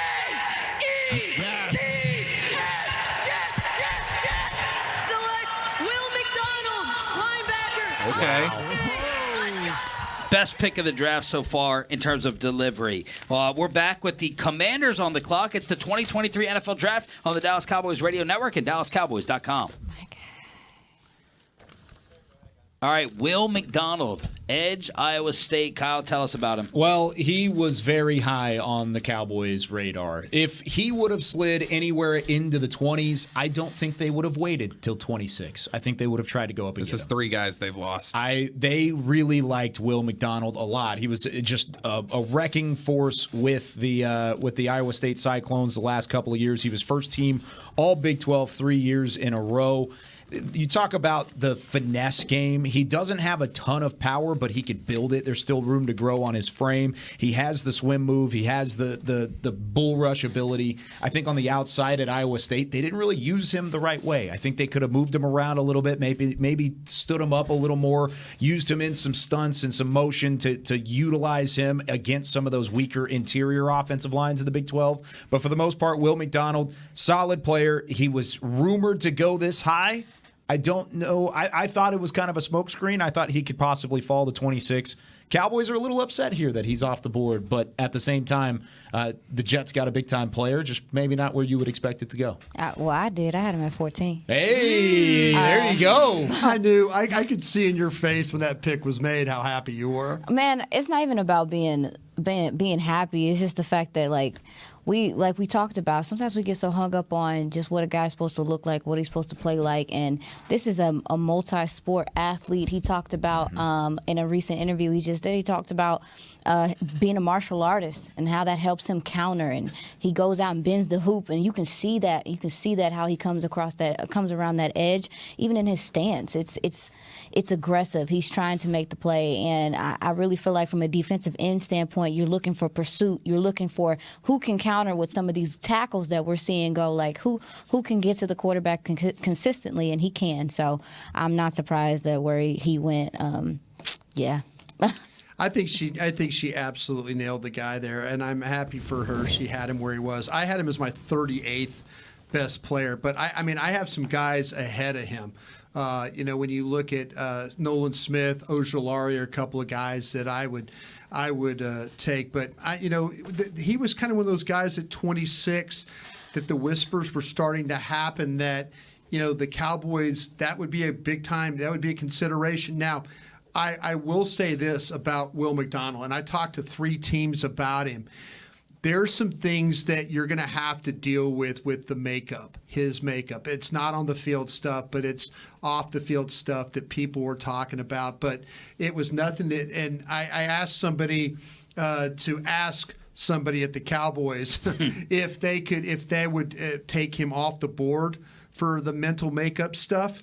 And they said absolutely not. They were locked in on this player. So Will McDonald would have been a consideration, absolutely. I think Kyle's right. I never heard about the trade-up possibilities, but at 26, his name was thrown in there. But Aisha's got him right. I mean, the more he can play on the move, the better it is for him. And he's got some really good bend to his game. He just lacks a little bulk right now. Yep. Right. Jerry and Steven are back in the war room. So, Bobby, you referenced 3 players the Cowboys liked. I'm guessing Darnell Wright, Van Ness, and now McDonald? Yep. Those are the 3. Yeah. All right, Washington's on the clock. Where are we going with another player coming to the NFC East? Forbes or Banks. Yeah, they need a corner. Yeah, if the offensive lineman had gotten here, they were going to go offensive line. But other than that, it was going to be Forbes or Banks. And they are Emmanuel Forbes, cornerback from Mississippi State. Deontay Banks, cornerback from Maryland. Do you think Will Levis is even in the conversation there? No. Okay. Not from who I talked to. There you go. In my heart, he's in the second round where I thought he was going to be. Same here. I had him there too. Let's see. I think Washington would better benefit, and I mean, it came out earlier today that they're happy with Sam Howell. They're happy with the quarterback situation. Are you even high as on? Much as You're it is. kind of high on Sam Howell. I like Sam Howell, but I tell you what, Come on. I think the Commanders are a quarterback away. I do like Sam Howell. I know last year in the draft show, we did talk about. Yeah, I'm sure you liked him. You were like smoking briskets when I was talking about Sam Howell last year. He was taking a nap. Day 3. You were like making crab cakes over there or something like that. All right, I'm honestly not. Forbes or Deontay Banks, CD having to deal with one of them is going to be annoying. Annoying. I would describe it as annoying. You like him. Yeah. She's been on Emmanuel Forbes from the absolute beginning. Yep. I think this team would be more annoyed about if Commanders took Forbes than if they took Banks. Completely agree. Yep. Yeah, I think the Commanders actually are a quarterback away from being really, really good, by the way. A quarterback. A quarterback away. That was my Sam Howell point before the brisket insult. Oh. All right, y'all. The Washington Commanders are on the clock. We are here at the Ford Center at the Star in Frisco. Washington is picking at 16. The Cowboys right now are at number 26. Jerry and Steven are back in the war room. Just to recap what has happened, Lucas Van Ness goes to the Green Bay Packers. Broderick Jones of the Pittsburgh Steelers, they moved up in a trade with New England. The New York Jets just took Will McDonald, who y'all said the Cowboys really, really liked, the edge rusher from Iowa State. So that's where we stand right now with Washington on the clock, and it sounds like y'all think they could be going cornerback right here. Cornerback. They may need a defensive end after what they did with Chase Young, declining his fifth-year option. Here's Roger Goodell with the Commanders pick. First-round selection. With the 16th pick in the 2023 NFL Draft, the Washington Commanders select Emmanuel Forbes, defensive back, Mississippi State. I'm so sad. Still no Gonzalez. I know we're not. Maybe are we supposed to say that? I'm. Yes. Yes, you could say that. You can say whatever you damn want. That has hurt me when you talk about the ball skills on this dude, man, and his ability to just find the ball. He has length, but one thing I said to him at the combine, I asked him about the comp of Trayvon Diggs to him just because of the ball skills, and he was like, "Nah, I'm a totally different player." This is a very confident dude, no doubt. And his ability to play in zone, I think, is better than what Trayvon was when he came out. Like he can do both, and he's a problem when he's pressing you too. Best ball skill guy out of this draft to me, and I'm upset we got to see him twice. So, second team All-American. He had 3 pick sixes last year. 3 out of his 6 total interceptions went back to the house. I in getting to talk to him as well, he talked about the Forbes list. He has this list that he has put together of all of the quarterbacks in collegiate football that he intercepted. And if you had a pick 6, if he took it all the way back to the house, he would put a star next to your name on the Forbes list. Oh. And I asked him, of course, coming from Mississippi State, what it would mean to pick off Dak Prescott in practice if he ended up being the pick for the Cowboys. And he said, I respect Dak so much that it would be the top name on my list. Now he has a chance to do that in the division twice a year. Wow. Just so you know. And the size thing is something that, Brian, we talked about. Bucky Brooks came on the show on the draft, at the combine rather, and told us he was a surprise. He was like, yeah, he weighed in at 166. And we was like, excuse me? Yeah. Excuse me? He's but that big around. Yeah, but he's so good. He's tough. Like you said, like we're talking football player. Is he a football player or not? Yeah, absolutely. Hey, nice job over there, bro. Oh, yeah. Oh, yeah, you've been Nailed on point. And hey, nice job to you, like week 1, talking about this cat. But yeah, this guy, he's built like a 1-iron, like a golf club. I mean, he is. But I'll tell you what, he will come forward and hit you. The Patriots are going to make this pick already. With the 17th pick in the 2023 NFL Draft, the New England Patriots select Christian Gonzalez, defensive back, Oregon. That's such a Patriots pick. Moved back and still got Not lately. many of y'all's. That's fair. They made some terrible ones lately. Moved back and still got many of y'all's best corner on the board. So, look, we had only had one cornerback go so far, number 5 to Seattle in Devin Witherspoon, and now we're going back-to-back here. Bobby, why'd you like Christian Gonzalez so much? I mean, everything about him is you want to talk about like somebody who can play press, he can play off, the athleticism's off the charts. The closest athletic comp to Christian Gonzalez is Byron Jones. He's actually longer than Byron Jones. Wow. I think he turns better. And I think he's better prepared to come in here and play corner than Byron Jones was day one. And so, to me, that's who he reminds me of. I think that's his projection as a bigger Byron Jones. But great instincts. Like I said, I think that he's shown that he can play with the competitive toughness to press. He can play off. This is a really good pick. He was my 8th overall player. They just showed a highlight on the B-roll here of him chasing down Bijan Robinson a couple years ago whenever he played for Colorado, because he transferred to Oregon from Colorado and caught Bijan Robinson. So you talk about athleticism, speed, length. He has all 3 in the terms of the combination. I think the one thing that he could get better at is the strength category. He needs to add some bulk, just like Emmanuel Forbes in that category. He could get a little bit stronger. I think pressing at the line of scrimmage will come tough to him at times early on, but he'll grow into that and establish that leverage. He's my top corner. I compared him to J.C. Horn because he plays with that same kind of a mentality. I don't know, of course, the injury from the colony too. Yep, injury conversation completely different. But I think he's a NFL made ready corner. Good pick by New England at this spot. This cat does not play stressed at all. No. I mean, he is so smooth. He's dressed smooth, too. Yeah, he does. Good-looking kid. But, yeah, I mean, he's got great ball skills. He has a feel for how to play the ball in the air. He's aggressive as a wrap-up tackler in the open field. He's not afraid to come forward, deliver a blow. Most positive traits to his game, more positive traits to his game than negatives. So I was like, I mean, you can't get away from this guy.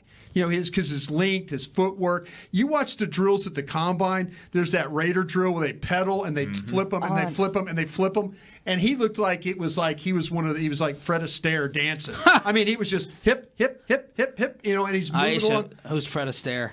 I don't know. He can sing, can't he? No, he's a dancer. He's a dancer. He's a fluid, old school dancer, but like I said, it was just flip, flip, flip, and no wasted movement at all. None. All right, so now we're going Lions, Tampa Bay, Seattle. Back to the Cowboys war room. You thinking about picking up a phone, or the board's falling to you, Bobby? No, I'm not going up. I wouldn't want to go up in this draft, but I mean, especially now with some of the stuff falling the way that it is. Yeah. There's not even a tight end off the board yet. Let me ask a follow up. Can you wait on a tight end at this pace? Yes. I mean to tomorrow.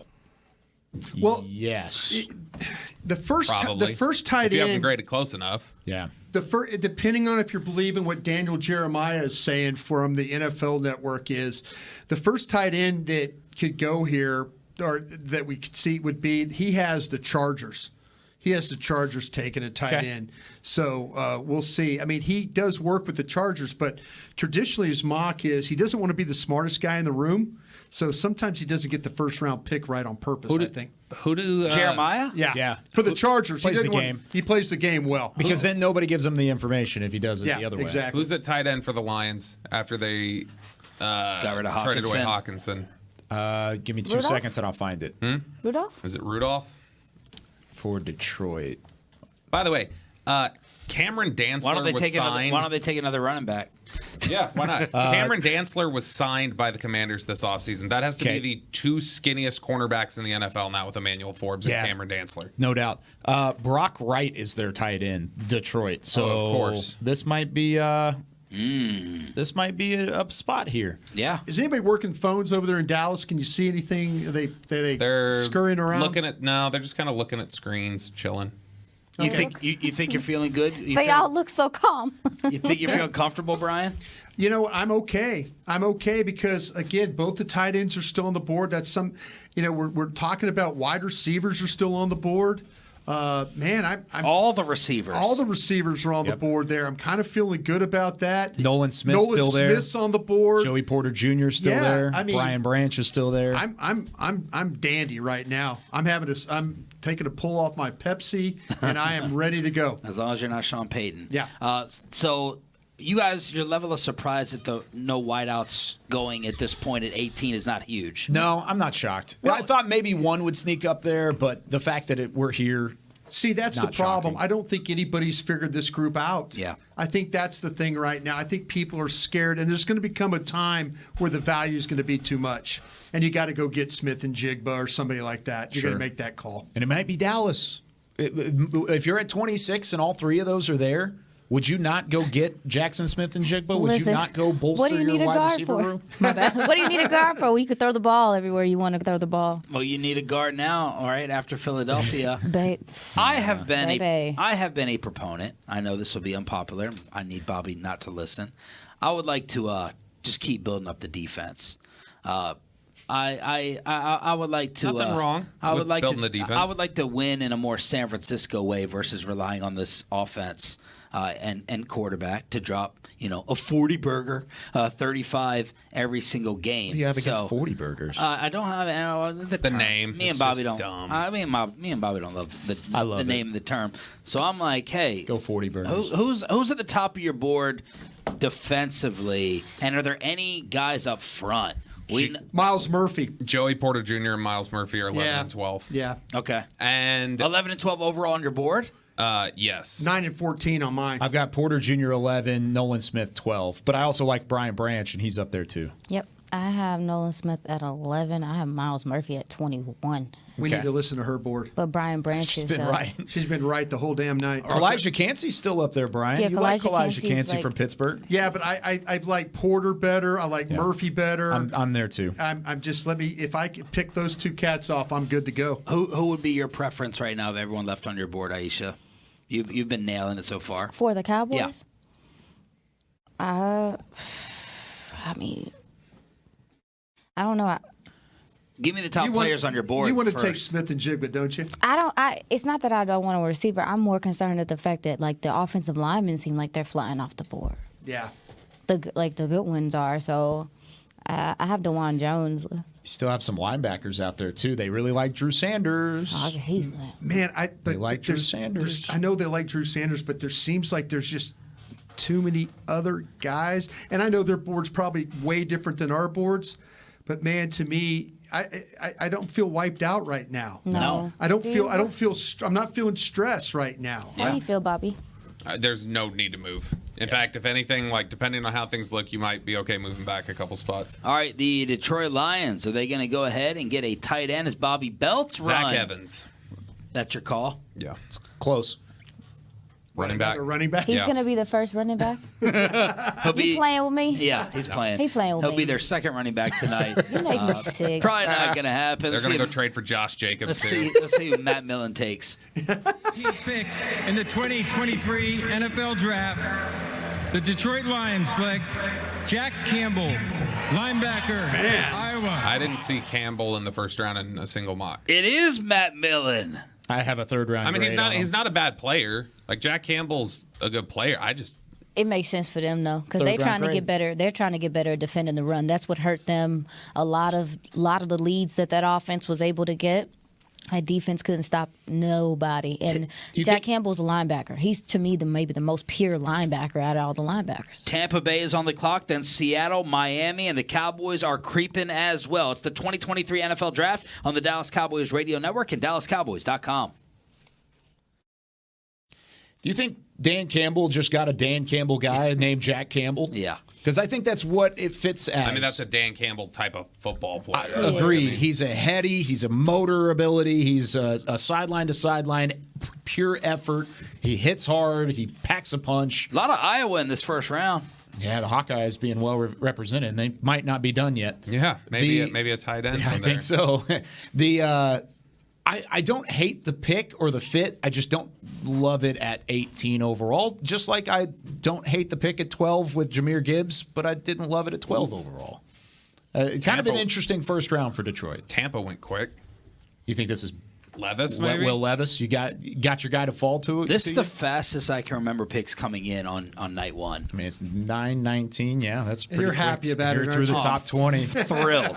My wife just texted me, "How you doing?" I said, I'm cracking. I'm starting to crack a little bit. No, man, you're good. I'm starting to crack a little bit. You don't want to stick around tomorrow and maybe Saturday? Man, I won't even be sticking around for this press conference. I'll be in the car listening to Jerry and Steven. I'll tell you what. 4 a.m. wake up. No, this Jack Campbell though, 6'5", 249, right? Is that what we're looking at with this cat? Yep. Yeah. Something like that. I tell you, Aisha's right, man. This guy is a downhill player, physical at the point of attack, tackles well. I like I said, I had him as my 45th best player. But Aisha's right about this too. These linebackers, it's really kind of few and far between. I'm surprised. Simpson from Clemson, kind of thought maybe a little bit better guy as an inside linebacker. But, nothing wrong with Campbell. That is a big physical guy right there. So I got to represent the new school a little bit. My co-host, RJ Choppy, loves the Detroit Lions before tonight. He's rolling in his grave over these picks.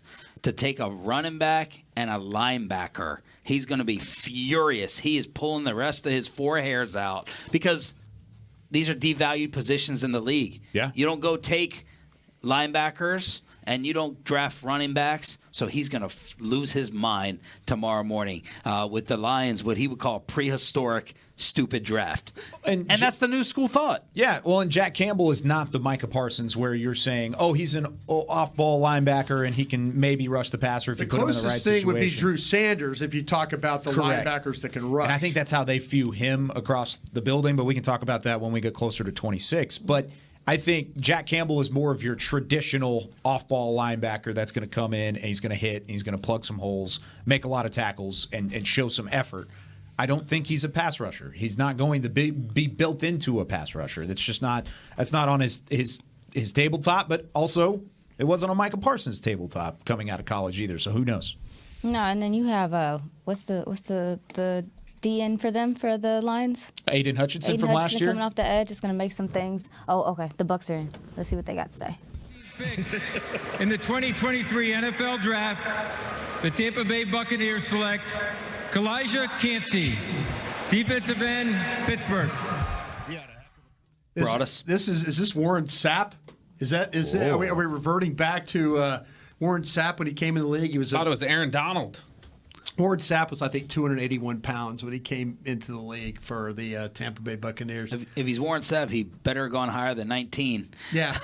Tell us about him. True. I'll tell you what, though. Has anybody else got him that they want to talk to him about? I mean, I can pull him up for you guys real quick. I tell you what I do like about he plays on the other team's side of the ball. He is a very disruptive type of a player. When you watch him, I'll finish up after we get back from the break.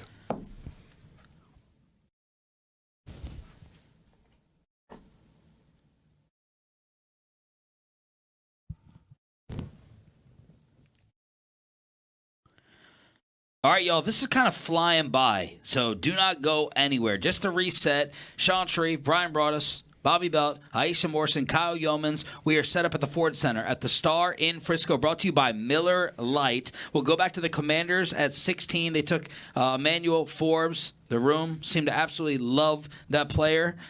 Christian Gonzalez, back-to-back corners, goes to the New England Patriots after they moved down. Jack Campbell going to the Detroit Lions. And Brian Broaddus, cover us on the newest defensive tackle for the Tampa Bay Buccaneers. Yeah, Kalijah Cansey. I remember a draft when Warren Sapp was a part of it, and he was like 281 pounds when he came in. This guy, Kalijah Cansey, is similar to that, 281 himself.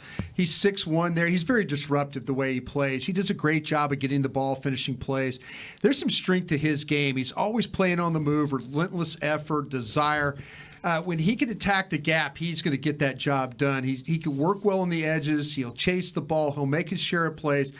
Outstanding lateral quickness and agility. I think he can redirect. When he gets too far up the field, he can come back. He does got the ability to push the pocket with some power, but his best pass rush moves come with that quickness right there. When he can win, like I say, right off the jump. But I've seen him have some snaps where he gets bounced around where guys catch him a little bit. So I think he has to stay on the move to avoid that. So Seattle is on the board again at 20. These are my top storylines so far tonight. Houston and Arizona dealing. Jalen Carter to the Eagles at 9.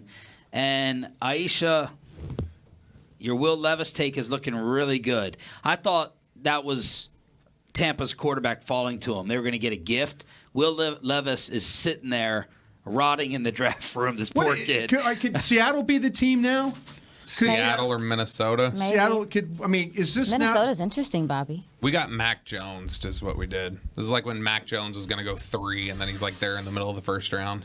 Well, you even talk about Malik Willis last year. There was talk he could sneak into the back half of the first, and he ended up in the 3rd round. I think you look at Will Levis, and we were talking about it as a potential even up in the 5 spot for the Seahawks, right?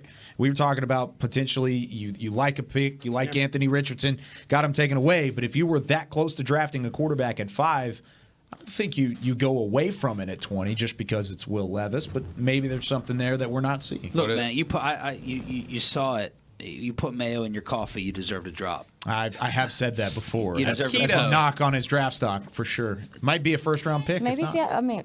I mean, we didn't talk about.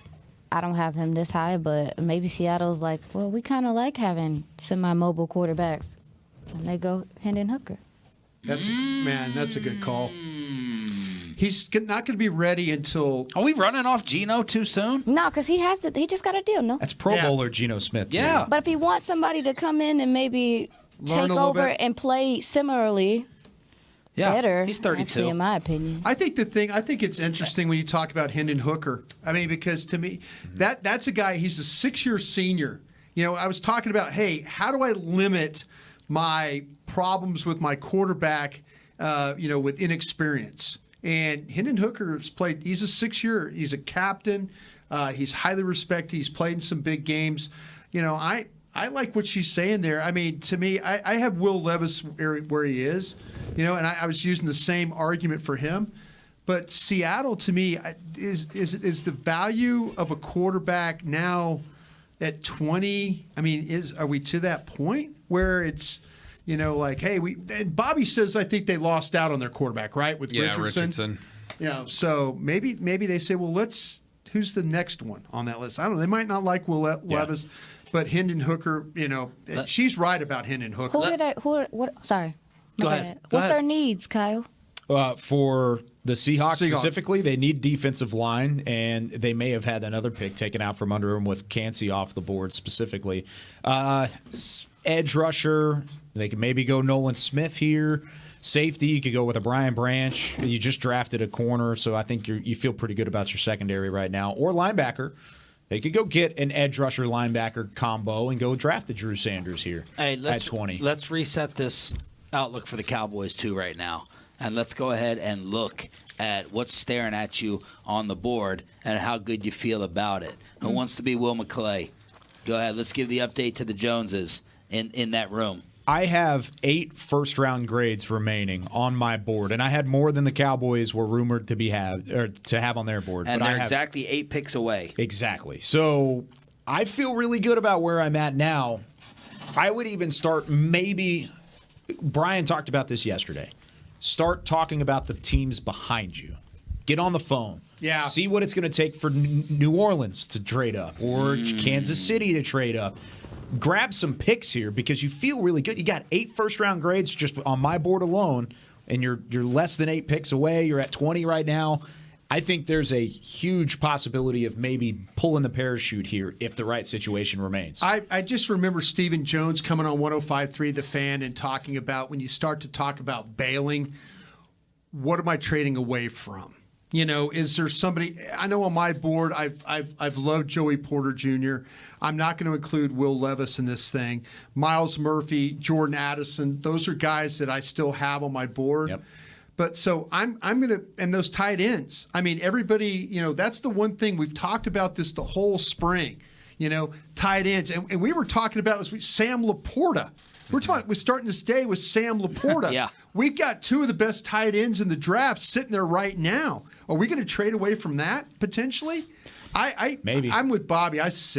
I'm with Bobby. I sit this. I think I would sit too, but I'm talking about the prelude, the conversations that need to happen before. Yeah, we haven't talked about trading back. I would worry about I would worry about up. somebody trading ahead of me. That's the problems I have. I worry about the Giants or somebody like that bailing out of there. I mean, maybe there's somebody that's sliding to you, and now we have a chance here, and then boom, like somebody from behind us is moving up ahead. That's what I would worry about. I think there's 2 tight end threats here ahead of you: Chargers and Jaguars. Yep. Jaguars are looking for a corner. I've got connections in Jacksonville. There you go. I mean, so I'm going to flex it. Boom, boom, boom, boom, boom, boom, boom. Yeah. I'm going to pat myself on the back for this one. Hang on just I've one got second. connections with the Chargers, and they said tight end. Yeah, but you text Kellen Moore? Yeah, I wish I could text Kellen Moore here. But I think, corner, outside linebacker, tackle, guard, Y tight end. There's your Y tight end. There you go. Inside pass rusher. Corner, outside linebacker, tackle, guard, Y tight end. So if a guy like Porter's still on the board, can you, or Banks, somebody like Banks. that, yeah. I mean, I don't think you can. I don't think if you're Jacksonville, I think you're. I'd rather take one of the corners than I would one of these tight ends. I think Joey Porter Jr. is in play at corner. Outside of that, I don't think they're as high on Banks as they would be some of these other players that could be available. But Porter, I think, is very much so in the realm of possibility if he continues to slide the way he does. I love that pick if they got him. That would be awesome. If he could, maybe that's the trade-up scenario. I know they're really high on Drew Sanders, too. He may be the highest player on their board right now, not knowing what's going on. He's that high. So one of those 2 picks, maybe you go get him. I would go get Porter. He's a phenomenal player. Seattle on the clock again after Devin Witherspoon. Seahawks are champions of growing the game of football at the youth and high school levels. Joining me on stage are local boys tackle football players and local girls flag players who are pioneers in flag football growth. These young men and women embody the NFL values of respect, integrity, resiliency, and responsibility to their teams. Congratulations on your accomplishments in your academic and football careers. Now to make the selection, please welcome Bethany Uribe. Go ahead, Bethany. With the 20th pick in the 2023 NFL Draft, the Seattle Seahawks select Jackson Njigba, wide receiver, Ohio State. All right. Finally. Shout out Rockwall. Finally, wide receiver to the Seattle Seahawks. Give Geno Smith a little bit more help. How do y'all feel about him falling down here to Seattle? Aisha? Was this your number one receiver? Yes. Why? Tell us about him. This guy's a route runner. This guy knows how to get open on his own, soft hands. He has a good understanding. He also has a good feel of how to sit in zones, which I think is really something that on a wide receiver scale is starting to be something that you look for in maturity. He has just enough speed to separate from people. I don't think that he's a burner by any means, but I like the player. And if you want a guy to come in and be ready to contribute right away in some way, this is a dude. All right, we're getting even closer. Don't go anywhere. The LA Chargers are on the clock. Is this tight end? Followed by Baltimore, Minnesota, brought us his Jaguar connections. The Giants and then the Cowboys at 26. This is the 2023 NFL Draft on the Dallas Cowboys Radio Network and DallasCowboys.com.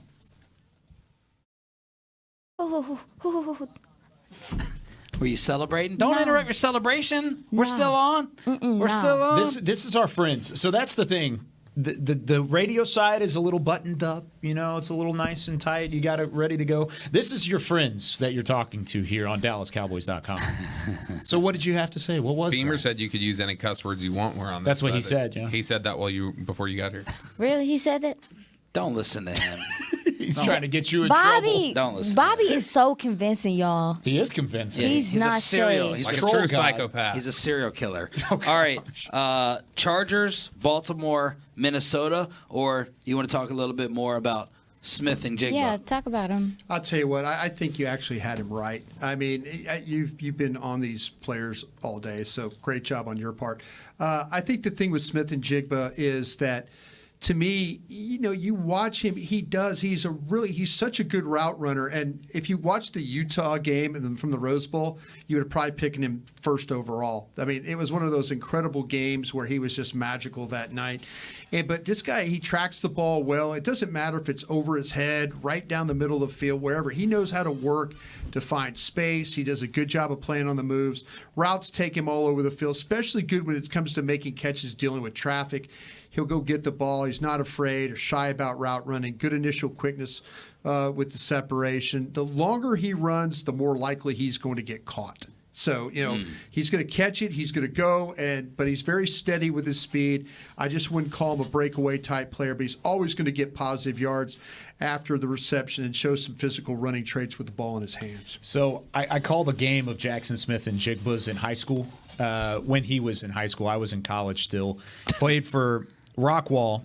He played against Allen. He had 15 catches for 252 yards and 5 touchdowns at AT&T Stadium. That was the first moment when I looked at it at Jackson Smith and Jigba and said, okay, all right, this guy could be a special player. And he went on to Ohio State, flashed it, of course, with the Rose Bowl records and showed the route running ability, showed the yards after the catch ability.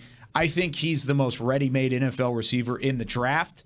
It's the injury concerns that helped him fall to this point and go all the way to 20. Probably would have been higher than that if he would have stayed on the field.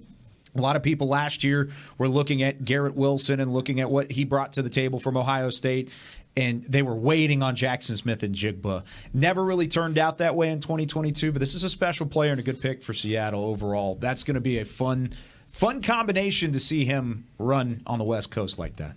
All right, so now we're sitting here with the LA Chargers. What would Kellen Moore like to do? We're talking about DeAndre Hopkins earlier today because Pac-Man went on Pat McAfee and said, according to his sources, DeAndre was going to be traded within hours. People are looking at Baltimore, Kansas City, Buffalo. But Vegas has Austin Eckler as the number one name on the board to be dealt today or this weekend. Dalvin Cook, Derrick Henry, Lamar Jackson signed his deal, Josh Jacobs as well. So I don't know. Is there a little gadget? Is there another offensive toy for the Chargers to play with? It doesn't surprise me with if Kellen is coming in there as the OC. It Doesn't surprise me. Well, that Eckler may not be someone that they feel like they can get a whole bunch of I mean, it took... Why? Because it took an eternity to get Tony Pollard the ball. Was that and Kellen? there's similarities. I mean, we don't know that. We don't know. I guess we don't know that. But I'm just saying. I heard Kellen was a Pollard proponent. That's what I heard. Okay, well, maybe I don't know nothing. But I didn't say it. Another. I mean, I'm not surprised. But do you think Eckler she's is somebody. But you think she's wrong? I mean, I'm trying to gauge. We just met each other. Are you telling me, or are you wondering? Are you reporting it? I'm just saying that Eckler, when Kellen Moore went to immediately for me, when Kellen Moore went to the Chargers as the OC, I immediately thought, oh, Eckler doesn't fit. Yeah, and that he could be changing his philosophy. But because the Tony Pollard delay here, Yeah. definitely felt like it took way too long. I'm not disagreeing. Plenty of hands were involved in that. Okay, well, there it is then. That's what I'm trying to get to. Okay, you can tell me. Is that McCarthy or was that Kellen? I don't know. I heard that Kellen was a fan of Tony Pollard. So to me, that would be some other people maybe delaying Tony's involvement. That's what I heard. I got in trouble with Jerry Jones because I said, do you feel like you wasted Tony Pollard's career? Ooh. And he kind of looked at me and goes, I wouldn't consider it I wasted his career. No, I wouldn't. But she's not wrong. They didn't get him going quick enough. I agree. I was just trying to find the culprit. I'm new here. Y'all know better than I. Right for the Chargers on the clock at number 21. 2023 NFL Draft. The Los Angeles Chargers select Quentin Johnston, wide receiver, TCU. Oh, I had him at 20. Shout out to 254 Temple, Texas, baby. From Rockwall to Fort Worth. Jackson Smith to friend, the best voice I know for Daggone Shore in this draft is Quentin Johnston. Finish a shout out. Yeah, he's got a future in broadcasting. And when I talked to him a couple weeks ago, I mean, just a phenomenal talent. You talk about a ready-made wide receiver. He's right there too because he's the prototypical X. He's long, he's lanky. With some added weight, he would be perfect for the NFL level and push him outside. Let him use that sideline. Let him take the top off. He's got some deep ball ability. He tracks well.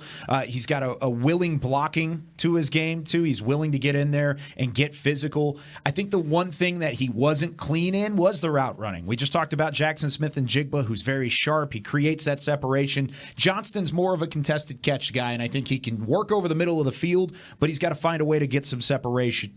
I'm surprised he went at 21 just because there were some murmurs that he could drop a little bit. Yeah. But he's worthy of being here. In terms of the rankings, I had him at 26. So right around where he could go here. The good pick by the Chargers. You talk about getting a weapon for Kellen Moore and Justin Herbert. There's your weapon. Aisha, why'd you have him going right around this range? Because I thought he fit with the Chargers, what I do, and he's literally almost a prototypical wide receiver. Yeah. I could be wrong about what the information you guys gave me, but when I saw Kellen as the OC, I said this is the type of receiver the Cowboys would have drafted in the Kellen type of situation. So that was the conclusion I came to, and that's where I'm at with it. Brian, are we surprised? And I feel like not really, but this is a wide receiver class that has been classified as a shorter wide receiver class lengthwise. Yeah. Two of the taller top prospects just went back to back. Yeah, and it's because they haven't figured out about the short guys yet. We'll probably see a big run on those guys tomorrow is what will happen there. But this thing with Quentin Johnston, I'll tell you what, man, they talk about a little bit of the drops and stuff like that. His quarterback, I thought, did a nice job of getting him the ball this year. There's a reason why they were in the national championship game. This kid makes a lot of big plays. And so, to me, I mean, everything you said about him, Kyle, is absolutely right. The one thing I saw with this kid, he plays like the game is important to him. Yes, he does. Mm-hmm. And so to me, I mean, all those things you talked about, I'm watching him, and he is fighting his ass off. They're in the games where they're down, and he's having to make play after play after play, and he's answering the bell. So I think the Chargers did a really nice job. It keeps the tight ends on the board because, again, if you're the Cowboys fan and you're thinking about tight ends, the Chargers could have been a team that was looking for a tight end. All the tight ends are still intact right now. With Keenan Allen, how long has he been in the league? Oh man, Long time, 8 years. Is there 9 any years? similarities in there? He just got voted off Dancing with Stars, or not Dancing with Stars. What's the thing where they wear the the costume? Masked Singer. The Masked Singer. He just got voted off. The Any Masked Singer. similarities in their game? Johnston and Allen. They both got great voices. Allen's a much more polished route runner. Allen's like a I think route Johnston's running god. faster. I think Keenan Allen's a little bit of a slower guy. Johnston's just like explosive. Yeah. The problem, I remember the first thing, I really liked Quentin Johnston, but I remember one of the first things I heard from somebody was it should not be as difficult for Quentin Johnston to get off of press coverage as it is with his size. Yeah. That's the problem that I had. He didn't have that separation against press, and if he can classify and clean up the route running a little bit, I think he's possibly the best receiver in the draft. But I just don't think he's there against Jackson Smith and Jigba. And I had Addison sandwiched in between those two guys too. And I was nervous about that because a lot of corners, even in this draft, can press now. Yes, and press well. No doubt. So now there's a team on the clock that we always say, they draft the best. Oh, they do. man. The best players fall to them. Except all the for time. receivers. Who's the best player on your board right now? Well, I'm not going to. You can't. Will Levis is my best player. My number 10. Joey Porter Jr. to the Baltimore Ravens. Porter's number 9 on my board. Yeah. Watch it happen. So Baltimore is on the clock. Of course, they're very happy today because the Lamar saga is over. 5 for 260. So Baltimore, Minnesota, Jacksonville, Giants, Cowboys. That's where we stand right now. Is there someone, Kyle, jumping out as a typical Ravens pick? Joey Porter Jr. I've got a little bit of Cowboys news. You want a little Cowboys news? Yeah. Apparently, teams are calling. Teams behind the Cowboys are calling. Good. Kansas City and Las Vegas. Apparently, Kansas City holds the 31st overall pick, and Vegas is at 38. They both said no. They said no to both. So they like what's following. So they like what's happening. So there's your indication on what's happening in the war room right now. There's conversations going on. Wow, Kyle. I think they like where they're sitting and what the board has fallen to them right now. Now are they gonna tattle for us? Because they didn't do it much last year. They wouldn't bring the position coach in the room. You're going to see Linda Wells pop up or Prince pop up or whoever. They should just bring in every coach and then surprise hand one of them the phone. So just reset that one more time, Kyle. Yeah, the Chiefs at 31 and the Raiders. We don't know compensation. We don't know anything. We just know they were on the phone. And apparently they were having the conversations to trade up to 26, and the Cowboys said no thanks. Wow, that makes me feel good. If the I would consider doing it with the Raiders just because they've got earlier picks in the rounds. Up the top of the past round. the second. Yeah. Kansas City's picks are all at the end of the round. It's almost like, we'll give you a 4. Well, it's really like a 5. But you drop down further, so I get both sides of it. I think the best case would be the Steelers hold the first pick of the second, and the Cardinals. Probably the Cardinals pick at 33 because they own some early selections throughout the draft. It would probably take something like that. The pick is in for Baltimore, by the way. All right, so I asked the listeners with an impromptu poll question on Twitter at 1053SS, who you all rooting for right now with the pick? And I got like 100 responses. It's going to be Kincaid? There's a lot of them. Let me know when Goodell's walking up here. Porter or Nolan Smith? Mm-hmm. Jackson, he just went off the board. Porter or Smith? Porter, Smith. Trade down. Kyle just said they got 2 opportunities to move up. They were rejected. Nolan Smith or Kincaid? Joey Porter Jr. Johnston just went off the board. Couple non-Dak Prescott fans saying, go get Will Levis. They're so excited. Tell Choppy to worry about his broadcast and not be texting you. Yeah. Porter Jr., Nolan Smith, Kincaid, Meyer, not a tight end. Trade back. Nolan Smith, not a tight end. Ton of Nolan Smith is coming in. Flowers, Porter. So these are from some of the Cowboy radio listeners. I thought it'd be clearer the closer we were getting to 26. It's not. I thought more of the people they liked would have been. I thought more of the people they liked would have been picked over, and we would have gone, oh, okay, it's starting to narrow. You gotta be happy though, don't you? Yeah, it's just I don't know who to. It's not like aligning for me of, oh yeah, they're going to take this guy. I wish they would take Porter. I don't know if they would do it. Boy, we might see if Kyle's right that they have Laporta higher than those guys. Yeah, if all the tight ends are sitting there. Honestly, we'll see it. Are you for real? Oh. We'll get to that in a second. Oh, that was before you got Very good intrigue. Goodell with the Ravens pick. With the 22nd pick in the 2023 draft, the Baltimore Ravens select Zay Flowers. That's a wide good pick. receiver, Boston College. Okay. There's a wide receiver run. Honestly, Odell and Zay Flowers together, have fun. Maybe D-Hop. Who knows? Make Lamar happy. Is Lamar happy after this, Aisha? And if so, why? Between Lamar and Odell, they got two good knees. Stop. Aisha, one full football player. Bobby's going to jail. Tell us about Zay Flowers. Oh man, Zay Flowers are so fun. Change of direction, his speed, the way he can stop on a dime and get upfield. He can make something out of nothing. Also, too, just getting the opportunity to meet the player. The player is so passionate about what he wants to be. The work ethic is there, but he's very focused on what he wants to do. And he's not a huge guy, we know that, but if he gets the ball in his hands, he intends to make the other team pay. And that's one of my favorite things about him. So, yeah, he's a heck of a player. You're getting a coachable player. He's an exciting player, man. I am excited for him to be for the Ravens, to play for the Ravens. Yeah. Broadus, why did you let out that groan? No, I mean, the Ravens are always amazing to me. But I'm sick. But the Ravens are a team. I mean, they can't draft receivers. Yeah, the receiving core has been them and Belichick. Maybe this changes their opportunity, for.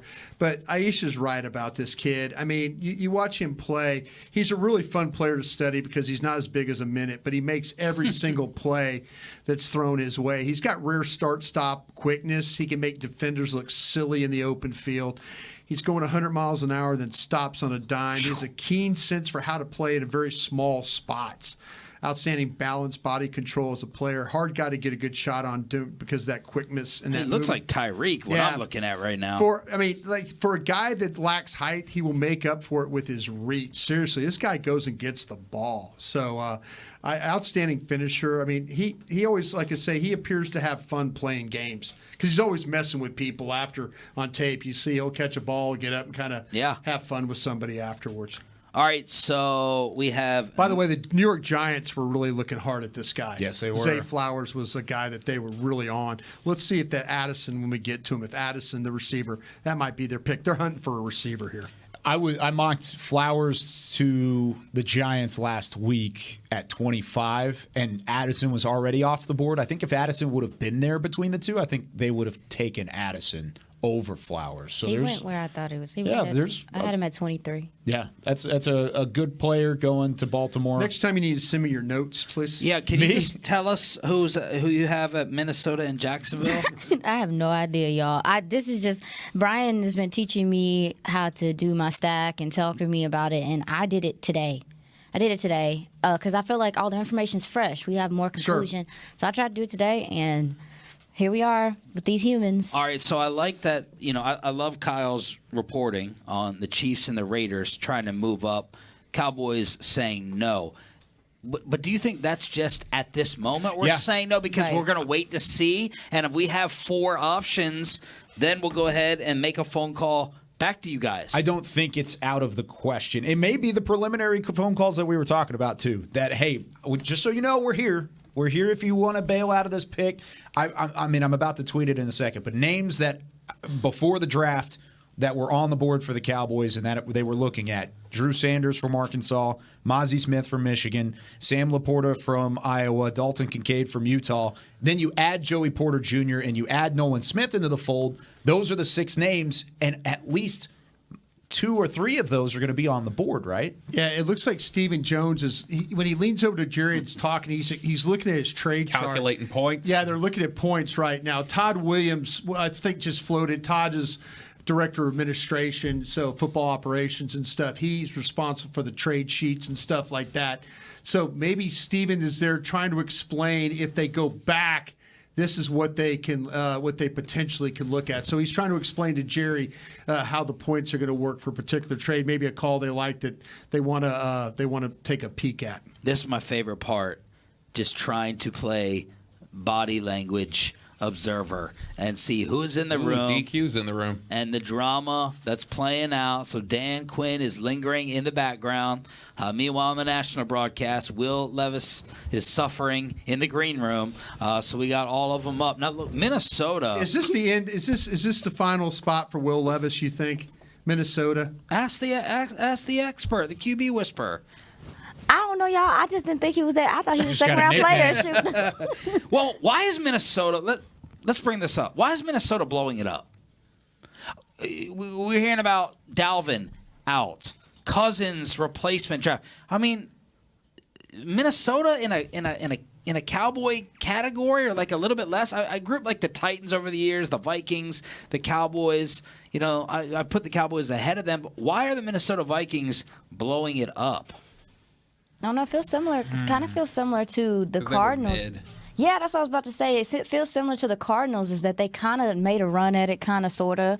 And then after that, they didn't have success with it. In the last couple of years, you've seen them be competitive, but at the same time, you just knew they weren't going to be successful. Am I tripping? Did you feel like they were going to go far in the playoffs or at any point in time this season? You felt like they had hit a ceiling. Yeah. They had the fluky one-score thing like the New York Giants did. Sure. Like everyone knew they were getting eliminated early on. But I mean, blow it up with Cousins? Start over? How long is it? He's been there. How long has Kirk Cousins been a Viking? Yeah, 6 years, Yeah, something it's like been a that. while It now. just goes by. It just has gone by fast, I guess. But it's been a minute. But to answer Brian's question for Levis tonight, Minnesota, we know Jacksonville's a no. We know the Giants are a no. Cowboys are a no. Buffalo, Cincy, New Orleans is a no.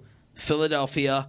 And then Chris Collinsworth mocked Hendon Hooker to Kansas City for some reason yesterday at number 31. But, Brian, I think you're right. Unless someone moves in at the end, then Will Levis will be looking like a day 2 quarterback at the very least. So let's see what the Vikings do here. But they seem to be hitting the eject button as of late on their plan. So the Dallas Cowboys are talking. We got Mike McCarthy next to Jerry, and Jerry looks like he's studying something. Were they doing math earlier? I think Brian's spot on, by the way, on talking points in terms of trade back. I think they're talking about it. Why trade back and not trade? trade? Not trade. Trade in general, just the trade charts. Yeah. I don't know if you had another report. No, over here. I don't have anything else, no. Okay. So that's where we stand right now. The pick is in for Minnesota. And then after this, we're going to go full Cowboys coverage. Just a reminder, because of the awesome access we have, we're going to get the player first. As soon as he's drafted, we'll get the phone call. That's secret draft audio. And then the Cowboys press conference after what they decide to do tonight, and setting you up for tomorrow as well. Big surprise so far? Any big shock? Just to recap, round 1. Yeah, how many trades there were. Yeah. I think people were getting a little, they had an idea that they needed to move around to grab some guys. I think. Are we at 7? I think, well, yeah. 7 trades? I didn't count the trades all up here, but I know Houston made 2 of them, right? Yeah. Am I right about Arizona trading? The Eagles trading? Gibbs going 12 is the biggest surprise. I think Gibbs going 12, and then also the Will McDonald at 15. I think was Jack Campbell at 18. I didn't see those coming down the pike. Devin Witherspoon, that was at 4? 5. Yeah. 5? At 5, yeah, like that was the biggest surprise to me. That was a big surprise. That was a surprise. I think Jack Campbell going that early was probably and let's just say the Lions in general, because they take Jahmyr Gibbs at 12 and then they book in that with Jack Campbell at 18. That 1-2 punch, I think, was the biggest surprise for me specifically. And the wide receivers going 3 straight after falling to the 20s. You go bang, bang, bang like that. What about a surprise of no tight end drafted? None. Yeah, and this That's might surprising. This might I thought actually, at least one would This fall. might actually play out for Dallas if that's the. And I'm now interested to see if Laporta is on their board higher than the other tight ends. Yeah. Okay, now that's the second face you've made when Laporta's name has come up. You got to explain why now. Oh, man, are we going to get the interruption of Roger Goodell? We're going to get you on DallasCowboys.com side. Explain that. Goodell with the pick from Minnie. 23rd pick in the 2023 NFL Draft, the Minnesota Vikings select Jordan Addison, wide receiver, USC. Broadus' number one receiver. We will have that on the other side. And the Dallas Cowboys are getting closer. Don't go anywhere. 2023 NFL Draft on the Dallas Cowboys Radio Network and DallasCowboys.com continues. All right, Broadus. That's the fourth straight wide receiver to go. That's wild. There they go. Smith and Jigba to Seattle. Quentin Johnston to the Chargers. Zay Flowers to Baltimore. And then now Jordan Addison. Why was he your number one receiver? Well, I'll tell you what. The thing with Jordan, and he had one of the best quarterbacks in the country throwing the ball. I mean, you watch this. He was blessed. And there's tape at Pittsburgh where I think you watch him playing with Kenny Pickett, and he looked pretty good doing that. But the thing about Jordan, he's one of the top receivers in the country, and he has been. He flourished in Lincoln Riley's system. He's physically not the biggest guy, but he plays with no fear. He's dynamic with the ball in his hands. Aisha, you got something over there? Or are you just reading your phone? Oh, the Giants traded. That's what you're. Go ahead. No, you go ahead. Go ahead, Aisha. Go ahead. Yeah, they just traded pick 25 and 160 for pick 24 from the Jacksonville. The Jags. So they moved up. They're flipping with the jet. They saw that run on receivers. They got scared. And they're getting nervous, I bet. Is this Jalen Hyatt then? They're scared. You think this is Jalen Hyatt? They go 5 straight? They were hunting corners. But the corner they liked was Banks. They liked Forbes and Banks were the two guys that they really liked. So they gone up to Jackson. Maybe they're worried about Dallas taking one of these corners. You know, but they're ahead of Dallas. Well, yeah, that's stupid. Exactly. I was thinking of a team trading ahead of Dallas for something, but yeah, that's the. To me, I know talking to them, and I'm sorry, I lost my train of thought there, but they were looking for wide receivers and they were looking for cornerbacks were the two areas that I was thinking about. So apparently this is not a swap. The Giants are going to pick at 24 and 25 is what I'm hearing.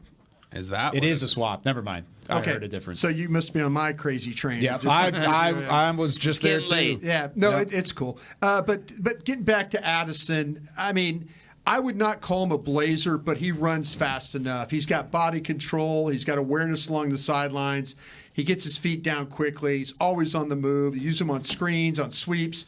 He's a finisher with the ball in his hands. I think he's got some Odell Beckham Jr. into his game, the way he plays. All right, so Jordan Addison to the Minnesota Vikings. Yeah, I'm just looking over I'm trying to see as we're getting closer to Dallas, I'm just looking over the board trying to figure out who are names that we're still connecting here. Miles Murphy from Clemson. Yep. Obviously the tight ends, Dalton Kincaid, Sam Laporta, Michael Mayer. You've got Joey Porter Jr. still there. They've been interested in Drew Sanders, the linebacker at Arkansas. There's a number of directions they could go here. So when we came in earlier in the pre-show at around 6, Sam Laporta's name was heating up a little bit. Aisha, what is your scouting report of Sam Laporta? Don't do me like that. I don't do me like that. I don't have a whole bunch of problems with Sam Laporta. My problem is just the fact that the rest of the league is telling you that tight end is another. Don't freak out about it.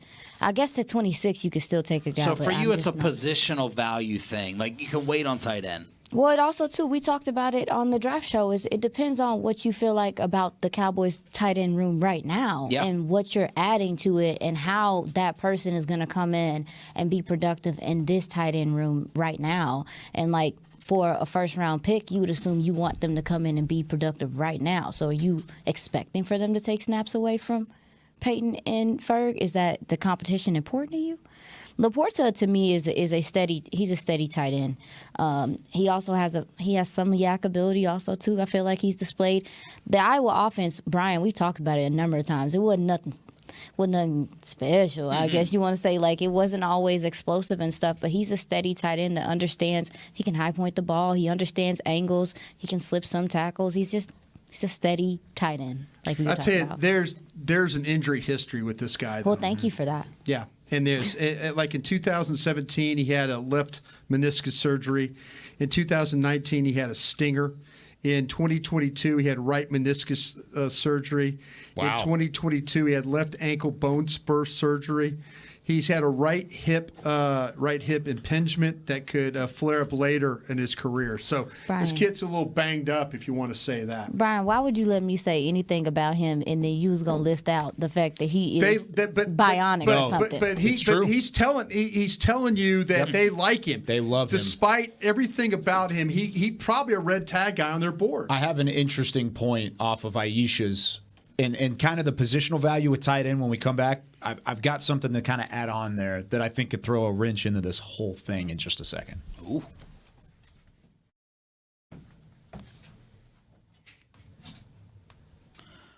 All right, y'all. It is almost showtime. We are at pick number 24. The New York Giants have moved up.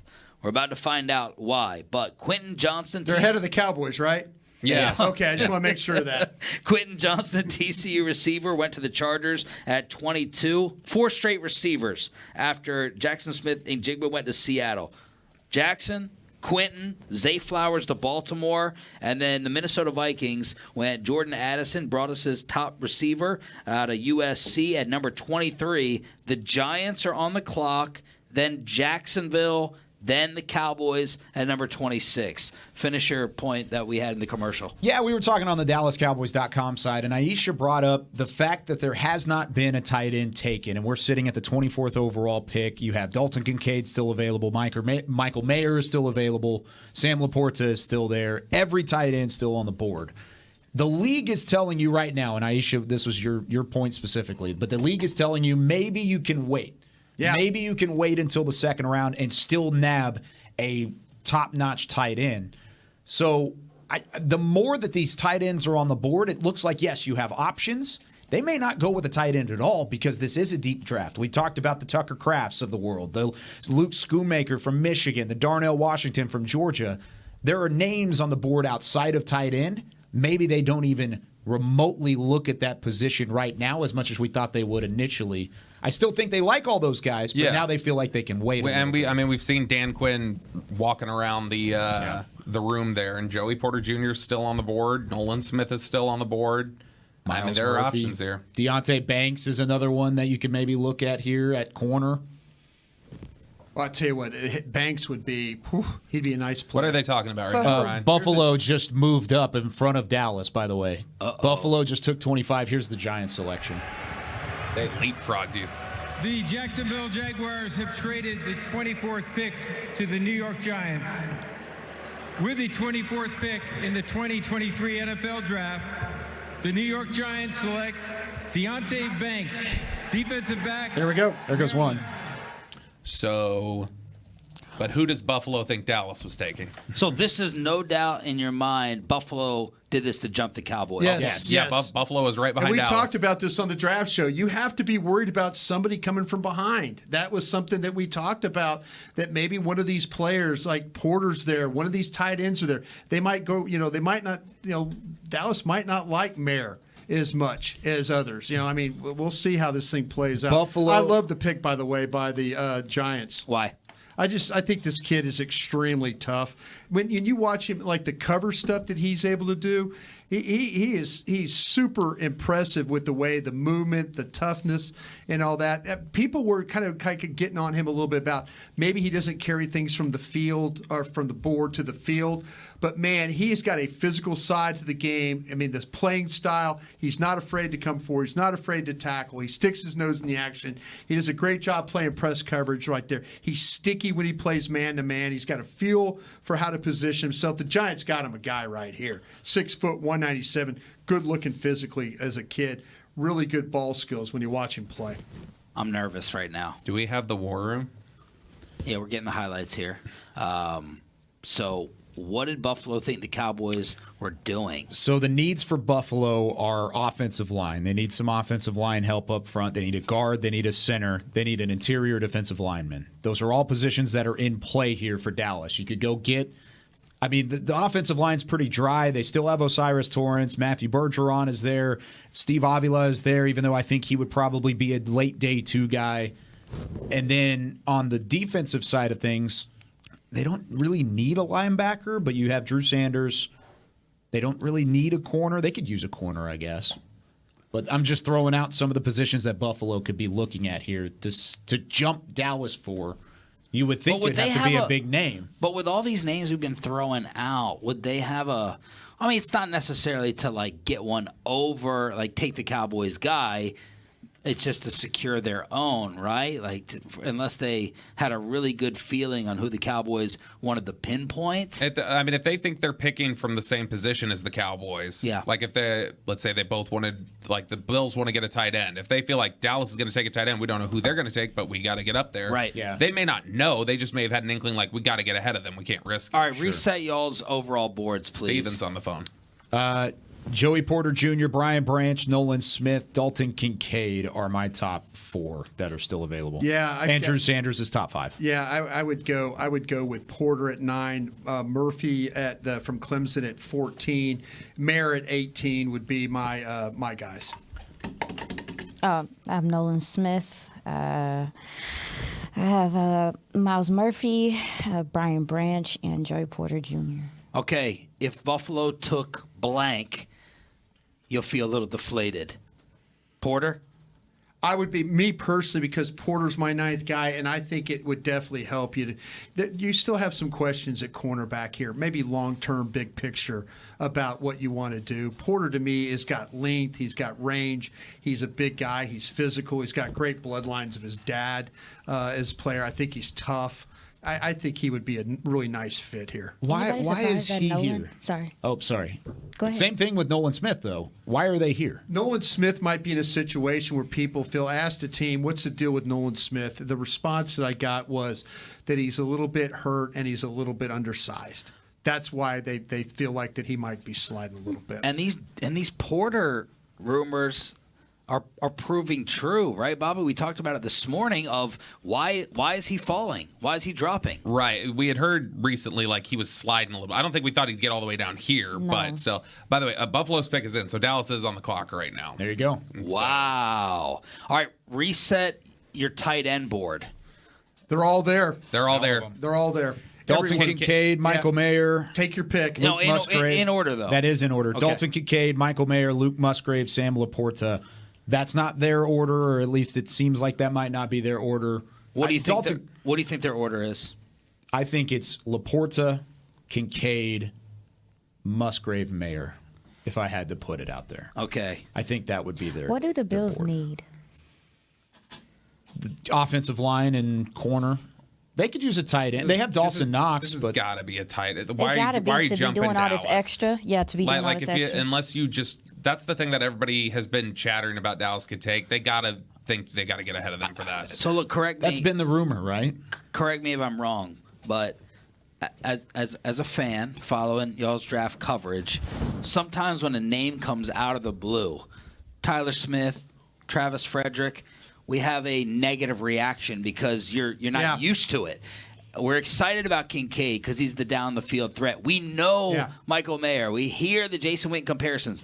Am I wrong in thinking that a Sam Laporta selection would feel initially disappointment with the fan base? Kyle, you just put him as your 4th tight end. With the way that we rank tight ends, we would be disappointed. Get correct. They can give a rat's butt what we think. And they've been proven. Will McClay, I mean, I'm gonna go with whoever Will picks. Yeah. I'm just trying to come at it from a fan reaction standpoint because Laporta is kind of a brand new name that we weren't talking about near as much as the other tight ends. We didn't think that we thought there might be one tight end on the board. We've got all of them. Yeah. We've got all of them. Now, if you want to move back, if you can move back and you still, want to grab Laporta, feel free. But you got every tight end. If you're holding on tight ends, you've got 4 of them on your board. If you want to dance out of here, it's just what's your flavor of ice cream. Yep, that's it. You got all the flavors. You got all the options. Could we go back to the trade out scenario, depending on what Buffalo does here? If you're holding on tight ends, we got them all. Let's go. We can go if you want to go. Pull the parachute and get out. Yeah. Bobby, your take on Laporta? I think Laporta's solid. He's a good all-around player. He wouldn't be my top 3 tight ends, but let's see who Buffalo jumped the Cowboys for right now. The Jacksonville Jaguars have traded the 25th pick to the Buffalo Bills. with the 25th pick in the 2023 NFL Draft, the Buffalo Bills select Dalton Kincaid, tight end, Utah. Well, the league's about to get one. There you go. Wow. Did they have a read, or did they just didn't want to risk losing it? Good call, Bobby. Probably just didn't want to risk it. They knew that Dallas was in on tight ends, and they didn't want to guess where they were at. This probably doesn't bother Dallas if, in fact, Laporta is their number one tight end. Well, it shouldn't bother them. Not at all. If he wasn't the number one tight end. If he's not their number one tight end, this shouldn't bother them at all. All right, let's go around the room. The pick is yours to make. Who would you take? And then we'll get into what we think they're thinking. Who wants to go first? I would take Joey Porter Jr. I would take Joey Porter Jr. I would take too. Joey Porter Jr. I think big picture, long term, you've got that contract with Diggs coming up. And is that going to? You need to protect yourself about that. Yeah. I got him as my 9th best player. Okay, I'm going to admit probably dead balls wrong about him right now. But I'm just saying he's too good of a player not to. I would rather have him than one of these tight ends. And I've got Mayer at 18. I don't think they're going to get a tight end. I don't. I think they're out on it. Why? Because I think they think it'll fall. I think it's the same thing. This class is so deep. Are they? I don't think they're going to take a Laporta here. So they may take a Joey Porter Jr. He's there. Can we see War Room Cam? I want to see who's lingering.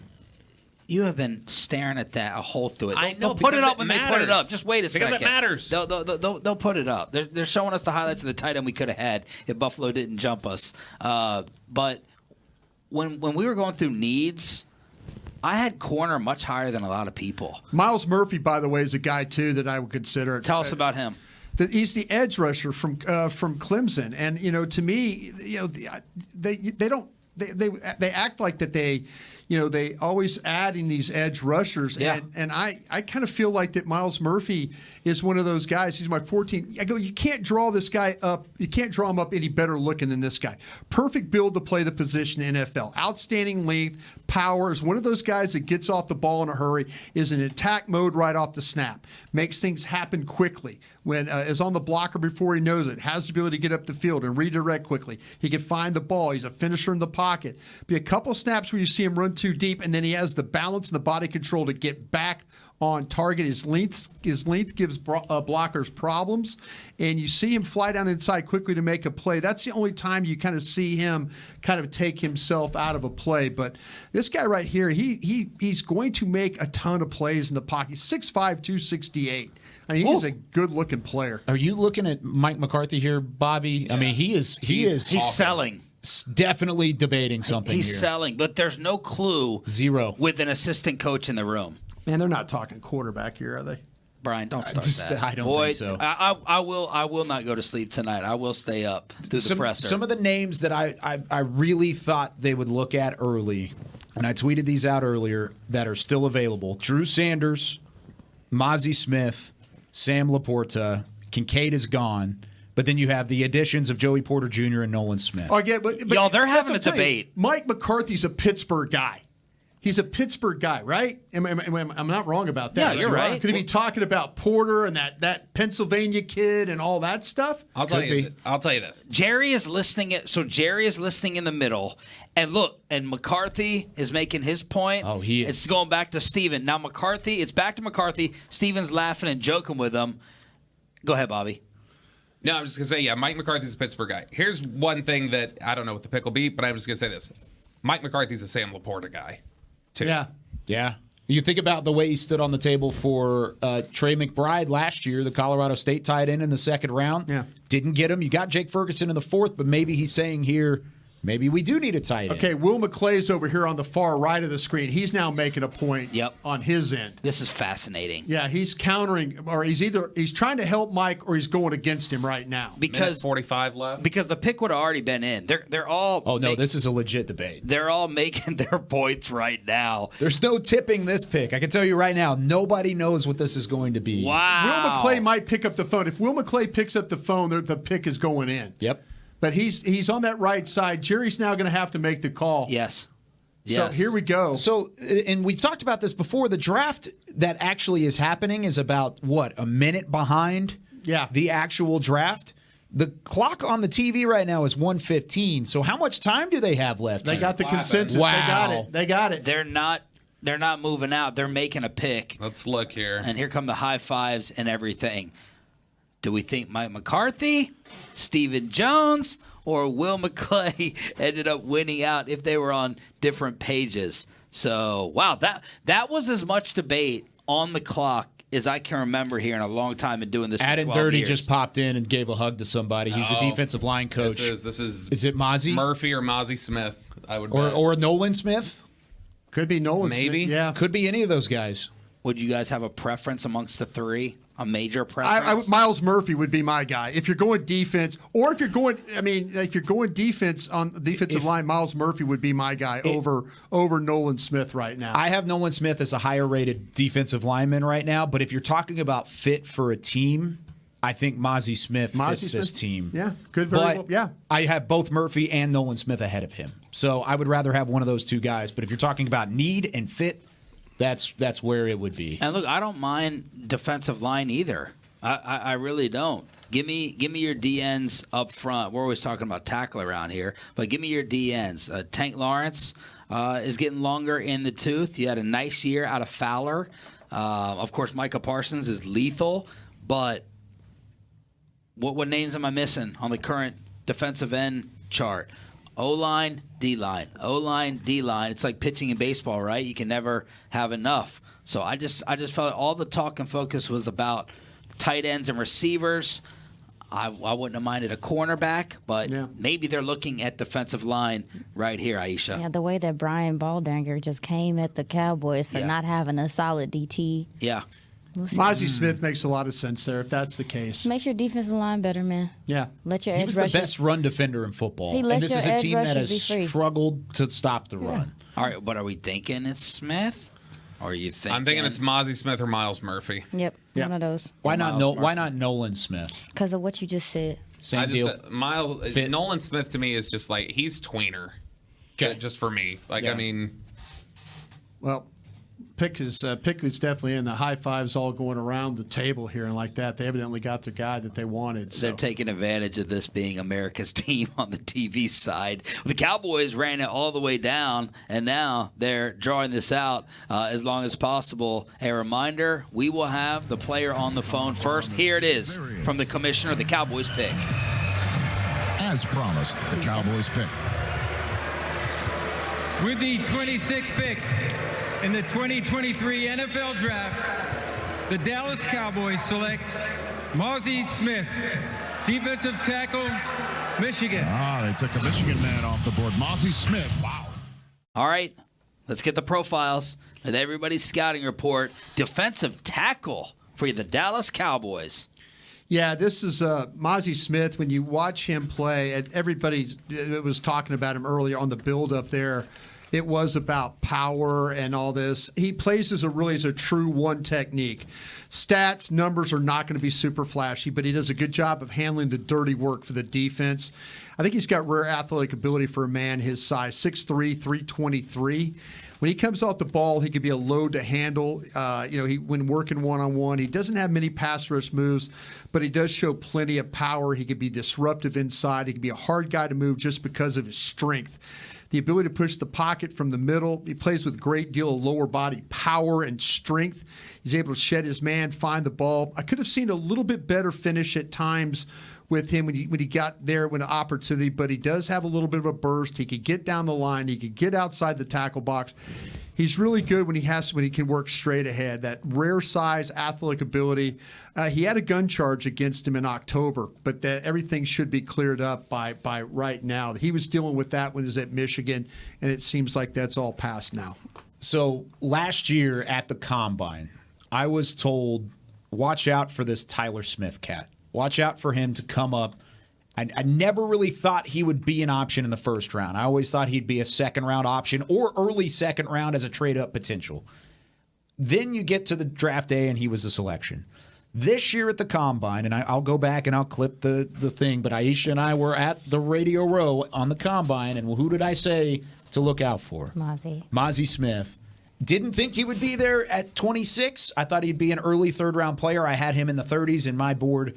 I still think he was the best run defender in football last year in terms of a defensive lineman. Bruce Feldman had him at the top of his annual freaks list. He is an absolute freak. Great strength, his lateral quickness. You combine to really put together a prototypical one-technique build that's able to take up multiple gaps and allow for players behind him to play freely. He's never going to blow back an offensive line. He's not going to be a huge pass rush contributor, at least early in his career. But you talk about stopping the run, jumping up, and being a considerable force to move in the middle of that defensive line. Mazi Smith is that guy. I think this is a fantastic fit. I think this is a guy that they had their eyes on for quite some time. I didn't think it would be in the first round. I thought it would probably be an early second-round grade, and he wouldn't be there, probably going in the 30s. But this is a pick that they felt like they couldn't wait on, and they went up and they got their guy. I respect that selection. It's a new day.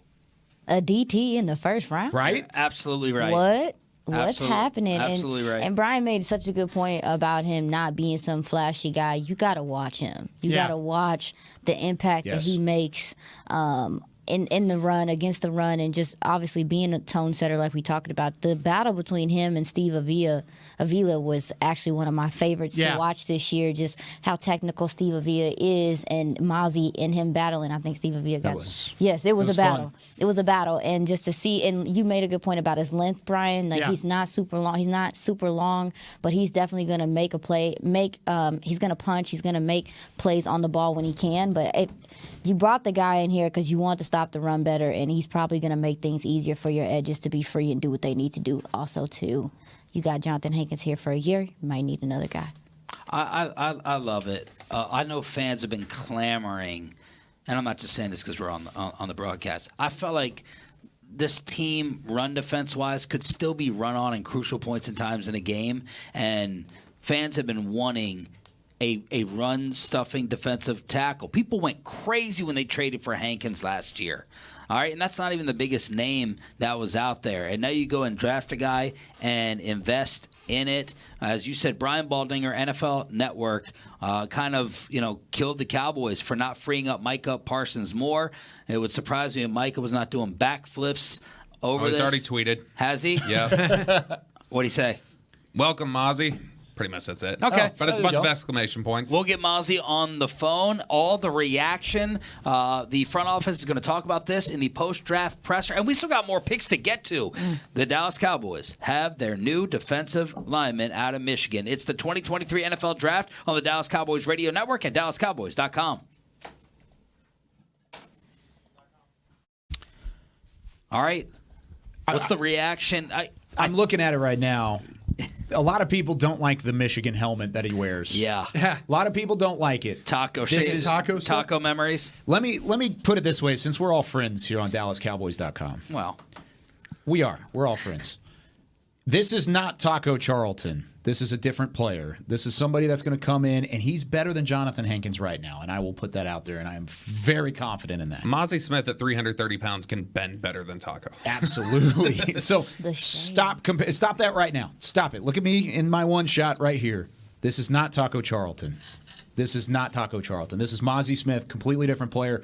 I like the pick. I really do. He wasn't the highest rated player on my board. I would have done something else. I would have taken another Smith, taken Nolan Smith. Yeah. However, good pick. You got your fit, and they like him across the way. It's kind of like what you talked about, Bobby. They've earned the right. They've earned the confidence here. I like the fit overall. Exactly. He's the best run stopper on the defensive line on the roster now. Right now. And that's even with them re-signing Hankins. He's the best run stopper on the defensive line. And look, if you need improved quarterback or linebacker play, part of improving your linebacker play is keeping your linebackers clean, and he'll do that. Boom. So where was he on all y'all's boards overall? 39. 39. He was at 45 for me. 45. Second round grade, but 45. 40. I'm trying to get there. Okay. So the Cowboys stuck in there at number 26. Yeah. And look, if it's a lack of guys at that position, then here's the pick from Jacksonville. 27th pick in the 2023 NFL Draft, the Jacksonville Jaguars select Anton Harrison, tackle, Oklahoma. Why that reaction? No, he went a lot higher than I thought he was going to go. Aren't you? I got him I at thought you were a 47. fan. I am. He's the 47th best player on my board, so I am. But I didn't think he would. He went a little bit higher. I thought he was more of a second round type of a player for me. But that's where we are with these. I mean, you're getting down to if you're trying to find these offensive linemen and stuff like that, it's you're going to have to squint a little bit. But I do like Harrison, and I'll tell you why I like him. He was a starter at left tackle for the Sooners. He's 6'4". He was 315 pounds. I don't know if you'll see a better foot athlete for the position and for this guy. I mean, he is a great foot athlete, super light on his feet. He's active. He's always playing on the move. You see him rarely on the ground. There's some snaps where you see him get somewhat off balance, and then he rallies back into position.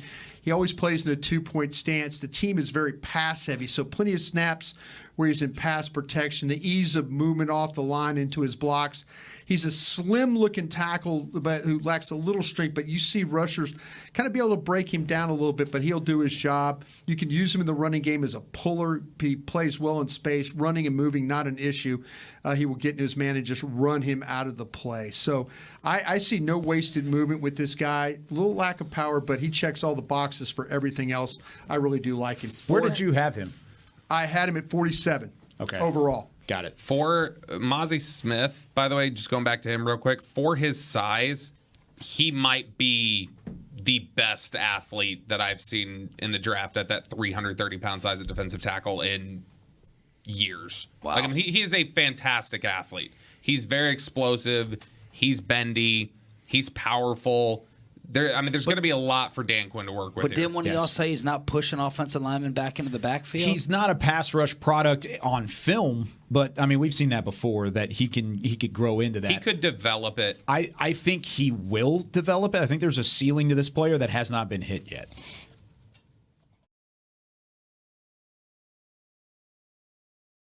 All right, guys. Mozzie Smith is your newest Dallas Cowboy. It looked like there was a pretty intense debate taking place inside the War Room. We are right down the hallway here at the Ford Center at the Star, brought to you by Miller Lite. Sean Sharif, Brian Broaddus, Bobby Belt, Aisha Morrison, and Kyle Yeomans. And the Cowboys, as you said, Aisha, new day with a one-technique, run-stopping defensive tackle that it felt like they were allergic to for a long time. Well, yeah, we've talked about it. We talked about it on Girls Talk, Boys Talk. It's interesting that we're seeing this flip here, that they went for a guy like you guys were just talking about. There's not a lot of pass rush ability there that has been showed on film yet, but he does have athleticism and something to build up to. But it's interesting, too, because when you look at Dan Quinn and how they've drafted DT since he's been here, you've gotten guys who've had the ability to get upfield also as well, and to kind of shy from that, I think it's a good awareness by the coaching staff to say, hey, we've drafted multiple guys at that 3-tech position that we have come in that we wanted them to be pass rush and stop the run, but that served you problems. So going for a guy that just stops the run is a good step in the right direction. Bengals pick. In the 2023 NFL Draft, the Cincinnati Bengals select Miles Murphy, defensive end, Clemson. All right. Wow. I love it. What's that look, Bobby? Micah Parsons' quote on that live stream. You know what he said when they picked him? No more quarterback sneaks, is what he said. Hey. Okay. Little message to Jalen Hurts and the Eagles.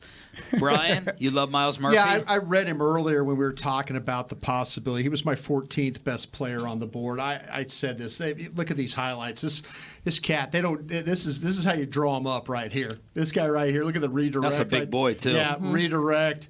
He is one of those guys. The ball doesn't look how long his arms are and stuff like that. Watch this. He's just going to come right back to you. Boom, slap that ball. Yeah. Try and get at it right there. This guy close. There's your offense, Aisha. That Wake Forest offense. You like that moves in slow motion.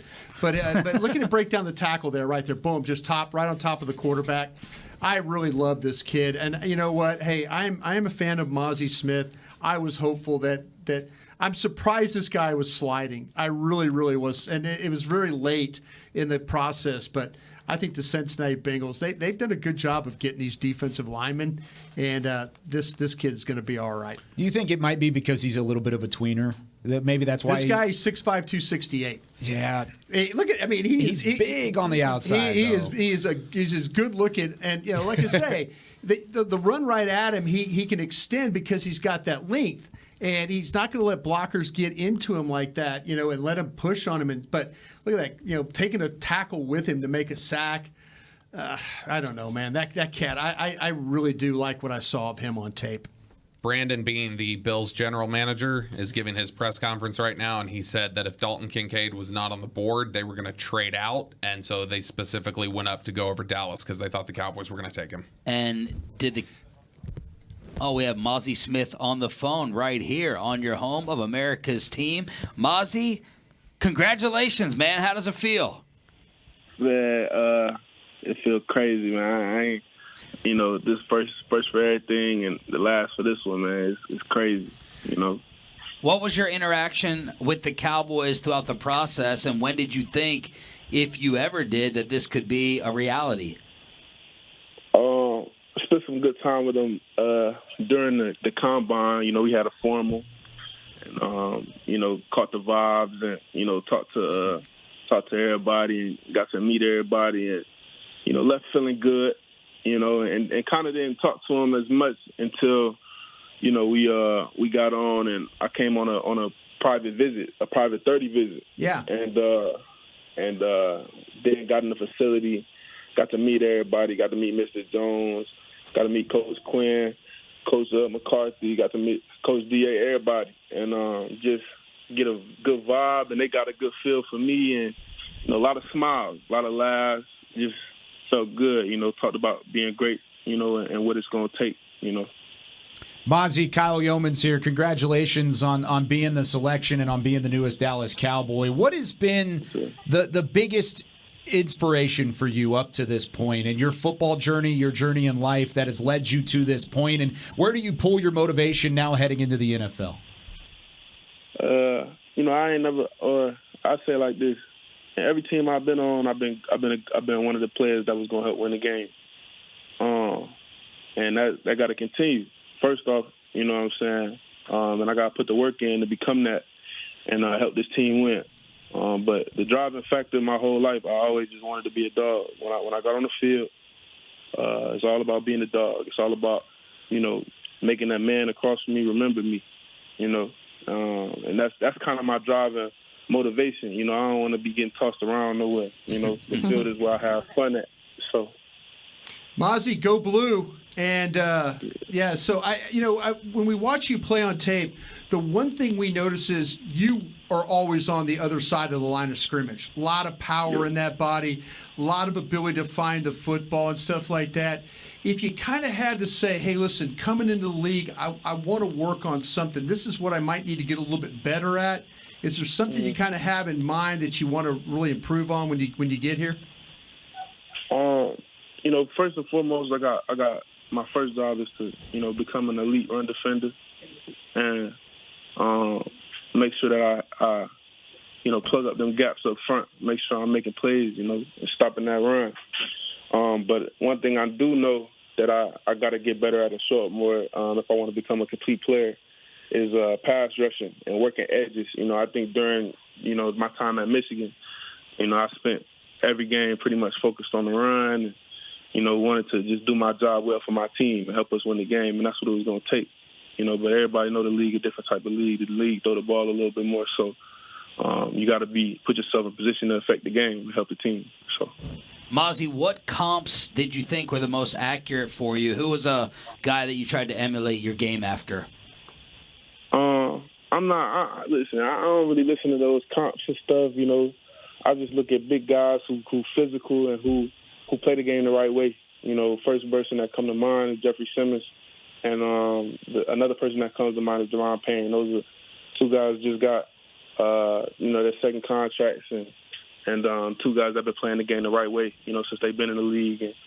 And I've always watched all their tape. I watched their college tape, watched their NFL tape. Those two guys that I look up to pick up pieces of the game. Newest Dallas Cowboy, Mozzie Smith, joining us here on the Dallas Cowboys Radio Network.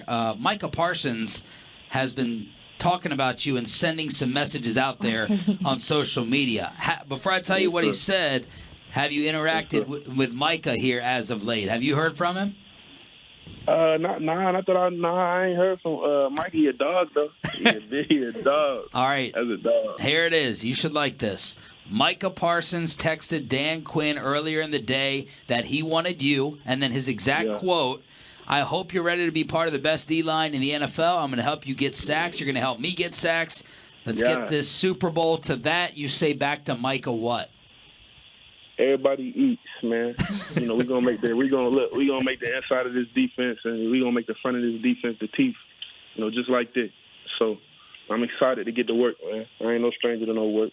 Oh yeah, and he said no more QB sneaks either. No more QB sneaks.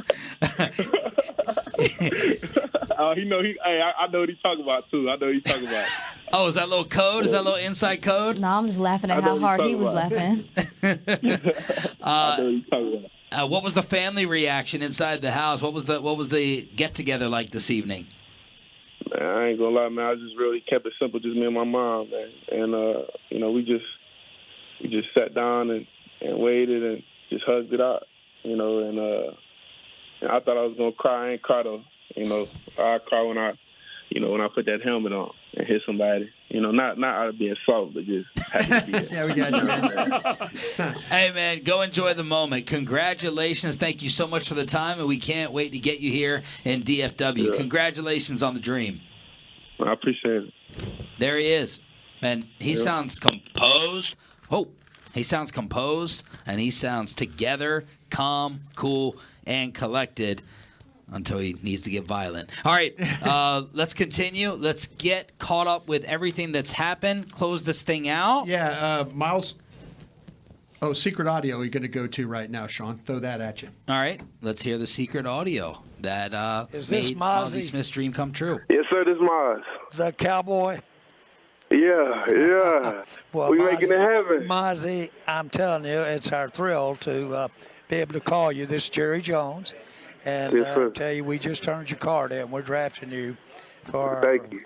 Be our big part of our defense. And but I want the coach to say to you, everybody's wanting to say hello to you, but congratulations on your career and for working as hard as you have to get there.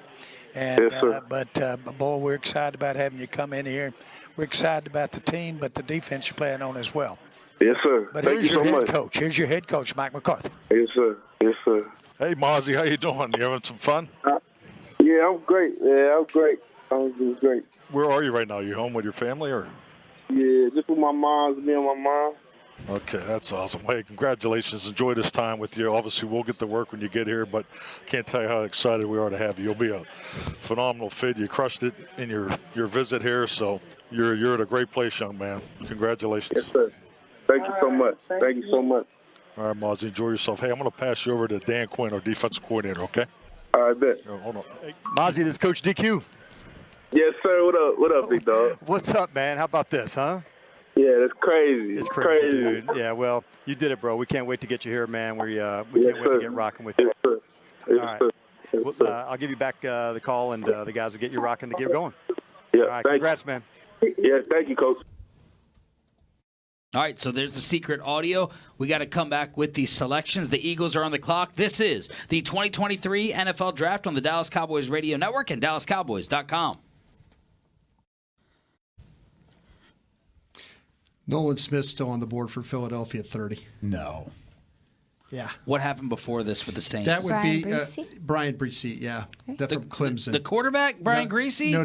Brian Yep, Bresee. that's the one. Bresee, the defensive tackle from Clemson. Okay. Former number one overall recruit in the country. Yeah. Yeah, and so Philadelphia, who we were talking about with Nolan Smith potentially at 10. Yeah. Right? Now here we are. I mean, they've kind of, whether it's been, maybe undersized or people think that maybe he might be able to have a little bit more of an injury history or something like that. This is a guy that they really, really liked that we were hearing. So don't be surprised if, in fact, now maybe they're thinking about moving back or maybe they're wondering what the heck happened. Why is this guy still here? Kind of a situation. So they're probably talking to each other about it. But it's amazing that if they were thinking about him at 10 and to have an opportunity to get him at 30, that kind of just tells you the way this draft has been so far. There's been some surprises along the way that have allowed some of these players to get to where they needed to be. All right, let me ask you a couple of questions from the fans on the selection of Mazi Smith while we wait for the Eagles to pick again. Would he have been available, and where would he have been available in round 2?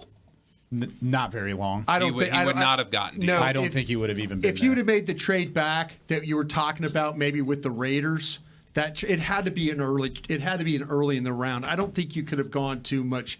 Like I said, I had him at 38 or 39. That's kind of where I would have thought he could have maybe been. Guys with that size, that athleticism, like regardless of their lack of polish or whatever, like they're not lasting very long. He wouldn't have gotten out of the 30s. All right. You asked the question, Sean, when we got on the air. You said, coming into today, who is Tyler Smith of this draft? Mazi Smith is Tyler Smith of this draft. Because you think about it last year, what happened whenever the Dallas was on the clock? They had teams calling up trying to come and get Tyler Smith, and they figured that out. They got him to kind of tip the pick, and then they hung up the phone, and they said, we're picking our guy. I don't know if there's a team that actually came up and wanted to go get Mazi Smith. I doubt that's the case. However, they wanted this guy, and they had a debate. That's what our homework's going to be. Who was the debate over? I think your head coach is arguing for that tight end he liked. You think he was arguing for it? Yeah, that's what I think. So do you that's think going to be the homework. You think things got thrown off when Kincaid got taken?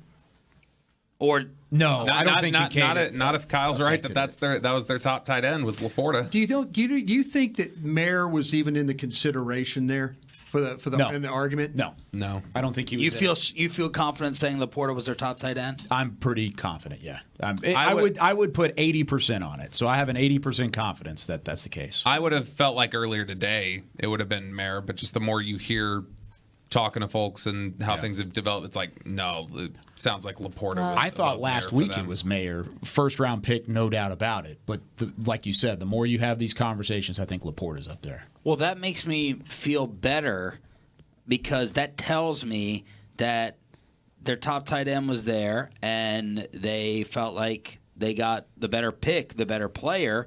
Now, look, a lot of people, and I wrote down y'all's board rankings as I'm trying to keep an eye on Goodell announcing Philadelphia. I got you. Go I'm ahead. not in the mood.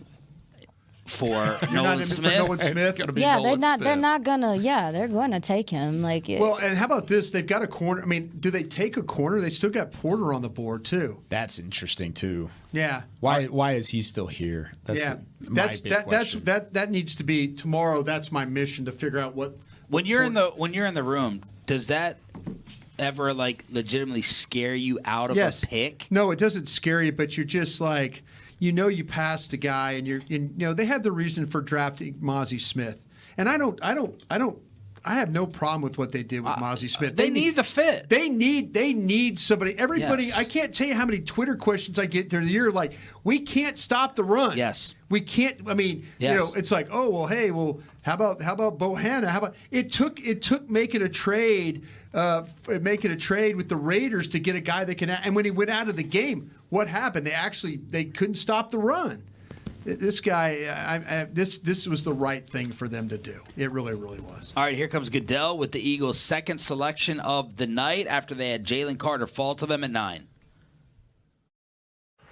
Joining me on stage now are some very special guests, content creators who you know from YouTube, Dude Perfect, and Jason, and Travis's mom, Donna Kelsey. They're from Dallas. Dude Perfect lives in Frisco. Why are they announcing Philly's pick? Money. That's a good point.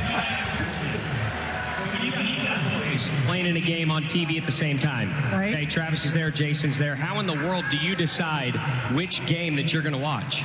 Man, I don't know. That's really tough. I don't know. It's just tough to choose. We had a feeling that would be the case, so we cooked up something a little bit special for you to help you break the tie.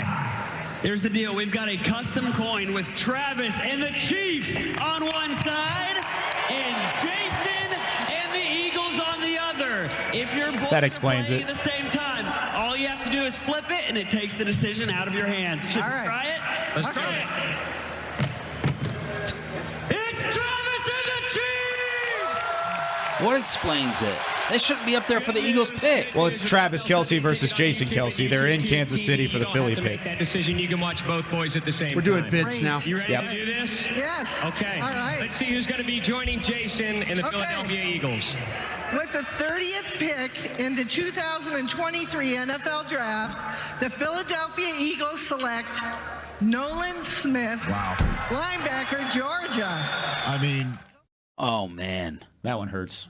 Aisha, I'm not in the. I just told you I'm not in the It's mood. Georgia of the North. Jordan Davis. Yeah. Then you got Nolan Smith. They got the other linebacker. And then you got Jalen Carter and Nakobe Dean from last year, too. Yeah. the Philly Bulldogs. Wow. They like that Georgia defense. You gonna It's an NFL defense. You gonna make us feel good about this one too? I was Feel not as better high, about it? I'm not as high on Nolan Smith as other people. I think he's tweener. Like, I mean, he is between linebacker and pass rusher size, and I mean, he's a good player. And again, former number 1 overall recruit in the country. Yeah. I think that there are questions about how he's going to play at the next level just because of his size. He had a trouble. He did tear a pec in November 1st, and so he was done for after that. But he lines up in a couple different spots for the Bulldogs. He's a pass rusher edge. He can play linebacker. I didn't think he particularly drops very well. So he's going to be, for the Eagles, hand down, go for the quarterback and all that. He's got a feel for how to work the edges. He puts the blockers in very tough spots. He's got very good quickness. He's explosive off the snap.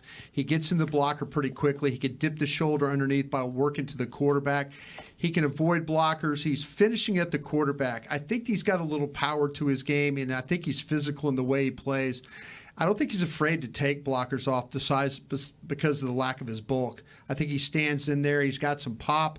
But, he plays with 2-point stance with his hand on the ground, and I thought he could really cover some ground when chasing the ball, get across the field in a hurry and finish. He was the 21st best player on my board. Yeah. So that's kind of where I had it. I had him at 12, so Philly ends up with the number 2 and the number 12 player on my board. That's a pretty darn good first day. Wow. No, but you mentioned the injuries, Brian. That's probably why he kind of. Yeah, I think people are worried about, like Bobby's saying, the tweener aspect of him.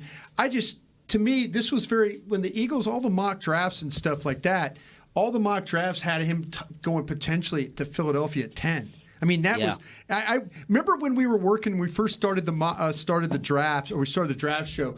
He was a guy that everybody was mocking at Dallas at 58. Yeah. And then it's like, damn, he became a 10th overall player. Well, probably was drafted where he should have been drafted. Maybe not at 10, but at 30, is the spot. I know for me, 21, maybe 10 was a little rich, but maybe to you guys, I don't think you guys think he was a better player than that.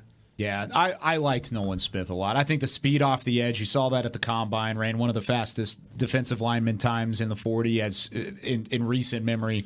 I think he's going to be the team speed paired with the team power that this Georgia defense has had the last couple of years, and now they all kind of have it back together.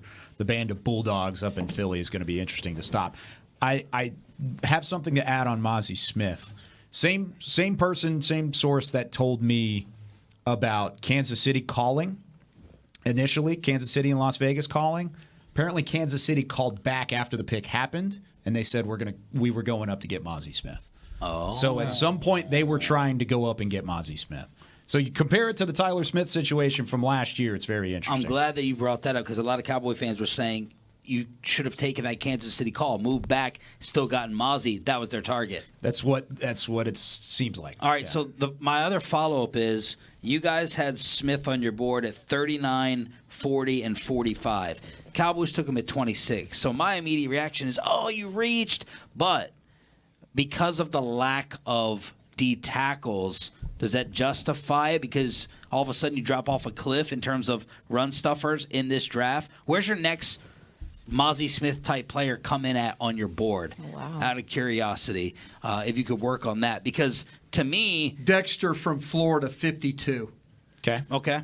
That would be my next. I know I like Benton from That would Wisconsin. be my next guy. But I don't know if Benton might be more of a 3 than a 1. And so, but Dexter Ika from Baylor, Siaki Ika at 62. I have it 73. So Dexter from Florida, big guy. I think he's 319 pounds, 318 pounds. As a big guy. And then Ika would be that 330-pound guy at the one technique at that, but I had him at 73. He's my next guy too, Ika. So what do you think about the thought that, hey, because of the drop-off or my next D tackle that fits this need is maybe 10, 11 picks graded later, let's go and get him now? I have 3 second-round grades. It's Brian Breesy, Mozzie Smith, and Keona Benton. So out of the 3 second-round grades that I have, and I had 2 first-round grades, Kalijah Cansey and Jalen Carter. Out of the 3 second-round grades, 2 of them are already gone, and 1 of them was Mozzie Smith. So I think there is a drop-off. I think there's a considerable drop-off from round 1 to round 3 in terms of interior defensive run stuffers, and Smith fit the billing. If you're grading them just on being a run stopper, Exactly. not just overall grade, it's a bigger gap than even that. No doubt. And that's the biggest thing is like, yeah, you could have not waited, but some of these guys are pass rush, are more upfield pass rushy guys than stopping the run. It's evident that they wanted to get a guy that's going to stop the run. All right, Kansas City. I mean, there's a lot of names that you guys have gone over that are left here. Hendon Hooker, according to Chris Collinsworth. What is the deal? Who? Porter? Yeah. See, that's my mission on the way home, to try and figure that out, because I just looking, because what I did was I took Dane Brugler's board and I put his top 300 with my 210 and Daniel Jeremiah's. Daniel Jeremiah, I have him at 9, Dane at 16, Daniel Jeremiah at 23. So something's not quite right there with Joey Porter and what's going on. Maybe there's some kind of medical thing that we're not. Yeah, I don't know what it is. I mean, we definitely had been hearing buzz he was falling, and I don't know. It doesn't make sense why. Did we anticipate it to be this far? Well, I not me. Not me. I mean, I never thought he would even make it to 26. Before we get to Kansas City's pick in this presser, give me your day 2 names and possible day 2 targets for the Cowboys, and some positions that have a lot of depth still remaining that they could take advantage of, like tight end, corner, or the others, Kyle. Brian Branch, Joey Porter Jr. are the top 2 names on my list. Drew Sanders, they really like a lot. Then you have the 2 tight ends, Sam Laporta, Michael Mayer. I have Mayer graded higher. We've talked about it extensively. I think Sam Laporta is higher on their board.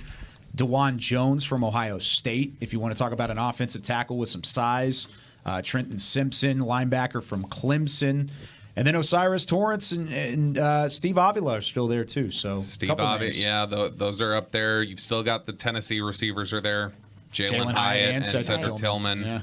I think there's going to be a run on those short receivers tomorrow when we start. Tillman's this thing. not that. Yeah, not Tillman, but I just throwing the short receivers out there. How do the quote-unquote short receivers fit this Mike McCarthy West Coast offense? Well, I think that people would argue with you real quick, Bobby. I think people would say you got Brandon Cooks. Why do you need another short guy? That's why I think they would argue with you about that, or they would make that point to you. I mean, Mims is still there, and that's a guy who I think they would think could play inside and outside. So Marvin Mims from Oklahoma is still there. I mean, there's likely to be some sort of tight end pushed down to you at this point. Right. I could absolutely. We keep bringing up Laporta. Laporta's going to be the pick at 58 if he's there. If he's there. If he's there. Yeah. But I don't know that he gets there. Well, that's they what may I'm saying. go get him. Well, there's these tight ends. How many Him tight or ends Drew are still Sanders. on the board? I mean, you got Musgrave, you got Washington. Well, someone else might view Laporta like them and take them before they do.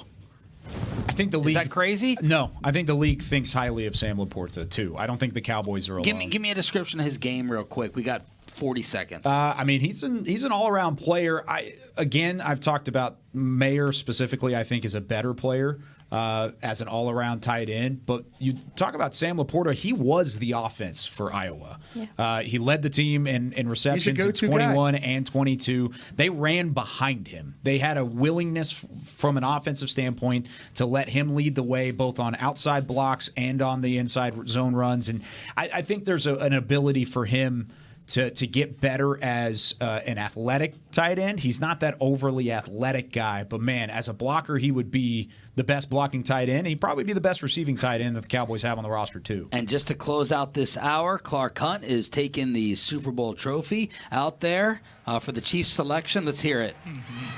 How about it, Kansas City?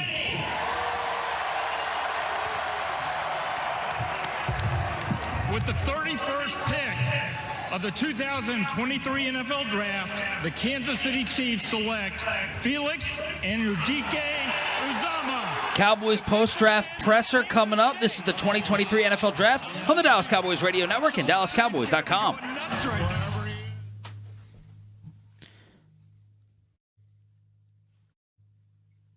All right, we good on Cowboys.com still? All right, we're still on Cowboys.com, so we had to get out on the radio side. Yeah. Who did the Chiefs just select? Took a defensive end from Kansas State is who they took. Kyle, you're really good with these. Felix Onudike Uzama. There was zero chance Brian was going to say that. There's no chance. The dude's a hell of a football player, though. He really, really is. I know I say that a lot. But when you watch him, 255 pounds. And let me get to my notes here real quick, unless somebody's got him pulled up, ready to roll. Go ahead there, Scout Lady. Super high motor. He can slide across the defense, and I think he has a pretty open toolbox. Yeah. I feel like he plays with a lot of effort. He uses his arms well to create separation between the offensive lineman and himself, and also too he fires off the ball pretty fast as well. He's an athlete. I had him early second round, but. Go ahead, Chiefs. Go off. Wow. Yeah. I'll tell you what, that nice job of the Chiefs. 6'3", 255. This kid never stops. No, he doesn't. He's crazy strong motor in the way he plays. He never gives up on the play. Super active, relentless in the way he does play. He does a great job of coming off the ball. He attacks blockers on his first step. Explosive ability to work underneath the blocker and close the quarterback. Shows the skill to quickly redirect on the play. He can get up the field, work back to close. He'll knock the ball out of the quarterback's hands. You see his share of double-team blocks during the game. He has a feel for how to split those double-team blocks in order to get to the football. I don't think he plays like a slight or a light player at all. I think he's got some power to handle the runs right at him. He's not going to get knocked around in the running game. He really hustles to make plays. He'll chase the ball from the other side of the field like Aisha was talking about. He can line up. He can play either side as a rusher and still make things happen. I love the bend and the effort. I think he's a really tough kid. He had a 21% pass rush win rate. That's that new analytic stuff for you from PFF. But 21%, that means a fifth of the time he won his battle, and he won so in a big way. So I think in the backfield, a little bit of a reach for me, but if you want a fifth-year option on a motor-heavy edge rusher that you feel like can add some leverage to your defense, then go for it. I'm right there. Go off, as Aisha would say, in terms of Kansas City. Go get your fifth-round option.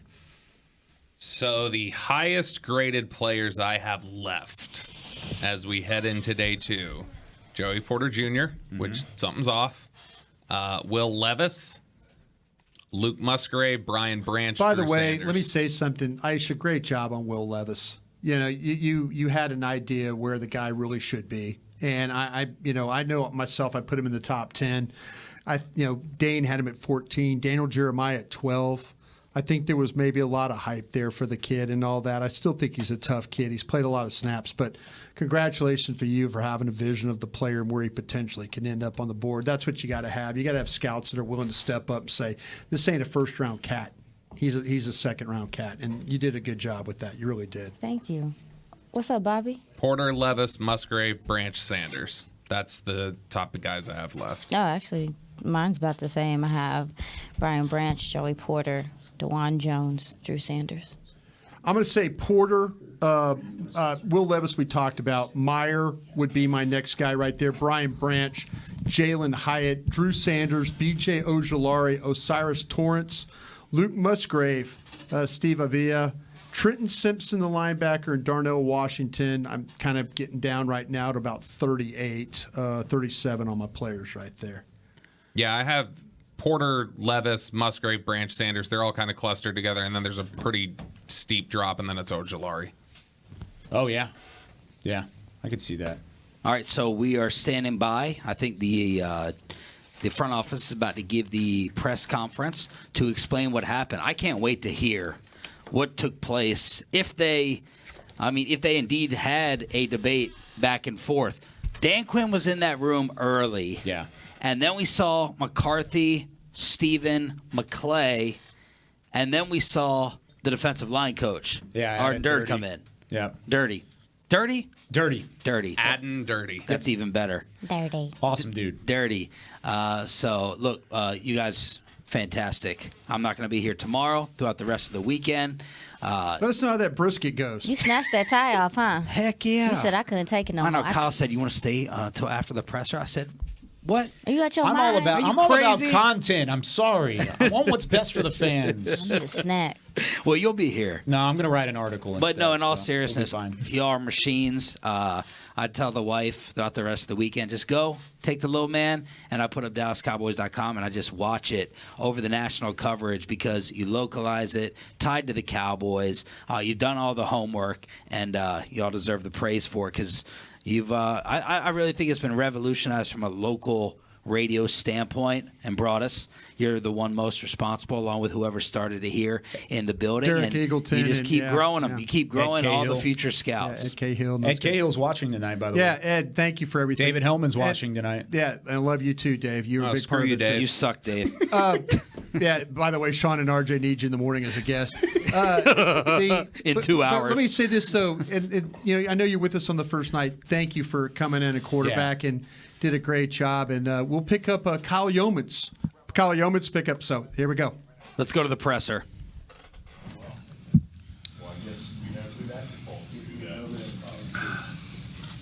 Just to start off, what did you like about Miles? It seemed like he had a number of options. We thought he had a number of options there, and what tipped the scale toward it? Stephen, why don't you lead us off here? What's that? Why don't you lead us off here? On Mozzie? Yes. Yeah, I think we did have options, and we had a bunch of players rated, or not a bunch, 2 or 3 guys that were rated the same, and so we had a really good debate over who was the best guy for us, and mainly between big men, but Mozzie obviously brings, an element to our run game, stopping the run that other than Hankins we don't have. So we just felt like a great fit for us, and really did something that, makes us a better defense at the end of the day. Michael Gelkin, Dallas Morning News. What impact does Mozzie have on the rest of the defense when he can give you more early down success in terms of feeding into the strength of your defense, which is your pass rush, more opportunities that come from stopping the run? I mean, really clearly the focus when you look at, when you go through evaluation postseason, and it's clearly that, we wanted to improve our run defense. So it was a focal point, and I think this clearly does it. I mean, we love everything about Mozzie. He was here on the 30 visits. Personnel guys, everybody had high grades on him. He's a great fit for us. But this, strength of one of our many strengths, we take the ball away, pass rush. We just want to get better on earlier downs, and we think this is an excellent fit for us.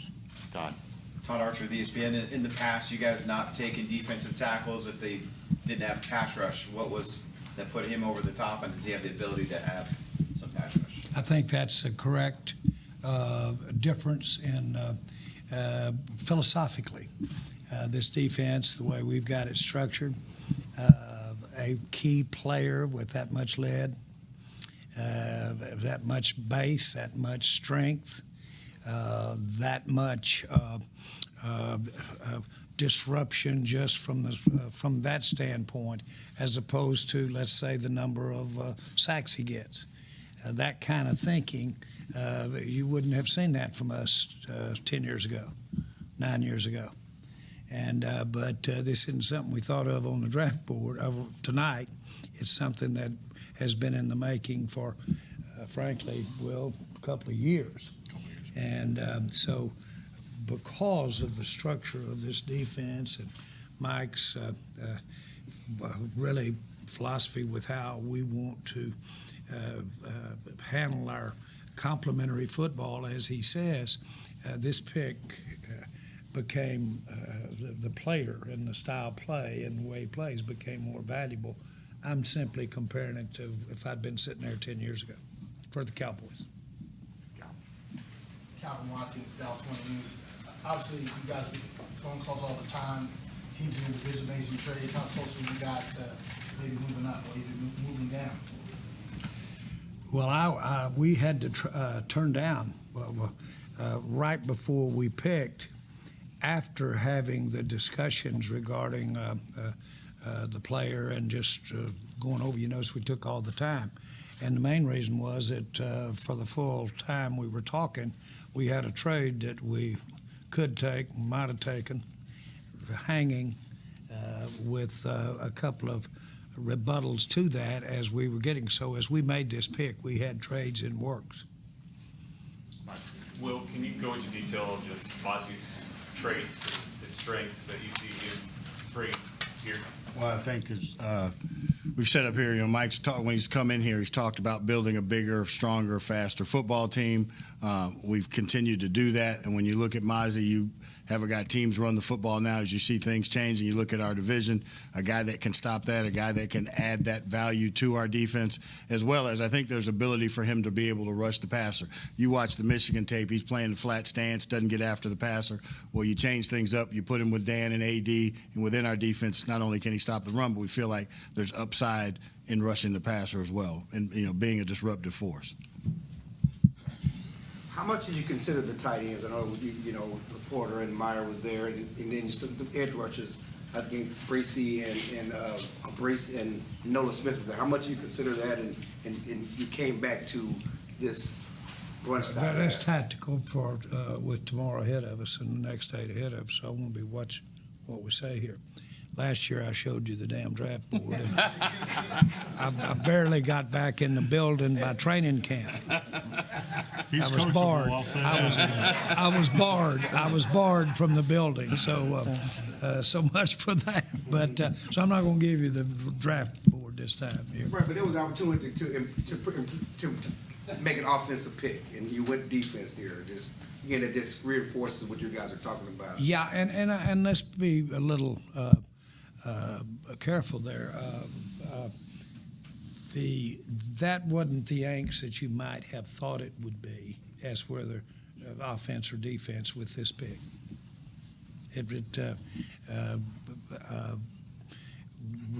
did a lot of defense in the past. I mean, the last 2 years, but still, that was not an issue of offense or defense. It got down, fortunately for us, player to player, the specifics of a player. Mike or Stephen, you might. Yeah, definitely. I know when we went home last night and again this morning, we were right where we wanted to be as far as who we were talking about, the body type that we were looking for. So this is an excellent pick for us. And I do believe depth that, other positions play into your strategy too.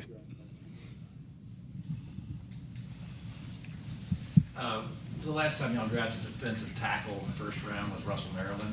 Is this something that you feel like that kind of helped jumpstart a couple Super Bowls there? Is this the kind of thing you feel like can do it again? Well, I'll tell you this, pretty familiar with Russell Maryland. He played there at Miami at the time. And and we used a number 1 pick on him at the time. And got a lot of flack for over picking at that time. Russell was undersized at the time, and of course he had a great career here. I don't know that he's still number 1 in character and quality, and he's turned out to be that way 33 years later. But hopefully we got a player of that kind of quality or those kind of characteristics there. This Russell's different, a different guy. Russell's was a gapper type player, and in that sense, as far as the type of player these guys are. We were walking out the door yesterday. I had him, and he goes, "Ozzie," yesterday. So this was kind of some things that worked that way for us. Pat. Gentlemen, Patrick Walker, DallasCowboys.com, and this question is for any and or all of you. How exciting is it to be in a position where only a few months ago you guys needed to upgrade your run defense, but now sitting here today you have both Jonathan Hankins and Mozzie Smith going forward? I think it's a great point. I mean, I think it just clearly points in a direction and a vision that we have, and these acquisitions have been right on time. I mean, our defensive production last year was outstanding. I know when you look at the way we take the ball away, we just felt as a whole we just wanted to improve in that area, and I think we've definitely hit the target. Guys, I know you're here to talk about Mozzie mostly, but you were remiss if I didn't mention the Eagles draft tonight and picking the two guys on the defensive line. Just curious what your take is on that and how that stacks up against the division as well, and for any of you. Good, Will. It looks like something. I mean, no, I think they. I mean, We pick them, you coach them. You ask them how to get them. I've never personally. I've never really sweated with the other teams. I mean, we all recognize players that we like, and coaches and personnel guys. We fall in love with a lot of these guys. So they're good picks. The other teams, but yeah, I've never really sweated with the other guy takes. Cowboys.com. Micah Parsons, there was a video of him jumping for joy after this pick was announced. How is this going to help Micah take this leap, not just for the near future, but really the long-term impact of his career? Yeah, I mean, you look at our pass rushes. We feel we have an elite pass rush group, and just the fact of the matter, when your run defense improves, obviously you got some longer down the distances, which tilts the field towards our pass rush. NBC in Dallas. Steven, there's always that talk about drafting for need / going for what you have on the board. You guys have talked about the board being the most important thing leading up to it. Did you kind of feel like those two things aligned in this, that you were able to address a need while still sticking to the board and your top player available? Absolutely. As I said, we had 3 or 4 guys there that were in discussion at the top of our board, and they all fit, they all matched up, and it worked out well. As we said, we were talking about Mozzie at length all week as a guy who would be in that range, and Mike could be there when we pick. So, I do think it aligned. I mean, there's other, a lot of things go into the equation. We had other players that were in the mix, but there might be depth in the draft at that position. All those things come into play as you ultimately bring your consensus together to, make the best pick for our team at that point. Nick Harris, DallasCowboys.com. What were the conversations like with Dan Quinn coming into the draft about Mozzie Smith, and how fired up was he about the pick? Dan, and the whole, the defensive line. Everybody's fired about Mozzie. Mozzie made a huge impression on all of us, on his 30 visit. And yeah, it's like I said, there's some anticipation on this selection, so everybody's ecstatic. I'm sure you'll have a chance to talk to Dan at some point. Well, where do we have Mozzie on our board? I'm not going to give him the damn good board. He was on the board in a position for us to pick at 26. Okay, 14. 14. Now I think he was 13 or 14. Somewhere in there, yeah, right there. Right there. Just because you said it don't make it so, right? What? Just because you said it don't make it so, right? Well, I didn't give you the draft board. But he was that high. It's 13 or 14 on our board. Man, who gives a shit? Really, we got him. We got him. There you go. Michael, tonight, can you go into a little more detail about that 30 visit and what the impression was from getting that time with him? Well, I just think like anything. I've been around the league, a few different organizations. I think Will and the way it's set up, the interaction that you have not only at night when they come in and the individual meetings that each coach has, and they run. It's a car wash now. Every one of those guys that come through here, it's as detailed as a visit that I've ever been a part of. So, but yeah, you can see the character, and we have chance to talk through the things that he went through in his career. I like everything about him. I like the way he was coached. I like where he's coming from. I like the way he plays. I think this guy is an outstanding fit for our locker room and for our run defense. And we know everything about his background, and that's part of the deal. And so everything, and we wanted him. All righty. Thank you. Thank you, everybody.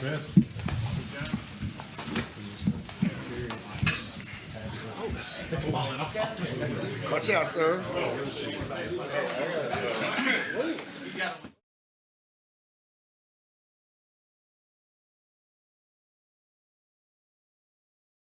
that. Who gives a S? We got the guy we wanted. Clearly excitement for the Michigan product.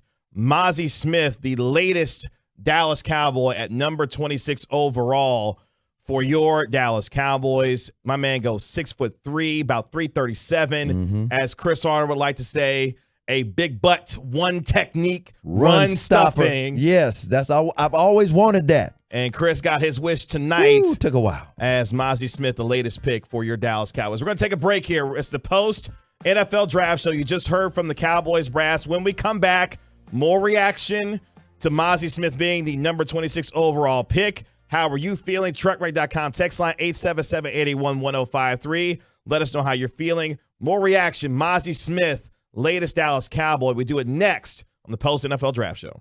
Hey, Texas fans.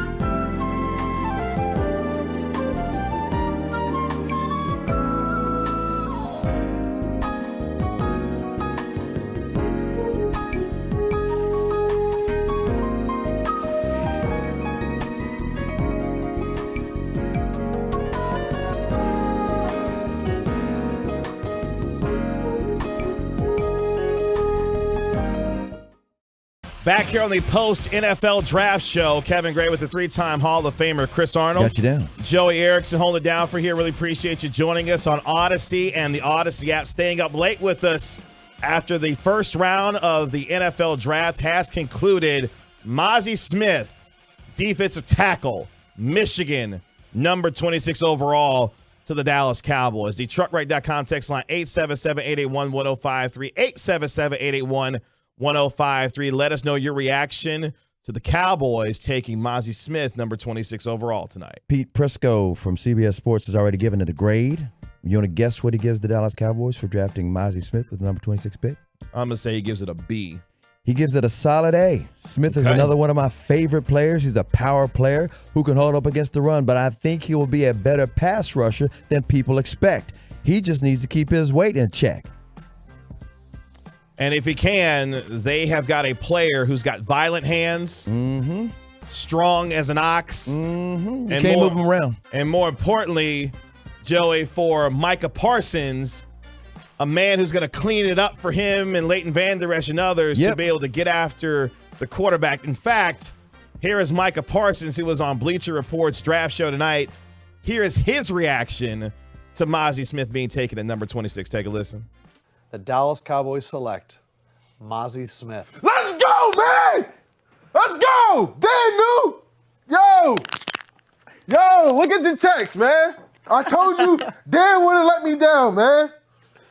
Dan wouldn't let me down. Read the text. What does it say? You want me to read it? Michigan DT, you texted him today at 3:27, and he responded, "I'm all about that life," with 6 exclamation points. And then you wrote, "Please." We about that life!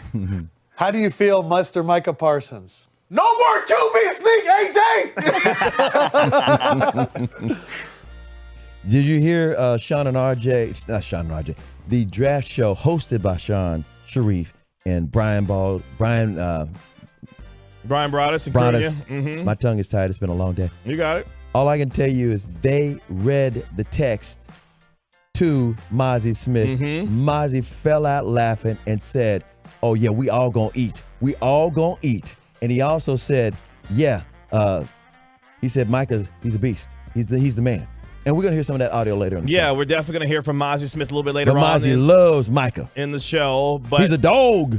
For the Cowboys, who last year, when we look at what they were, 22nd in the NFL in terms of run defense, they had to get this addressed and to do it with Mazi Smith, and they were able to do so. Mazi Smith, who goes 6'3", started the final 28 games of his career at Michigan, 85 tackles, 5 for loss, and a half sack, 4 pass deflections, and 1 forced fumble. One of the things that folks have criticized with it comes to Mazi Smith, still not a great pass rusher as of yet, and he even admitted during his interview with the guys after the show and Aisha Morrison of DallasCowboys.com that that's something he wants to work on and getting better as a pass rusher. But now, after fortifying this defensive line by getting Jonathan Hankins back into the fold, you've got a young bull in there, while the pick, not necessarily sexy, effective for the Cowboys, who needed to find a way to get this run defense much better and to help free up Micah Parsons, Leighton Vander Esch, and others. Because you said the key point, because it wasn't sexy, there's going to be a lot of knee-jerk reaction because fans or Cowboy fans or people who enjoy team building, they wanted X instead of Y, or they just couldn't see it. And it reminds me of 2 years ago when the Cowboys picked Micah Parsons. I cannot tell you, I watched and I listened, and not just fans and team builders, but scouts and people. Oh, no, they should have got an offensive tackle. What are they doing? If you couldn't get the cornerback, Micah Parsons, there's not enough tape on him. He's only been out of high school for 2 years. Well, this is crazy. And guess what?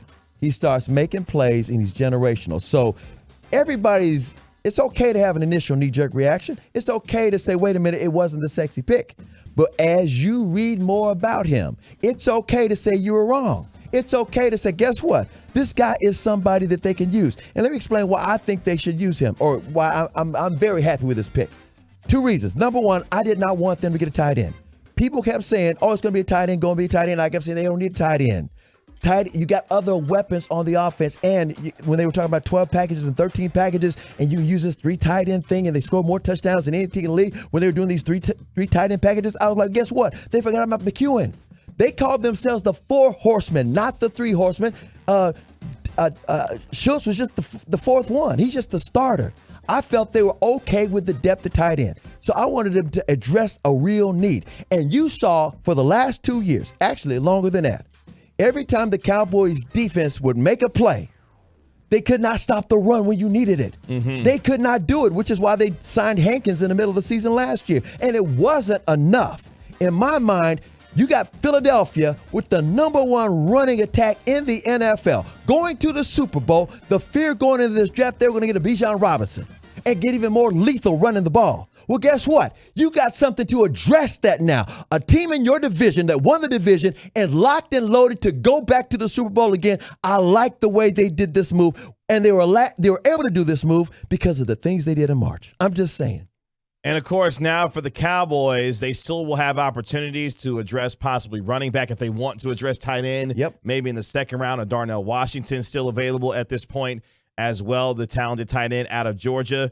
But for the Cowboys, history was made as they take their first defensive tackle in the first round since Russell Maryland back in 1991 when he went #1 overall for the Dallas Cowboys. It worked out pretty well. So, look, again, while people will look at how the board started to fall, because that became part of the story in the first round as things started to move along later into the first round of this year's draft, you had a string of wide receivers start to go, and then you were thinking with Michael Mayer still there and available, all the mock drafts that we had seen, whether it be from Daniel Jeremiah, Dane Brugler, Mel Kiper Jr., Todd McShay, Charles Davis, take your pick. A lot of them had tight end being mocked at number 26, and based on what we had heard from Mike McCarthy earlier this past week about what his description was of the ideal tight end and whether they wanted to address that, that seemed like that could be where they wanted to go. What do they call this season? A lot of, like Reginald Attitude, let's call it line season. And Jimmy Johnson called it the poker, because you cannot believe everything you hear right now. And even though you're trying to figure out things, that's part of the game. There's nothing wrong with poker playing and the lying season. You just got to be aware. A lot of smoke screens getting set up during this time of the year. And even if the Cowboys didn't start it, they weren't mad that people were thinking that. And they still might get a tight end later on in the draft. But the bottom line was, I knew it didn't make any sense to use a first-round draft pick asset on tight ends when, here's the deal. People always say, tight ends don't even make an impact the first year. And then when they complain about Hendershot or Ferguson, guess what? They made a small impact the first year. And I'm like, wait a minute. I thought tight ends aren't supposed to do that. That's not a need. That's not a need. That's a luxury right now because you've got something that's okay. But back to Mozzie, I've been saying for years. I was saying this to even Stephen Jones. Go after Vita Vea if you can. Because I have been dreaming, and he was saying at the time, Rob Marinelli doesn't want a big butt, one technique, run stuffing tight end. Run stuffing defensive tackle. Well, we got one now. I'm completely happy. So for the Cowboys, it's going to pay off. Watch out. Well, and that's what you're hoping, right? You heard the reaction from Micah Parsons and how he is excited for this particular pick and to allow this defensive line with Hankins, Quentin Bohanna, who you're hoping to be a part of that defensive line depth as well. Now bringing in Mozzie Smith, this ability for this defensive line to clean it up in front of these linebackers is huge. It's huge. And how many times, I'm going to just give you one more example. How many times over the years Jalen Smith was leading the team in tackles, chasing down running backs? Yeah, you don't want that chase down. You want behind the line of scrimmage tackles. Exactly. And now that'd be crazy back in the day. Dan Quinn, who saw the return of Donovan Wilson to this defense, the Cowboys have made a conscious effort to ensure that what Dan Quinn needed, he got. Yep. And Mike McCarthy wanted that too. Yes. And that's the good thing. And that's important. Everyone being on the same page and knowing that what they're able to do now on the defensive side of the ball is going to be what they want. Now the flexibility that you have within the defensive line on the second level with Parsons, Van Der Esch, who had a resurgent year last year, and now on the back end with the three-headed monster with Jaron Kearse, Malik Hooker, and Dono. If you're a Cowboy fan, this pick should excite you about what the potential now of the defense being in a complete unit versus some of the holes that they did not have or did not plug in, going forward the way that they needed to. Mozzie said it best when he's talking to Sharif on the on the first phone call. Everybody gonna eat. His presence alone is going to free up all the dogs to go after the quarterbacks. Yeah. It's going to free up the linebackers. Jaron Kearse and the safeties won't have to worry about chasing down running backs because they ain't getting past him. And as Micah said about no more quarterback sneaks, that's for Jalen Hurts. That's for Jalen Hurts because that's all he did for Philadelphia is quarterback sneaks, and he made almost all of them. So what are you getting with Mazi Smith? You're getting a player with great short area quickness, violent hands, strong as an ox, and going to be a run-stuffing defensive tackle that will take a lot of pressure off of everyone else around him. And that's what you want for the guys like DeMarcus Lawrence, also Dorrance Armstrong, Dante Fowler Jr., Sam Williams. Take your pick of defensive end that's getting after the quarterback.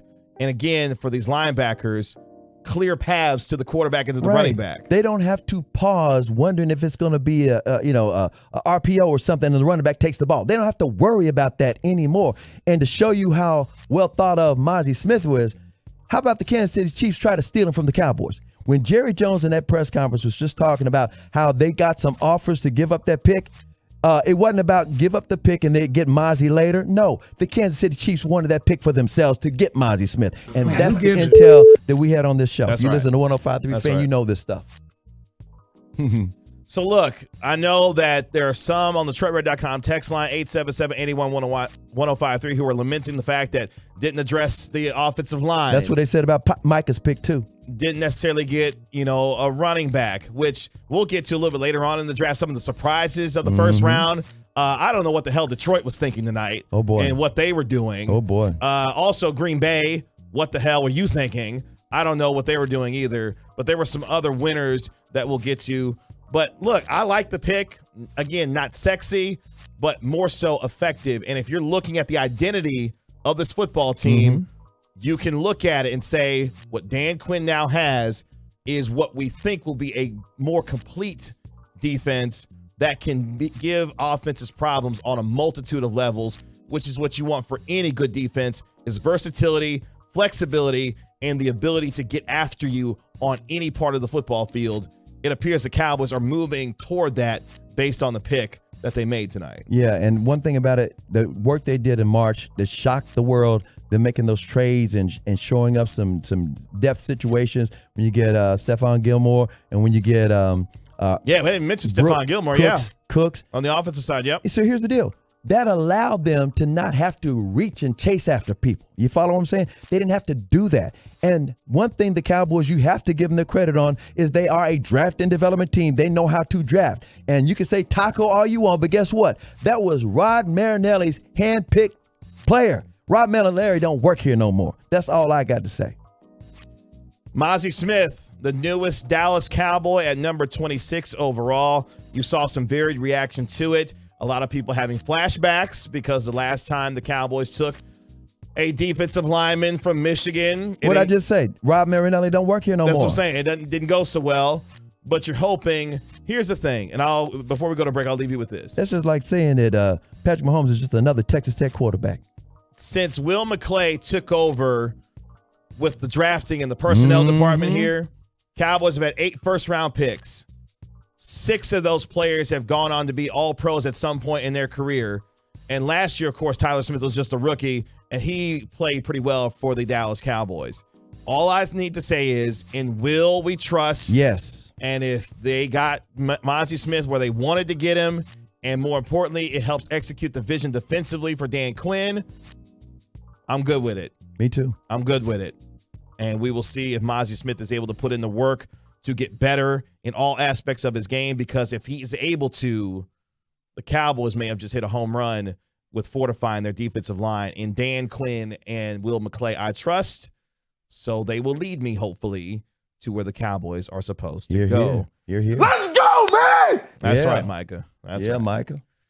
Coming up next on the post-NFL If Micah's draft happy, show. I'm happy. That's right. We go around the draft, the winners and losers, and what the hell was Dan Campbell and the biting kneecaps thinking of Detroit? We'll try to answer that next. According to the National Highway Traffic Administration, a car or truck accident occurs every minute of the day. The law office of Bailey & Gallion, the official law firm of the Texas Rangers, has been representing injured clients for over 40 years. We can help you get medical treatment with no upfront cost to you. Accidents happen, but when the wrongful actions of another person causes you harm, you have a right to seek full and fair compensation. You deserve aggressive, experienced, board-certified personal injury attorneys. Bailey & Gallion, the official law firm of the Texas Rangers, has offices throughout Dallas-Fort Worth and across the state for your convenience. Call Bailey & Gallion at 800-LAW-OFFICE. That's 800-LAW-OFFICE, or visit our website at thetexasattorney.com. Let Bailey & Gallion, the official law firm of the Texas Rangers, solve your legal puzzle. If you've been injured in an accident, call 800-LAW-OFFICE, 800-LAW-OFFICE, or thetexasattorney.com, thetexasattorney.com. Finding great people to hire is like trying to find a needle in a haystack. It's pretty difficult, right? Well, ZipRecruiter has mastered finding a needle in a haystack, so they take it to the next level. They make hiring so simple that it's like finding a needle in a needle stack. And that's why you should try ZipRecruiter for free at ZipRecruiter.com/free. Here's what it's like to use ZipRecruiter. They have so many qualified candidates that it's easier to find the right ones for your roles. In fact, 4 out of 5 employers who post on ZipRecruiter get a quality candidate within the first day.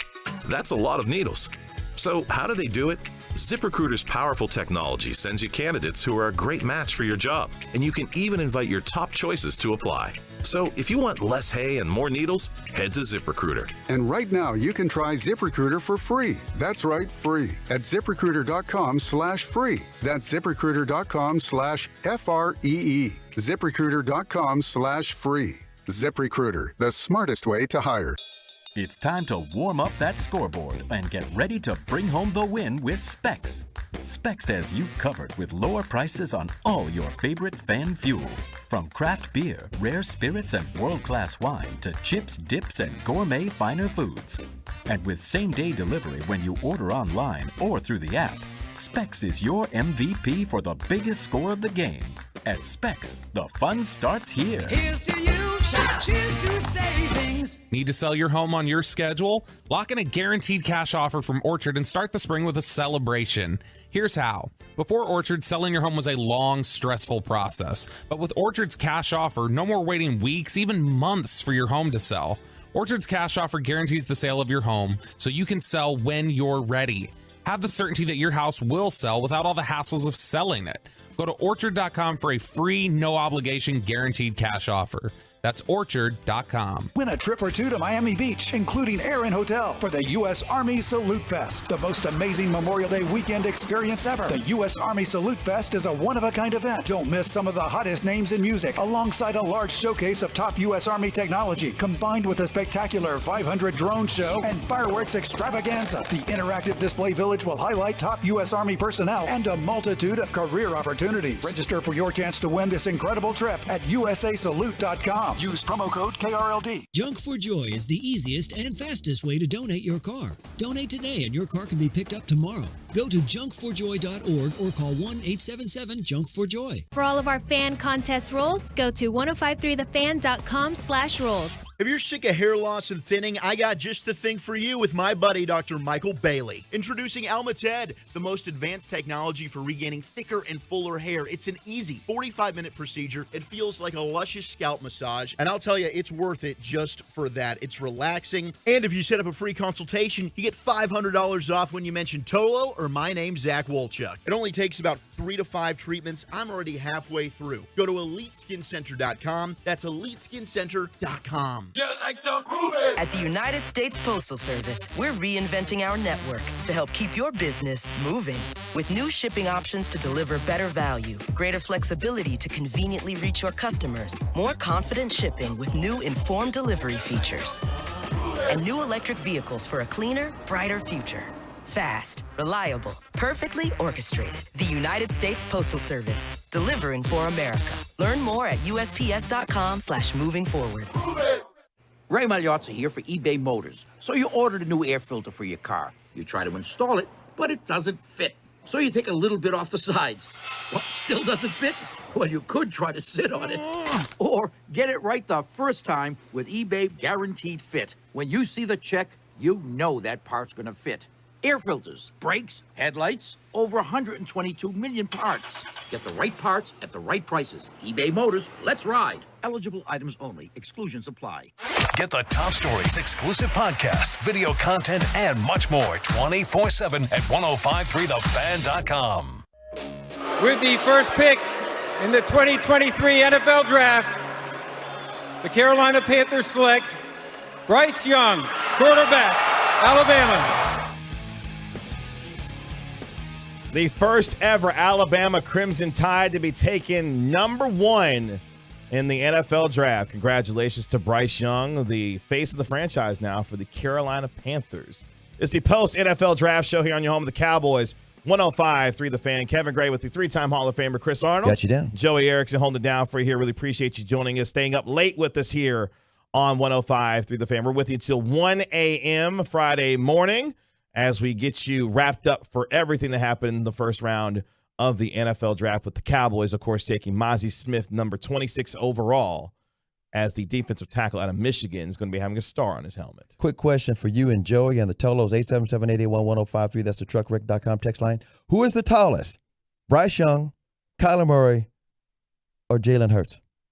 Dun, dun, dun, dun, dun, I'm going to go with Kyler on this one. Or the Smurf you didn't name. Dun, dun, dun, dun. Papa Smurf, Blue Smurf.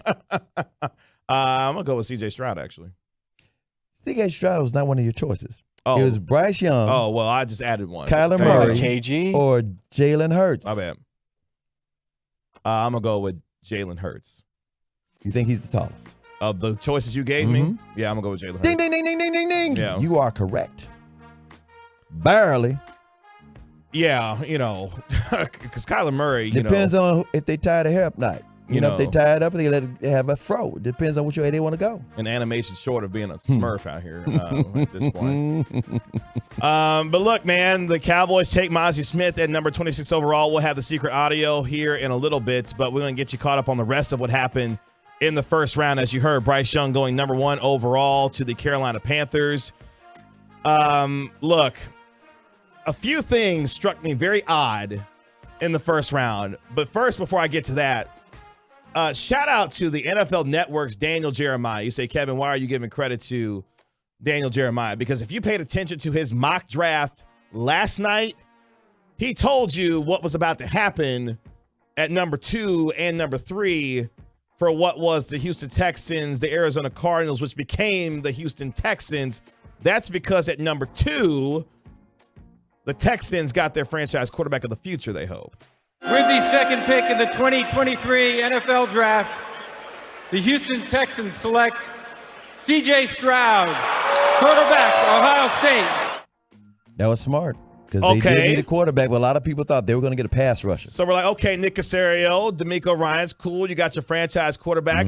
Davis Mills, hello to the backup job as you get C.J. Stroud ready for his career. And then we were thinking, okay, Arizona's sitting there at 3.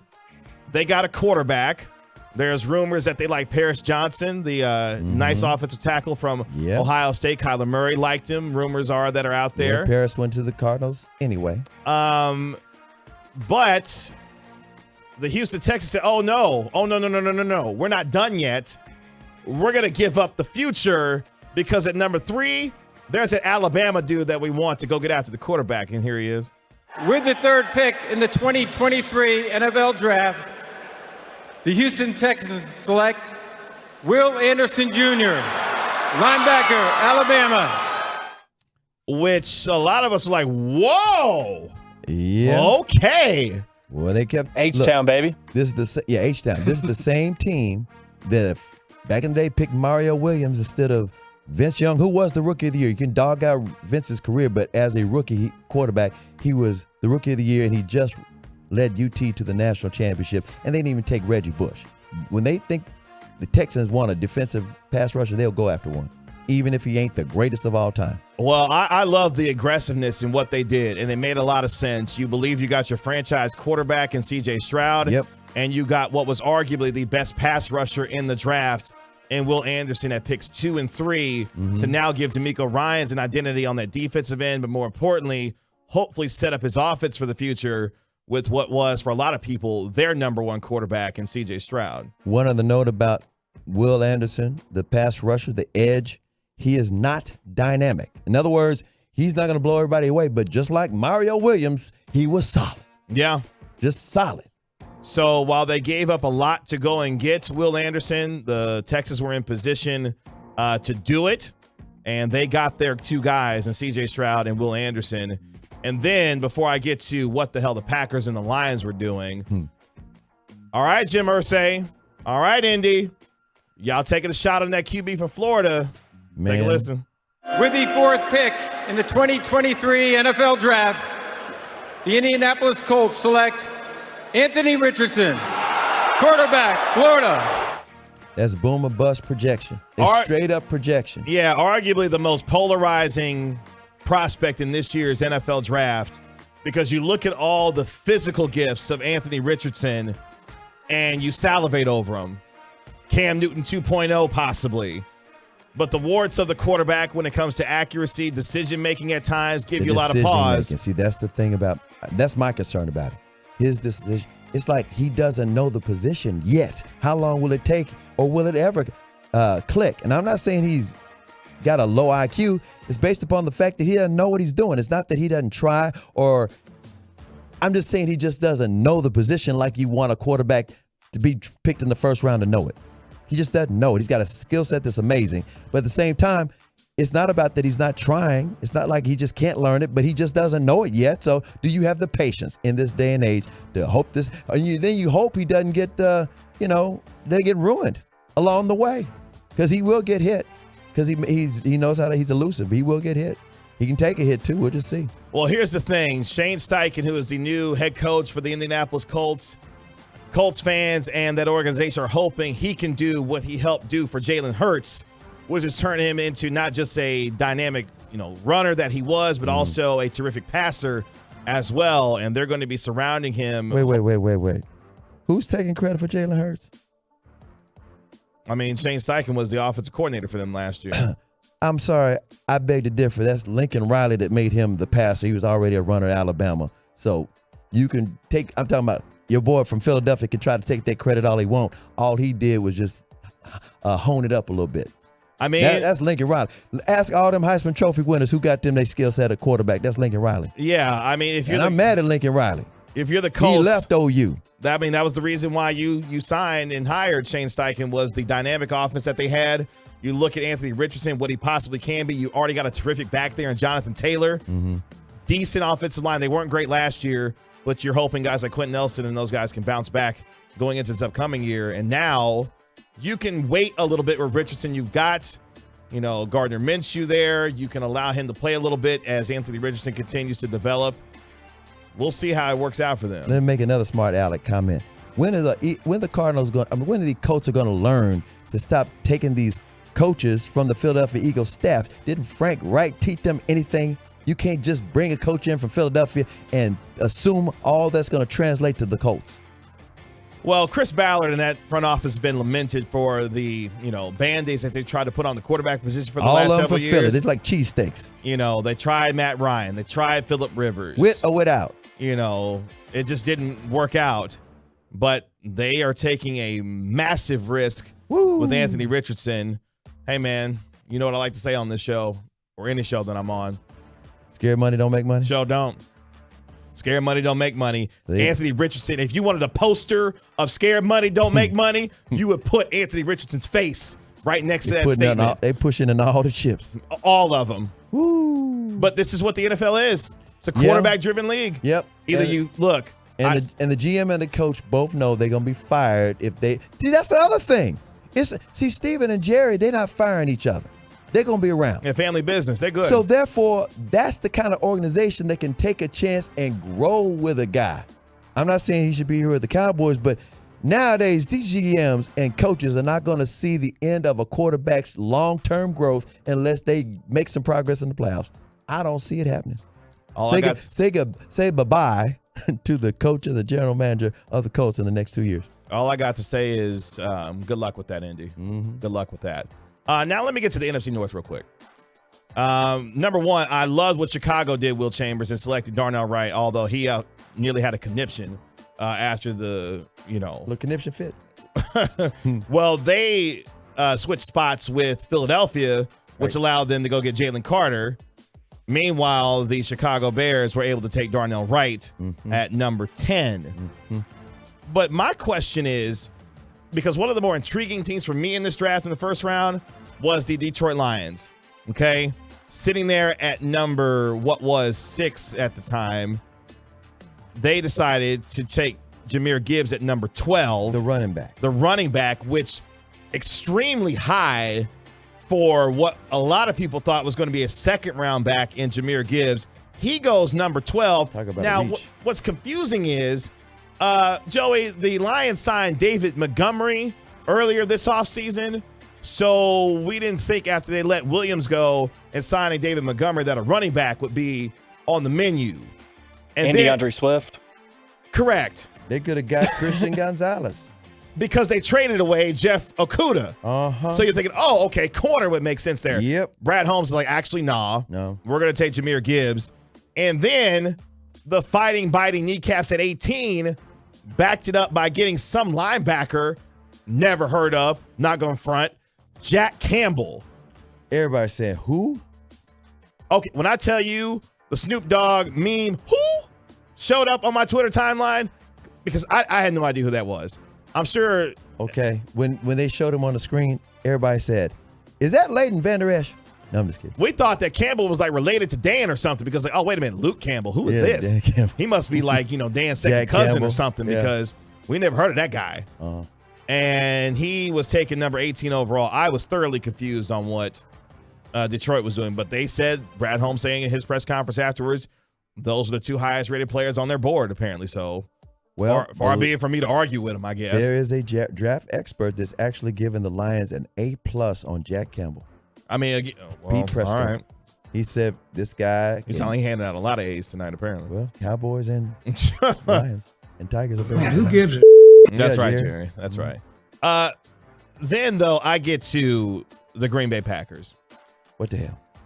Okay. Now, we had heard, if you listen to 105 through the fan, and of course, with G-Bag Nation, you had heard our very own Brian Broad, a Super Bowl winning scout, former personnel man, saying that, hey, this Lucas Van Ness guy out of Iowa, maybe not as good as what people think he is. Fox Lombardi of the Volume. That's another LVE. Leighton Vander Esch. Well, this is LVN. Close. I know. Yeah, close. I'm saying, they could be cousins. Seriously. Maybe. And Vox Lombardi of the Volume, who joined us last night on the Get Right, was saying, yeah, Lucas Van Ness may not be as good as what everybody thinks he is.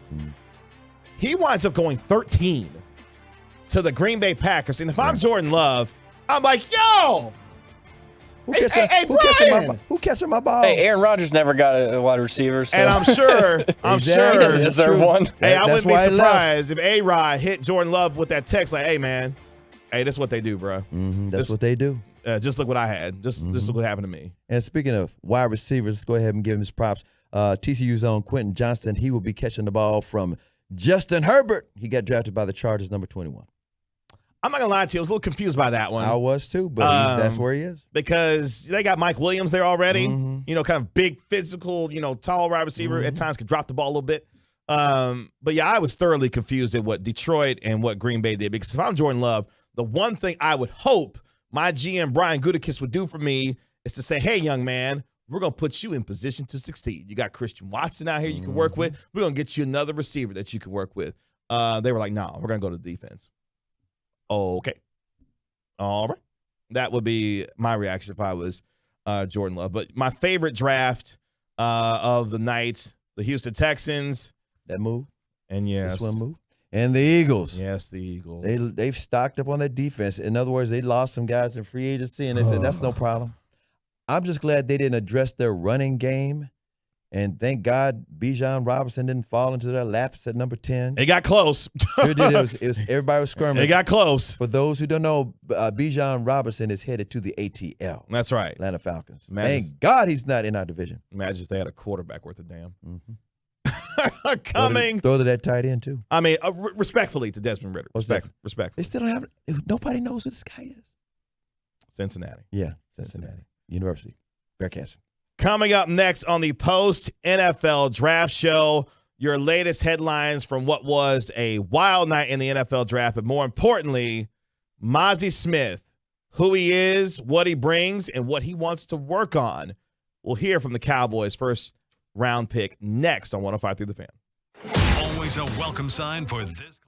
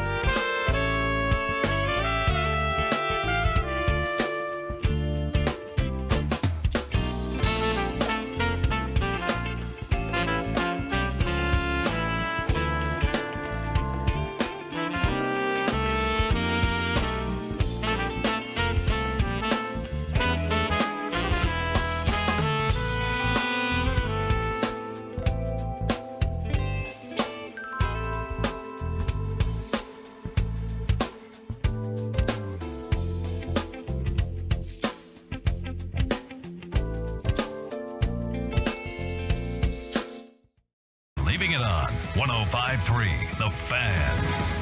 Final hour of the post-NFL draft show here on your home of the Cowboys, 105.3 The Fan. Kevin Gray with the 3-time Hall of Famer Chris Arnold. Got you down. Joey the Jet Erickson, hold it down for you. Really appreciate you joining us on now this Friday morning here on your home of the Dallas Cowboys and Texas Rangers. Really appreciate you joining us on Odyssey and the Odyssey app. The truckwreck.com text line 877-881-1053. 877-881-1053 if you want to get in on the conversation. Well, somebody tell Will Levis he can leave the green room. Yo. He had a Johnny Manziel night. Oh, boy. But at least somebody scooped up Johnny. The Browns scooped him up before the first round was over with. Poor Will Levis.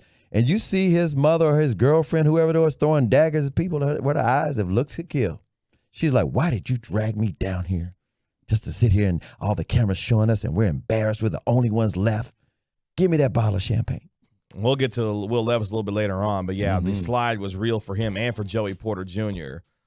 But the man of the hour is Mazi Smith for the Dallas Cowboys. The Cowboys picking a defensive tackle in the first round for the first time since 1991 when they took Russell Maryland number 1 overall. Mazi Smith, 6'3", about a biscuit short of 340.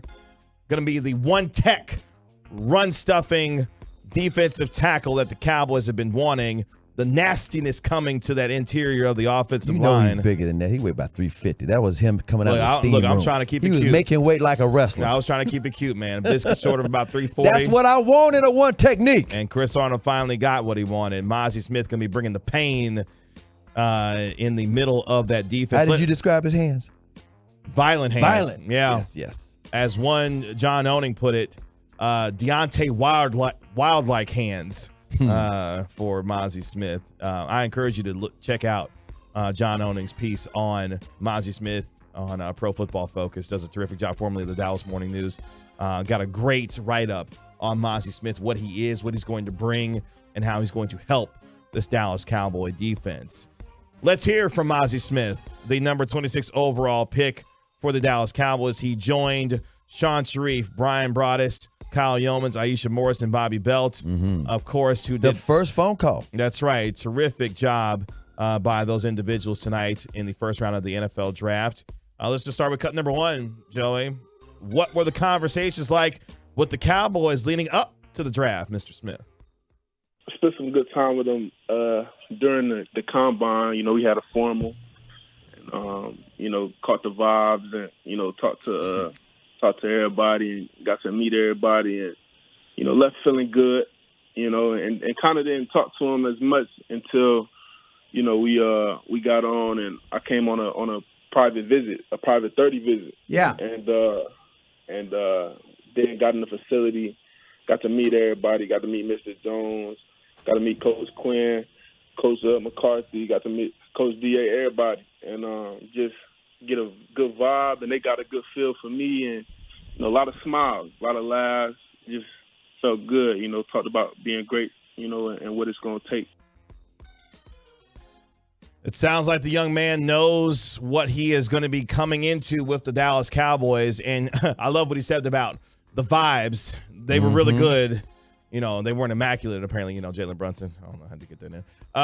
But at the same time, look, I'm excited. He's excited, but more importantly, I'm sure Dan Quinn, Aiden Durde, the defensive line coach for this team, AD, they know exactly what they're going to be getting with Mazi Smith, and he's ready to work, it sounds like. And he knows his assignment. It's just plain and simple. He's going to get running back. That's a word right there. Say that again. That's a word right there. Say that again.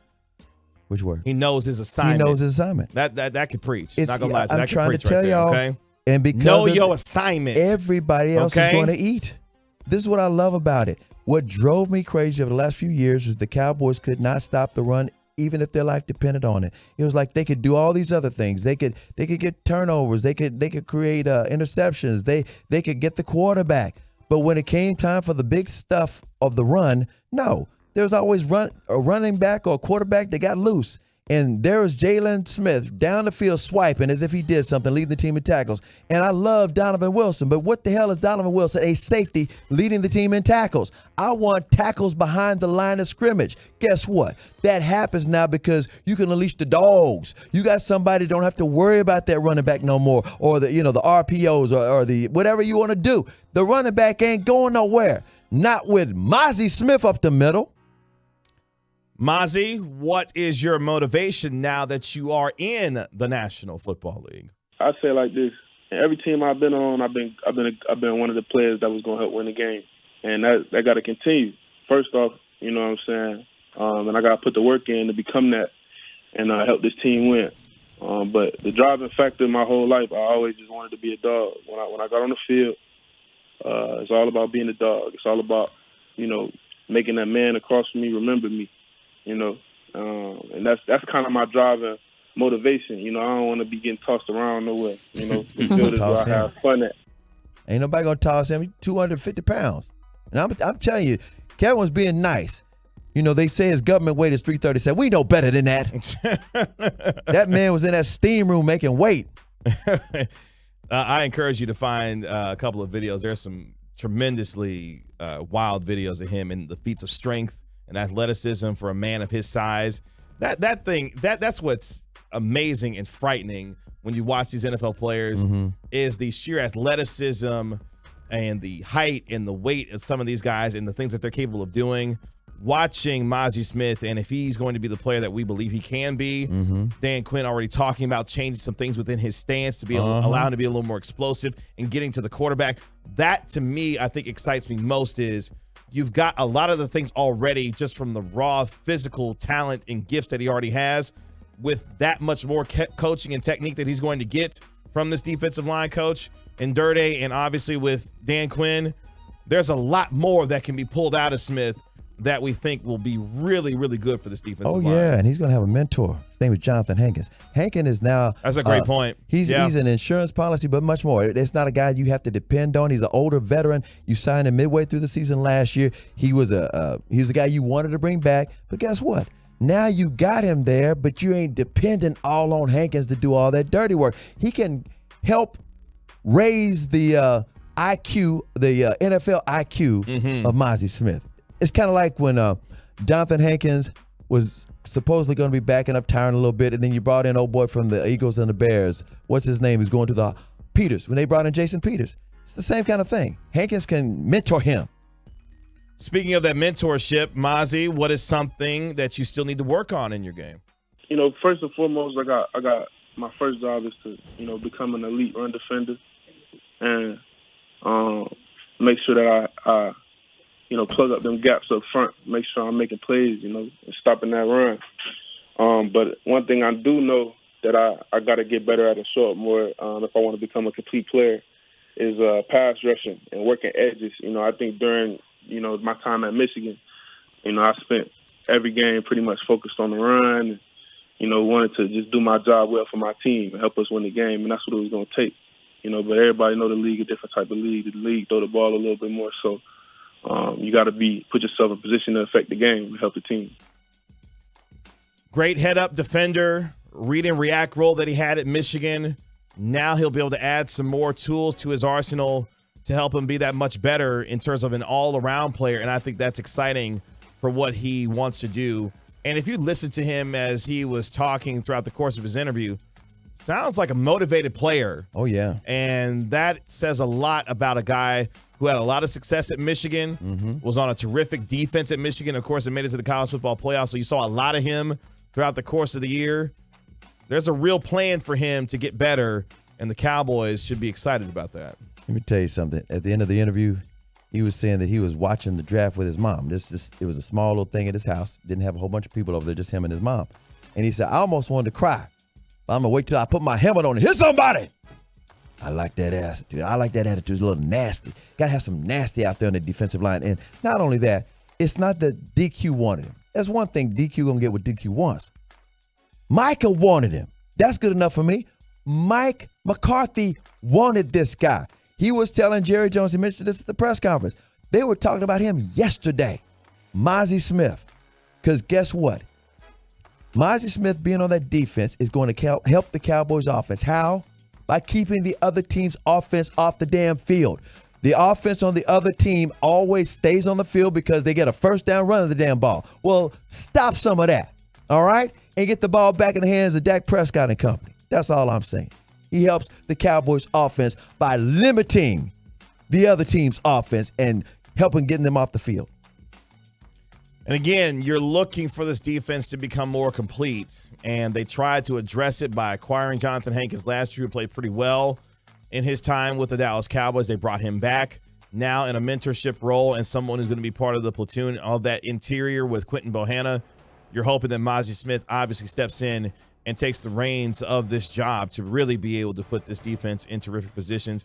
And yeah, Micah should be excited about the idea of Mazi Smith plugging up the middle, because it's going to keep things clean for him. Yep. Leighton Vander Esch. Everybody eats. And everybody, as you said, is going to eat based off of what he is going to be able to do in the middle. Cut number 4, Mazi, is there someone in the NFL that you compare yourself to?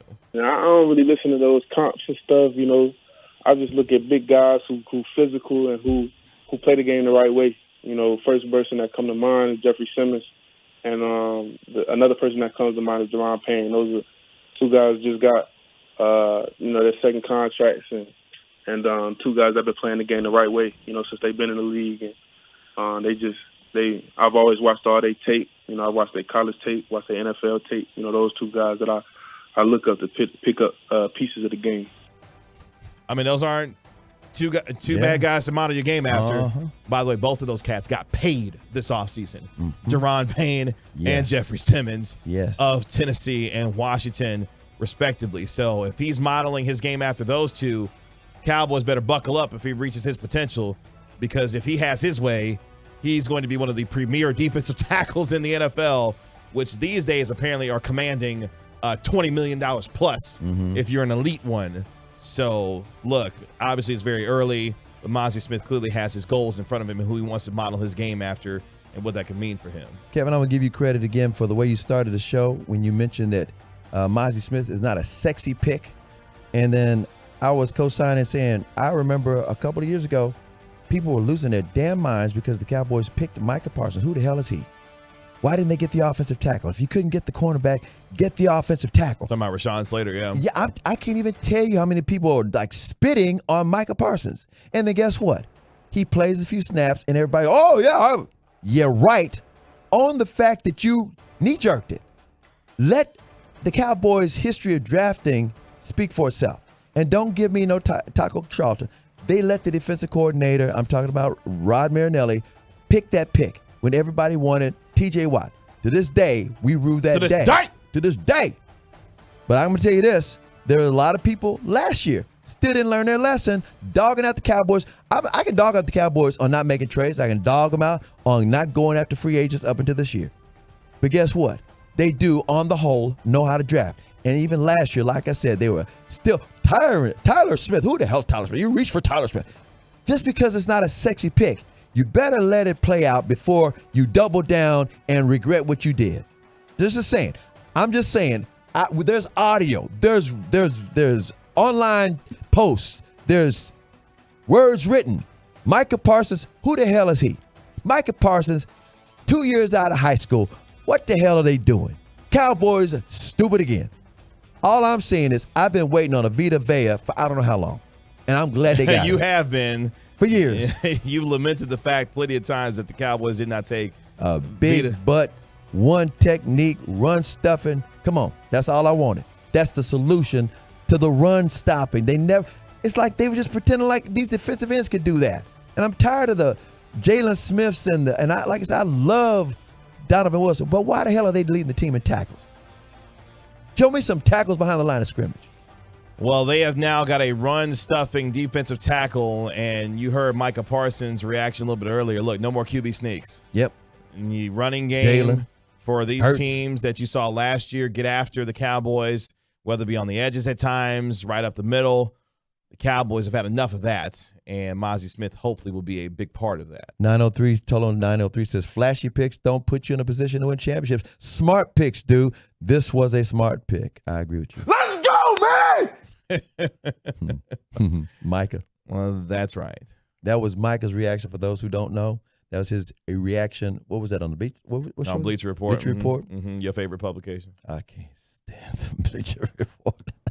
Micah, what you doing over there, man? Getting that exposure in that moment. Yeah, another platform. I ain't mad at it. I ain't either. Mazi Smith, congratulations, the number 26 overall pick to the Dallas Cowboys. will be in that middle of that Dan Quinn defense. It's the post NFL draft show right here on your home of the Cowboys, 105.3 The Fan.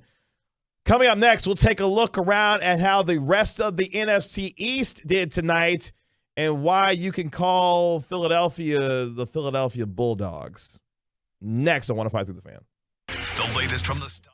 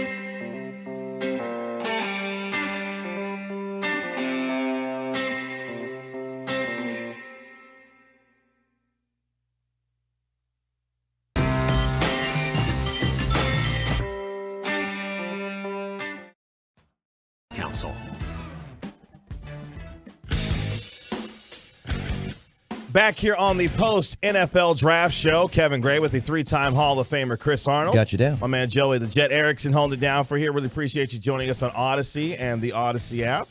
Real quick, let's give a quick shout out to all the Dallas Cowboys staff that behind the scenes have been working, not just all night long. How about for the last several weeks? A lot of them are driving home or checking into the Omni, and they are listening. So we appreciate y'all.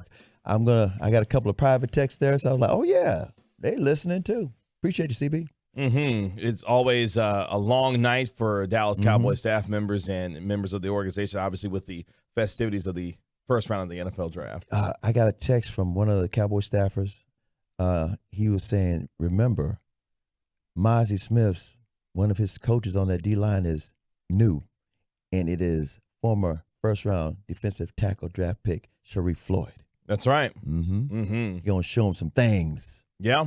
It's going to be a lot of fun to see Appreciate you, CB. how he continues to grow as a part of this Cowboys organization. Appreciate my man Tovash listening here on Hey, 105 through the Fan. From him on the 817 saying, correction, the Philadelphia Beagles. We'll get to the Philadelphia Eagles and what they did in their draft tonight as we look around at the NFC East and what their draft night looked like. Also, shout out to everybody on Twitch at twitch.tv/DallasFanCam. Appreciate all of you staying up late with us here. We are with you until 1 a.m.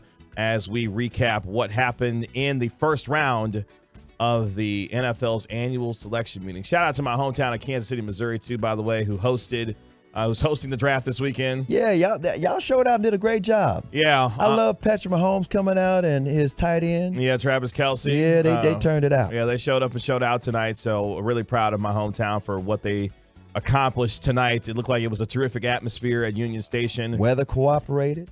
And it was funny, I was telling somebody that earlier tonight as Reg and I were at Pluckers and Allen. Shout out to all the folks in Pluckers and Allen as well. Terrific all the Tuckers. Atmosphere. We really appreciate all of you who came up to us and hung out with us tonight. Had a lot of fun, second year in a row doing that, and I really enjoyed ourselves at the Pluckers and Allen. But yeah, I had told somebody, I said, the NFL took a real risk in having the draft outdoors in Kansas City during this time of the year because the weather is fairly unpredictable even as we get closer to May. But the weather was cooperating, and it looked like it was a lot of fun in Kansas City. Tell the truth.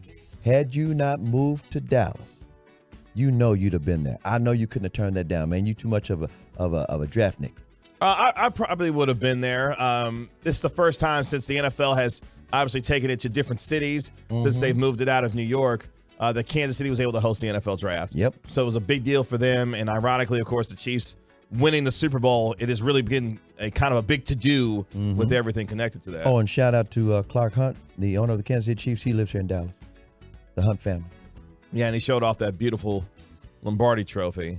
That's okay. Look, there's a lot of people in Dallas. The Chiefs are their second favorite team because they are the AFC, and they used to be the Dallas Texans before they moved up to Kansas City because the Cowboys came to town. Let's take a look around at the NFC East and what they were able to do tonight.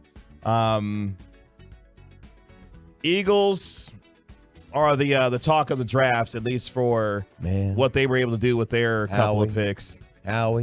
Look, as much as I hate to say it, Howie Roseman is arguably the best GM in the league. You can throw names like Brett Veach in there, who's the GM for the Kansas City Chiefs, and other names as well that you want to throw in there. But Howie Roseman is fantastic at what he does. Obviously, getting to, Jalen Hurts getting his new contract. By the way, real quick aside, shout out to Lamar Jackson today. And his mama. 5 years, $260 million, $52 million a year on average. My man got $185 million guaranteed. So just to break this down on why they were able to get this deal done, remember, he wanted it fully guaranteed, and all of the league owners said, oh, hell no, we are not, no. Cleveland did that with Deshaun Watson. That ain't happening no more. And so he and his mom worked it out. Well, okay, will you still make me the highest paid? It's the third most guaranteed money, right behind Deshaun Watson, who got $230 million guaranteed, and also behind Kyler Murray from Allen.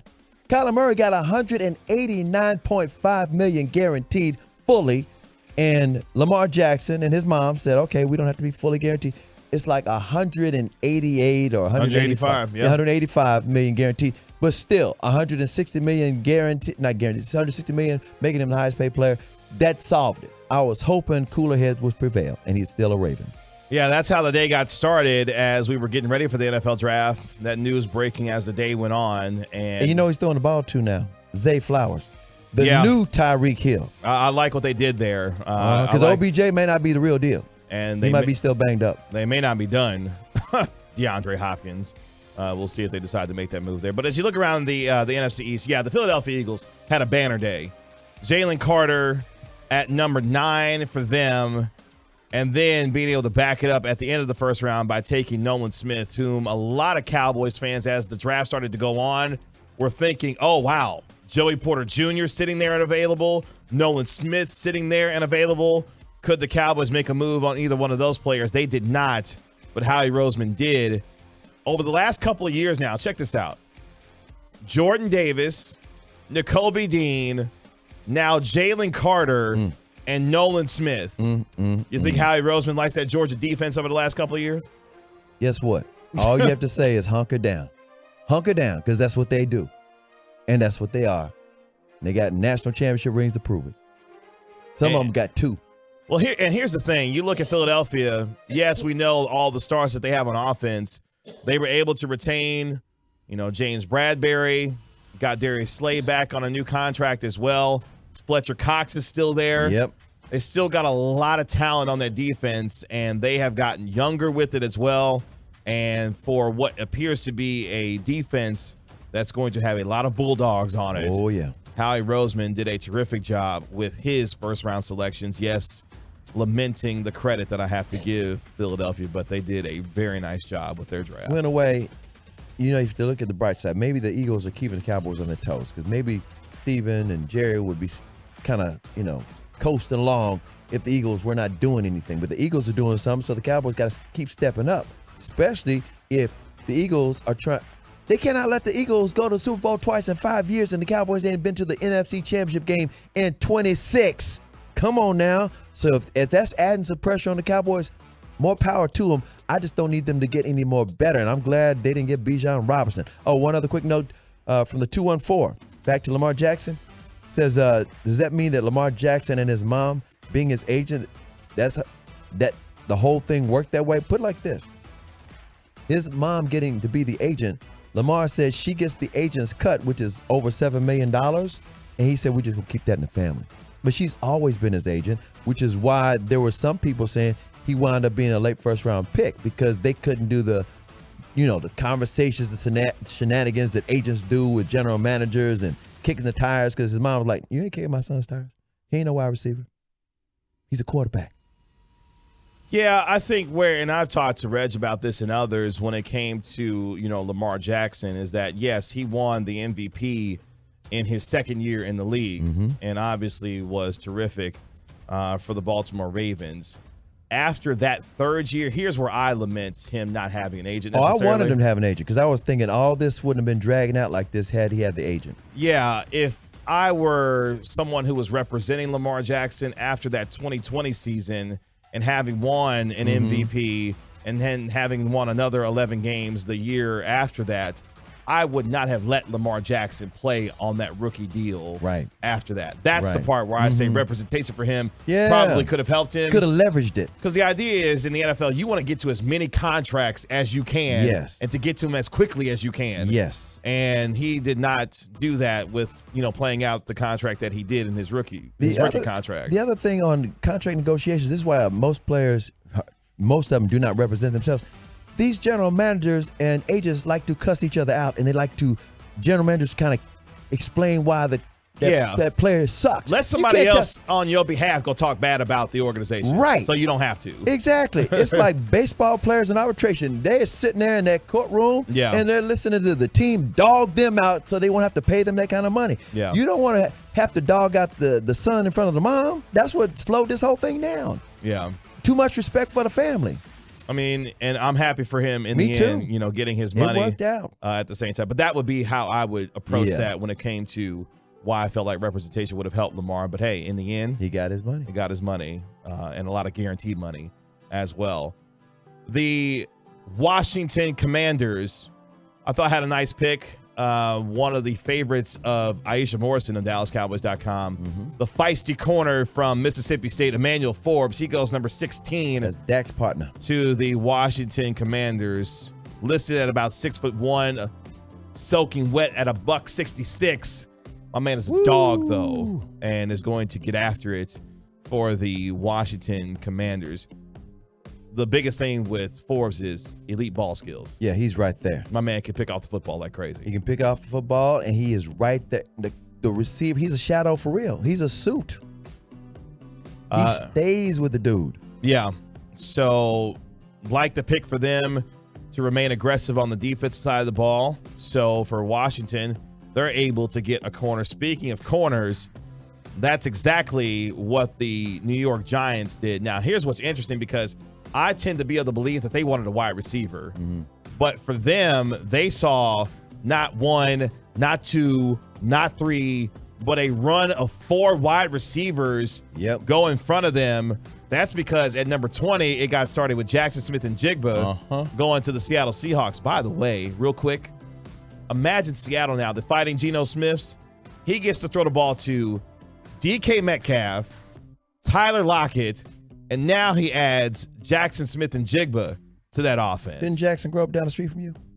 Yeah, he's a Rockwall kid, So I like what John Snyder and the Seattle Seahawks did there. They got all the offense on the wide receiver spot. And then Quentin Johnson, the TCU product, at 20, went to, I should say, the Chargers. And then Zay Flowers. And then Jordan Addison, who gets to line up opposite now of Justin Jefferson in Minnesota. Oh, yeah. Perfect fit for them. Yeah, Kirk Cousins getting another weapon to throw the football to. So the Giants are like, well, the top 4 wide receivers just got wiped out in front of us.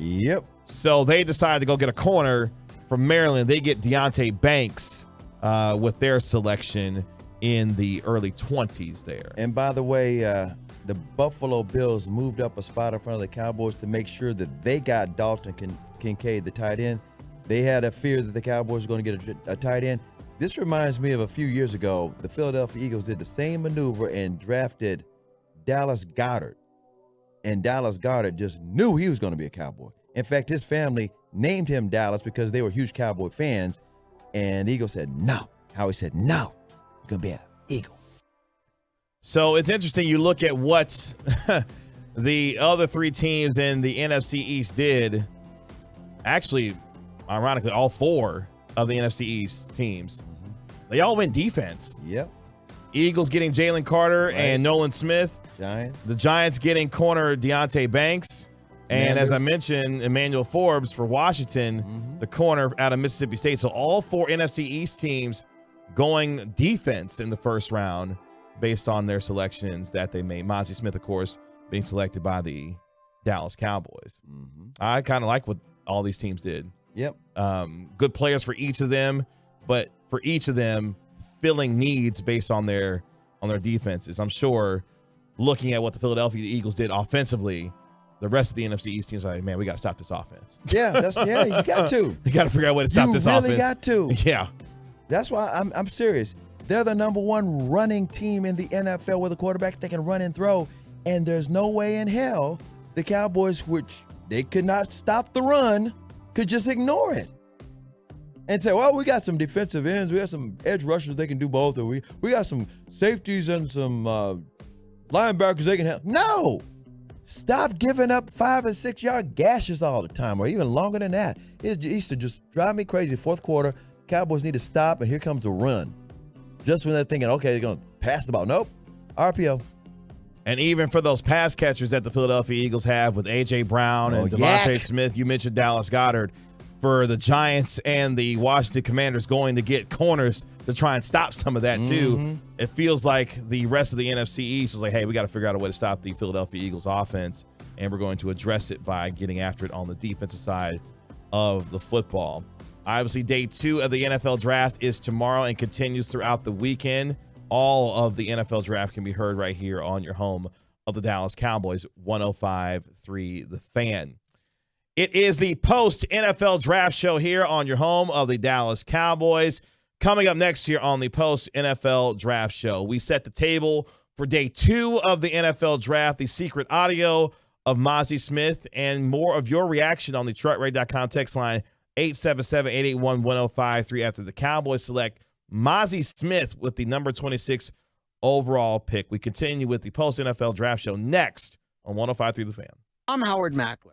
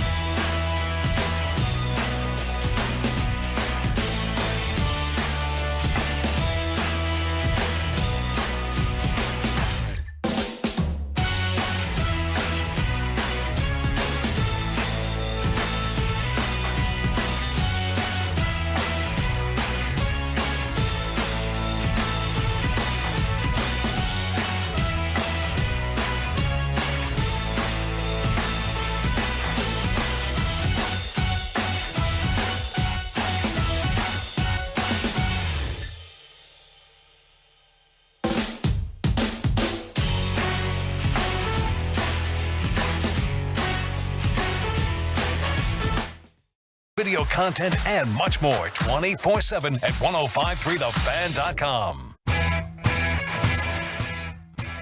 One final time here on the post NFL draft show here on your home of the Dallas Cowboys. 105.3 The Fan. Kevin Gray with the three-time Hall of Famer Chris Arnold. Got you down. My man Joey Erickson hold it down for you. Really appreciate you joining us here on Odyssey and the Odyssey app. The truckrate.com text line 877-881-1053. 877-881-1053 if you want to get in on the conversation. Got a question for you gentlemen and the Tolos. You know, Bobby Belt is going to be on the morning show like he always is with Sean and RJ. Mm-hmm. How many hours will he sleep tonight? Because you know he does not sleep. And you know he's gonna be talking all morning on Sean and RJ show. Yeah, I'm going to set the over and under at 2. Is that too many? No, he going to get that 4 or 5 he need to get. You think 4 or 5? Yeah. He's awake right now. Well, he gets in for 6, so, you know, I think he'll get him out. He's a beast. I think he'll get 4 or 5. Him and Broadus are just beasts. Yeah. They worked extremely hard. Shout out to Sean Sharif, Brian Broadus, Kyle Yeomans, Bobby Belt. Special shout out to Aisha Morrison. She did a great job. Shout out to the history making that she and Haley Sutton are out there doing. Appreciate their hard work as well. And shout out to all the Tolos who showed up at all the Plucker locations all over North Texas. That's right. Hopefully everyone had a good time. You were with Lucius. Yes, in Grapevine. That's right. How did it go out there? It went great. We had a lot of Tolos having a lot of fun. I will say this. I foolishly thought I was going to go down 114 from Grapevine back into Dallas. How come they shut it down over there by Texas Stadium, the formerly spot where Texas Stadium used to be? Yeah. Thank God I escaped and went down Loop 12 South. Thank God, or I would have been sitting there for 22 minutes. I feel bad for anybody who's just sitting there. If you're sitting there, honk your horn, I understand. Well, hopefully. How about you had to go with It was great. It was great. Reg and I had a great time in Allen. We were on 190 East Stacy Road there, and it was a great atmosphere, a lot of fun. We met a Tolo who even gave us a book of theirs. They had apparently texted in one night, and we congratulated them on the book that they had completed. Fantastic. That person showed up. Shout out to John, Tolo John, and he gave us a copy of the book that he completed. So that was really cool. Let's shout out to all of our producers in the Pimp Cup tonight, because yes, Joey was in there, Alec Medford was in there, Peyton Russell was in there, Carter Freeman was in there. Did I leave out anybody?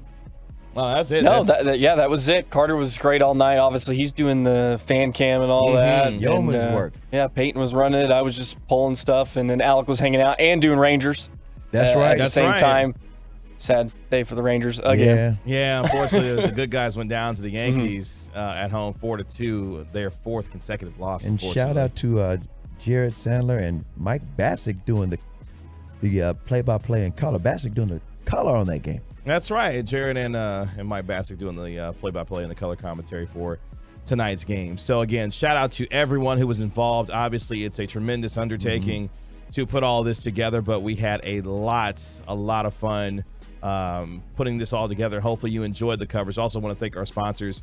Our Path to the Draft coverage brought to you by Pluckers, K-Post Roofing and Waterproofing, and also the Owner's Box. The G-Bag Nation will be at the Owner's Box tomorrow. Yeah, downtown. Getting you ready for day 2 of the NFL Draft. Real quick, 214 says, I'm a FedEx truck driver in that area, CA. That was a car fire. Woo! Oh, wow. Y'all stay away from 114 South. Hopefully 114 okay. East. Yeah. Right there in Irving. We're going to give you the final word here on the first round of the NFL Draft. A huge night. Mazi Smith, the number 26 overall pick for the Dallas Cowboys. A man 6'3", as I mentioned, about a biscuit short of 340. But at the same time, one technique that's going to be a run-stuffing defensive tackle to help clear the way for Micah Parsons, Leighton Vander Esch, and those boys on that second level. Let's hear from Jerry and Stephen Jones. Oh, the secret audio? The secret audio. Hey. Here is the phone call between Jerry, Mike McCarthy, and Dan Quinn talking to their latest Dallas Cowboy.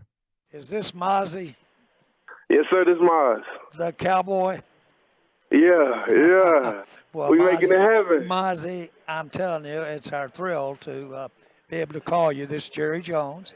And Yes, sir. tell you, we just turned your card in. We're drafting you for Thank you.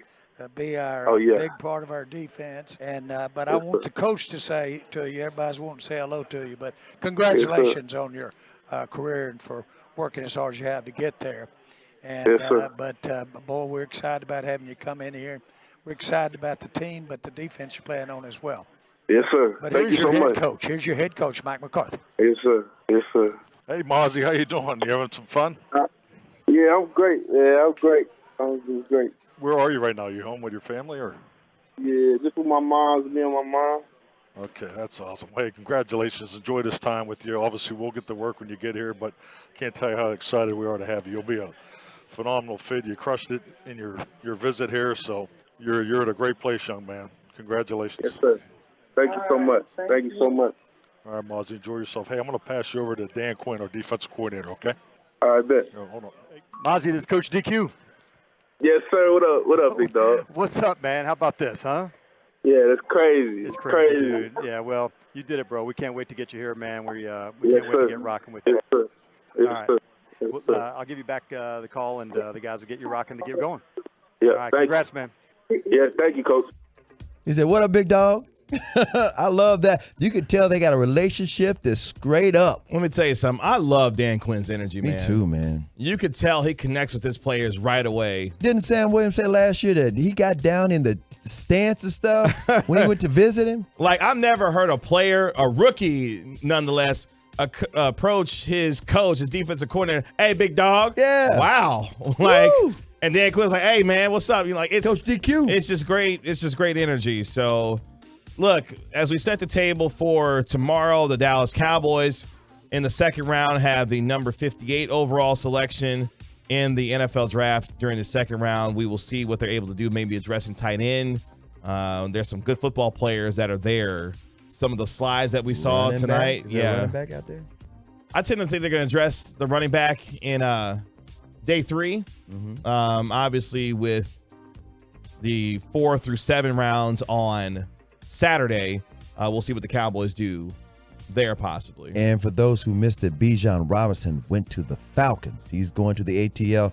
Oh, boy, finally can put that to bed. Good gracious. Yes, for those who are wondering, that's where he went. I'm not going to lie to you because, I mean, realistically, we knew he wasn't. There was no way he was getting to 26. He's what, number 8 pick?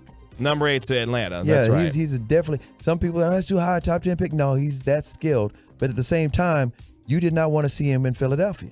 You just they had 2 picks to play with. That was an idle threat as far as I was concerned. So you have the Cowboys picking at number 58 in the second round and number 90 in the third round. So a chance to really do some damage there with 3 top 90 picks after, of course, taking Mazi Smith. What they can do to address the running back, the tight end, maybe offensive line as well. There's still some really good players available. As I was mentioning, though, the slide of Will Levis, that was one of the stories of the night. You saw 3 quarterbacks go within the first 5 or the first 4 picks, with C.J. Stroud going at 2, Bryce Young obviously going at 1, and Anthony Richardson going at 4 to the Indianapolis Colts. We thought that there was a chance to see Will Levis go maybe at 11 to Tennessee, maybe even 19 to the Tampa Bay Buccaneers. My man sat in that green room all night long. Tough scene. Yeah, tough scene. It was worse than Johnny Manziel a few years ago when Johnny was slip sliding away. It's so bad for Will Levis. They gave him the key and told him to lock it up. It reminded me a lot too of, remember when Aaron Rodgers was out there sliding all the way. I mean, eventually he got drafted in the first round. Will Levis did not hear his name get called tonight. Joey Porter Jr. surprise slide as well. Yeah. Did not get selected. Hendon Hooker, who a lot of people thought could be a late first round selection. If it wasn't for the injury. Yeah. If it wasn't for that, was it torn knee? Yeah, torn ACL. ACL. So he did not get selected either. So just to give you an idea of some of the best players that are available, according to ESPN, you've got Will Levis, Michael Mayer, who a lot of us thought was going to be the selection of the Dallas Cowboys. He's still available. Joey Porter Jr., as I mentioned. He's not a good blocker. Well, Mayer, I mean, of the guys that are available, I mean, he's probably the best blocking tight end that's there. Dalton Kincaid. Okay, my bad. I was thinking about Kincaid. My bad. Mayer's he's really good. Okay, 214 has a question for us. Who's going to go first, Levis or Hooker? It wouldn't be wild if Hooker went ahead of Levis. Talk about a slap in your face. Look, if pay attention, the NFL told you a lot about how they felt about Will Levis tonight. Keep him there all weekend. Here's the thing. Imagine. I cannot imagine sitting there and being in Will Levis's position after everything that you've gone through to get to that position, being one of only, I think it was only 17 players who were invited to the green room to be in Kansas City. And he was one of them. And to not hear your name get called, I can't imagine what that feeling was like going through his mind, but I'm sure his girlfriend, I told you to turn it down. I told you to turn it down. At some point we'll get selected. 860 says, do you think Max Duggan's going to be able to get drafted? I don't know. If he does, he might be one of those late draft picks. People like his character. They like his character a lot. And again, it's not embarrassing to be a late round pick because ask Purdy up there in San Francisco. He took his team to the playoffs. I wouldn't mind if the Cowboys took a late round flyer on Max Duggan. Me either. Because I really do think Cooper Rush needs some competition. Cooper Rush, don't get me wrong, I don't dislike him at all. He's always prepared. The locker room likes him. And he did a fine job. But I'm just like, up until Will Greer fell off in training camp, I think he had a hamstring. I mean, I thought Cooper Rush going to get cut because he was been coasting the last 2 years. And they kind of took Dak on a flyer, too, when you think about it. Well, fourth round. I mean, compensatory pick. Yeah. So you just never know. It was 4th round pick. But there's going to be some good value in round 2. As I mentioned, Will Levis, Michael Mayer, Joey Porter Jr., Brian Branch, the talented safety out of Alabama, is still available. Luke Musgrave, who was getting some play as possibly the Cowboys pick at number 26 there as well. Wouldn't it be wild if Hendon Hooker wound up with the Tennessee Titans? He's played at University of Tennessee. They need a quarterback. They never did get that quarterback. Steve Avila, the guard from TCU, he's still available.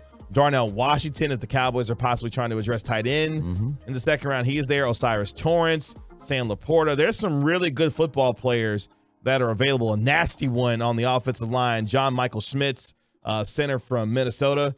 A lot of nasty to his game. Joey, what do you know about him? You were going to school at St. Cloud. No clue. We didn't have football in St. Cloud, and I sure as heck was not watching Minnesota go for football. Yeah, not on purpose. The name that I'm really interested to see happen and possibly go in day 2, Jalen Hyatt, talented wide receiver from Tennessee. Yep. Where he goes. So, again, the Cowboys picking at number 58 and number 90 in the second and third rounds have some chances to really add some depth at either offensive line. Running back in the third or fourth round is there. Names to watch. Charbonnet, the running back from UCLA. Kendrick Miller. Yep. Who, of course, the Cowboys talk to as well. So some really good names that could be there for the Cowboys to draft. We will see how that goes. Let me say this about Zeke, because some people are like, well, will Zeke come back? There is a possibility, but I think it's an extreme long shot. I'm going to stick with my pick, which was I'm thinking Zeke's going to wind up signing with the Kansas City Chiefs in a backup role. Okay. I've been saying it since the time they cut him. I said, it's not like Zeke wants to start somewhere. He knows he's limited. He knows he's got miles on his body. He's already been paid. He's not chasing money. But guess what? He would love, for all that work he's put in, 2 rushing titles, why not get a chance at a Super Bowl? In Kansas City, that's that opportunity. Not as the starting running back, but guess what? As a threat inside the red zone, specifically on the goal line, because guess what? That just opens things up for Patrick Mahomes even more. Because literally, defensive coordinators have to account for Ezekiel. He gets 30 yards. It's just that simple. He has no yards after contact, but he can still get some 30 yards. So that sets the table a little bit for tomorrow when it comes to the second and third rounds of the NFL draft. And then, of course, on Saturday, you will have rounds 4 through 7. And those picks tend to go pretty quickly. On Saturday, that's the favorite day of the scouts and the personnel departments, because that's when their deep draft work really comes to shine and comes to fruition there. One person who was extremely happy, of course, again, was Micah Parsons. Here is his message I love this. to Mozzie Smith about him coming to Dallas. Mozzie, man, listen. Yo, welcome to the team. You somehow wanted to be a part of this organization. I love the way you play.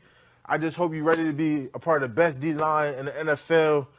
I'm going to help you get sacks. You're going to help me get sacks. Let's start together and get this Super Bowl and get paid, man. Nice. Get that bag. Get that bag. That's what he's telling him. Here is how Mozzie responded, cut number 5, to that message from Micah.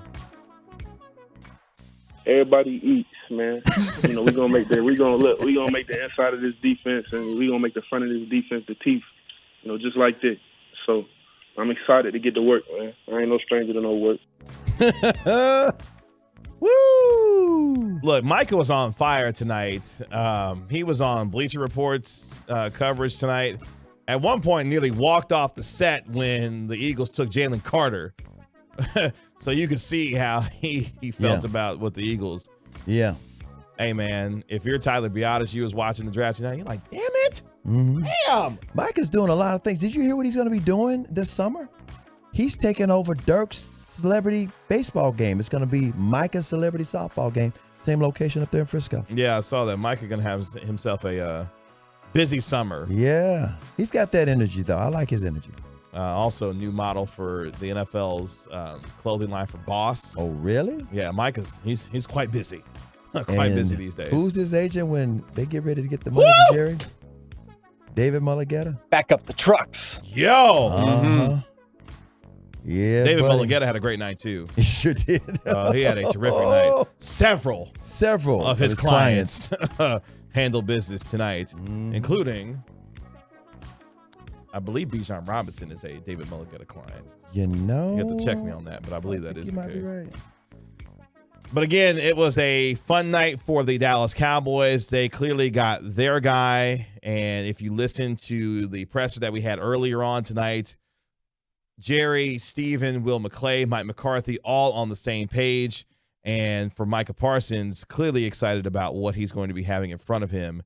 But an opportunity for the Cowboys to get better. They did it. They did it. Again, not sexy, but effective. You know what? Yeah, it's not sexy, but it's effective. And here's what keyed all of that.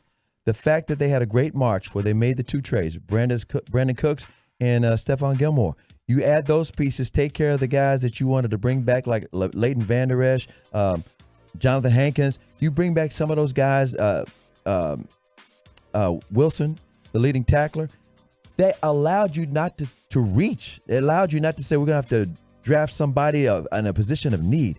You addressed a lot of your needs, which gave you flexibility, and thus you're able to take care of something they've been meaning to take care of for the last 5 years, and that is a run stopper, a one technique, big butt run technique, running back. Come on, running back stuffer.